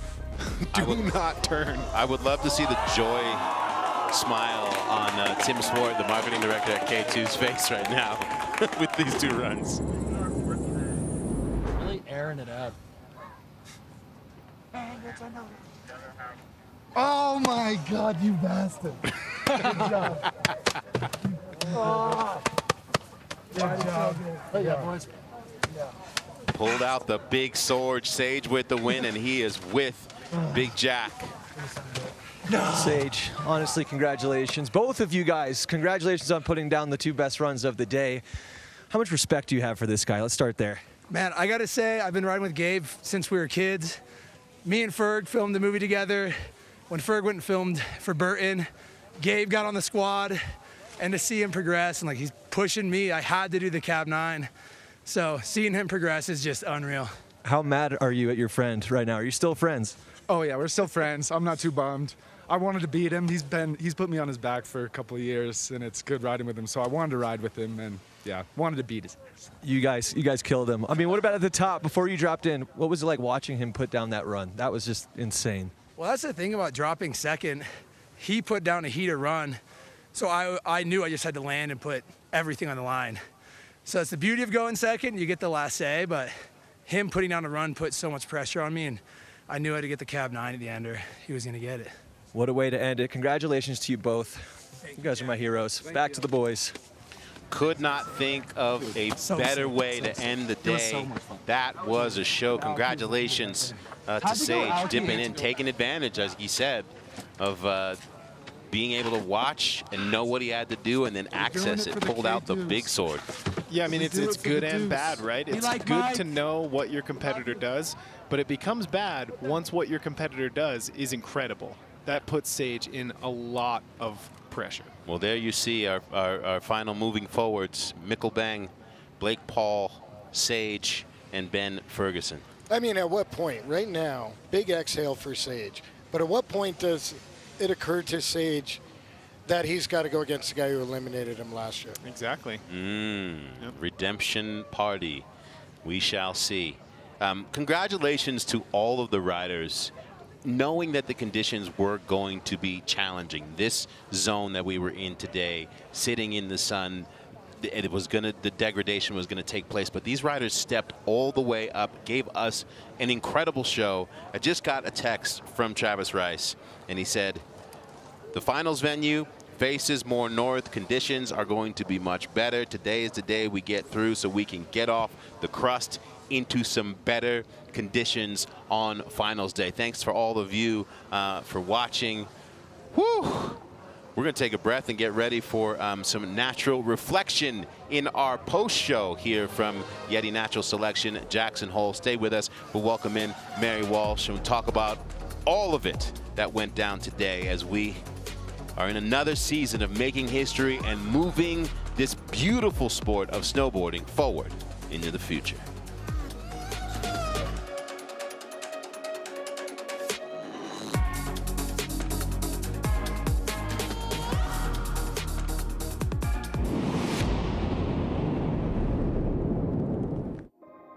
Here in Jackson, it is very progressive backcountry freestyle snowboarding. This mountain is really special. We've got some unique features here. There's big rocks and cliffs, big hits you can do that are just created by Mother Nature. Building in this kind of terrain requires a whole different skill set. Ranyan and the park crew here are some of the hardest working park crew in the business. We've been working nonstop for the last month and all summer. Summer build, there's a lot of pry bars and rocks, using chainsaws to cut dead wood, building up landings, building up takeoffs. We're taking wooden structures and placing them in the correct spots, enhancing the natural shapes in it to make it work for a contest like this. Right now the venue's closed, and it has been closed for many days, so that this event really has a natural feel to it. We've got a lot of new features that we've built on the course this year, filling out some of the empty spots. So everything here at Jackson is going to be super dialed. There's a really cool new feature called the Booster Shot. The Booster Shot feature is a gigantic kicker on the north side of the course. Standing up on that jump the other day with Travis, when he threw a snowball, gave me chills. It's that kind of jump. The best part about this venue is how many options there are. Seeing how people creatively interpret what's been given to them and drawing their own lines, kind of like artwork and science mixed together. Welcome back, my friends. We are heading into our Natural Reflection post-show, brought to you by the fine folks at Thule. You know the racks. Salema Masakela here with T-Bird, Mary Walsh, editor-in-chief of Snowboard Magazine. Thank you to Pat Bridges for his astute encyclopedic knowledge in this last round. Mary, welcoming you back. Whew. What do you got to say, sis? I am with you. I'm kind of catching my breath from those last couple goes. It was awesome listening to you guys. We're just next door in the green room, and we're freaking out over there with what the guys were putting down in this final run, our final round. It got really heavy really quick, and we can say the same for yourself and for Matt Barr and Jeff Moran. You absolutely crushed it in the women's heat. All in all, this exceeded any expectation I could have had coming into day one. That was the heaviest day one of any event that I think I've ever called. Yeah. Yeah, and especially given the conditions and the fact that like it wasn't going to be a dreamsicle pow party. This just shows what the next level looks like. And remember, we are on naturally enhanced terrain. You know, Travis and crew all summer spending the time to see, okay, what can we add to this in the summer when there's no snow here, so when the snow falls, this thing continues to evolve. So we're going to take a look now at that summer build brought to you by our friends at Pacifico.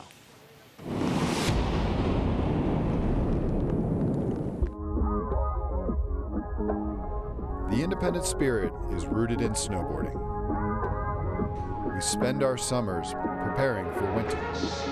Our work is our play, because it's also our passion, and we will chase it to the ends of the earth. The mountain is our playground, and when given a blank canvas, it's up to us to find our own journey, to carve our own path, to express who we are. It's a place where Mother Nature sets the ground rules, and we try our best to abide by them. That's the spirit of the Natural Selection Tour. What once started as a grand vision comes to reality. The pinnacle of freestyle snowboarding. Thousands of hours have been put into this, and only the best of the best have been invited to prove what all that hard work equates to. Where all those hours turn into glory, where all that passion pays off. And at the end of the day, it's where a bunch of like-minded individuals gather to look back on what they've accomplished, win or lose, good or bad. To kick back and realize that all that work, all that play, it was all worth it. Find your line. Live life anchors up. Incredible the work that goes into making this thing. As we look forward to the end of the event, you know, we got lots of awards that we hand out. One of them being the best slash. Now, it's not just the best turn done by a man or woman in the course of this event, but the person who really embodies that flow of, yes, in the midst of throwing all of the best tricks in, is I think I probably saw about 8 of those today. Yeah. But I just want to throw those into the hat to whoever's judging that.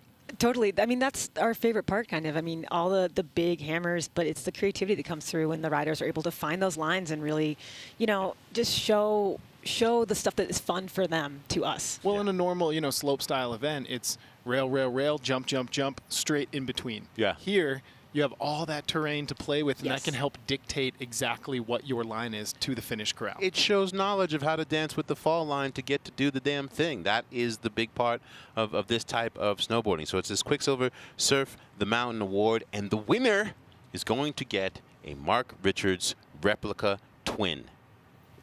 If you have one of these that you own, you can easily just put it on your wall and never ride it, and people come to your home and be like, "Oh, can I do an act of worship?" The MR twin, I have one at home. It's one of the best things ever. So fingers crossed for whoever is going to win that. Of course, it's not just about the riders winning things, it's about you at home. We've been giving away a great raffle prizes all day. One of them is one of these signed posters, like the one over my shoulder, commemorating this event, signed in gold by all of the riders. That is going to one of you folks that are watching at home. That thing is absolutely beautifwant I don't have one. I don't have one of those either. Either. And that one should definitely go on your wall. Yeah. Yeah, you don't want to ride the poster. You want to hang that on the wall. Surfboard, you want to take into the I mean, ocean. if you waxed it, I mean, maybe. something. Amazing. So much to reflect on from the day, but right now we're going to take you to the Jackson Hole run of the day. When it was on the line, when the young rattlesnake, Gabe Ferguson, had pushed him to the edge, Sage said, "I'm Sage Kotsenburg. I mean, I've won Olympic gold medals." This right here, it was the ender. I mean, it was land it or go home. And Sage Kotsenburg showed exactly why he is Sage Kotsenburg. It was What's it called? A movie ending to the day. I mean, this was bananas. And I feel like everything that Sage was doing, and he said it in his interview with Jack, everything he did was leading up to this Cab 9. You know, he said, I knew what Gabe did, I watched it, and I knew I had to land this trick. I think the lesson that we all learned from this is you never want to go directly before Sage Kotsenburg. You never want him behind you. Well, and very similar to what we saw in the round with Kevin Backstrom and Travis Rice this morning, Sage and Travis were put in the same position. They were behind early, and they had to land 2 runs in a row, and that's what makes him Sage Kotsenburg and Travis Rice, you know? Completely. I think it goes back to that mental headspace and that focus and really being able to compartmentalize what you want to do and how you need to do it to get to the bottom. It's the mindset of the Tom Brady's, the Tiger Woodses, the Michael Jordans. I mean, these guys and gals out here do possess that to a certain degree. Yeah, you don't become a global superstar, an icon of the sport, without having that ability. And the way he reminded us in fine form like that, incredible. That Jackson Hole run of the day presented by visitjacksonhole.com. If you want to come here and bathe in the glory of the mighty Jackson Hole, visit jacksonhole.com. I mean, we got a crazy week ahead of us. Even off the hill, we got the festival downtown. Yeah, we got all the activities up here. I mean, we have 24 of the greatest snowboarders on planet Earth. Jackson Hole right now is the epicenter of snowboarding. Yeah. It's such a nice compliment to what's going on hill right now and really celebrating all the things we love about snowboarding and being out in the mountains. I mean, the Yeti Film Festival that's going to happen is going to be really exciting, as well as Dear Rider. If anyone hasn't seen that film is incredible. So many cool things going on, and you can find them all, of course, on the Natural Selection website. Yeah, the Natural Selection Stay Wild Festival running from the 23rd through the 30th. Again, go to naturalselection.com, and you can see what it is. If you're out here, come and interact. Incredible talks that have been put together to have some larger conversations about the things that affect snowboarding and that snowboarding can also affect. How about we take a look at tomorrow? Get a little glimpse at day 2. We'll start with the women's bracket. We got Elena Height and Hannah Beeman, and then Robin Van Gyn and Marion Herty. So all 4 of those gals competed in Jackson last year. They will be dropping in head-to-head on finals day. These are 2 incredible matchups. Obviously, it was a challenging day out there in the conditions, and these women rose to the occasion, made their way down, and advanced into the next round. I'm particularly excited, to watch again. Marion was sending it in the course, what Hannah was doing, Robin, the returning champ, and of course, Elena, always so excited to watch her ride. But it's going to be a great day. Incredible showing. And I'm excited for the redemption of those women being able to make it through what they did on a dilapidated course and getting a better chance in better conditions tomorrow. Thanks to our friends as we look into the men's bracket at Fuel Off-Road Tires. All the riders here that have trucks, many of them carting sleds around the country to do what they do, all have Fuel Off-Road Tires on their trucks, as well as Ken Block with his signature tires. As we look at the party for tomorrow, Dustin Craven and Jared Elston. Heavy. Travis Rice, Torstein Hordmo, head-to-head. Wow. Nickel Bang is going to be facing off against Blake Paul. And from what I saw today from both of them, I can't call that one. They're both riding incredible. And then a rematch from last year, Sage Kotsenburg, I think that one has Ben the Ferg. most the most heat underneath it is Sage and Ben Ferguson. I mean, and there's more to it, too. They were backcountry partners for years. They filmed Joy together. I mean, they're really good friends, but you know they're thinking about it right now. They're both very, like, alpha individuals, competitive. I mean, honestly, looking at that match, my head just kind of exploded. I mean, it's really wild. There's a lot of matchups, I think, we say all the time, but that you never would have imagined these riders being in this situation together. And it's like, honestly, you're just like, oh my God, half of you guys are going to get eliminated. It's already so exciting, but already also like, no, we just want to watch everyone ride more. Yeah, there's already sadness in the air. Yeah. I know. It's like the Hunger Games. Congratulations to Kevin Blake. Who you won the signed poster, my friend. Kevin Blake, congratulations to you, sir. And with that, as we look forward to tomorrow, can I make you an offering, friends? Absolutely, sir. Absolutely. I'm going to pass this down the line. I think that the Pacificos Thank you so much. have been earned. Yes, They've they been have. sitting in this incredible silver Yeti cooler of joy all day, and they're still cold. They are ice You know why? cold. Because Yetis rule. Here are your highlights from day one. Friends, thank you for hanging out with us as we move snowboarding forward in the only competition like it in the world, Yeti Natural Selection. Now, look, we're saying tomorrow, but make sure you go to naturalselectiontour.com to make sure that we are running tomorrow. For Mary Walsh, T-Bird, Matt, who am I forgetting? Jeff Moran. Jeff Moran. Pat Bridges. Stan. Jack. Jack making it in last minute. And our entire crew from Uncle Toad's. We'll see y'all on day 2. Thanks for hanging with us.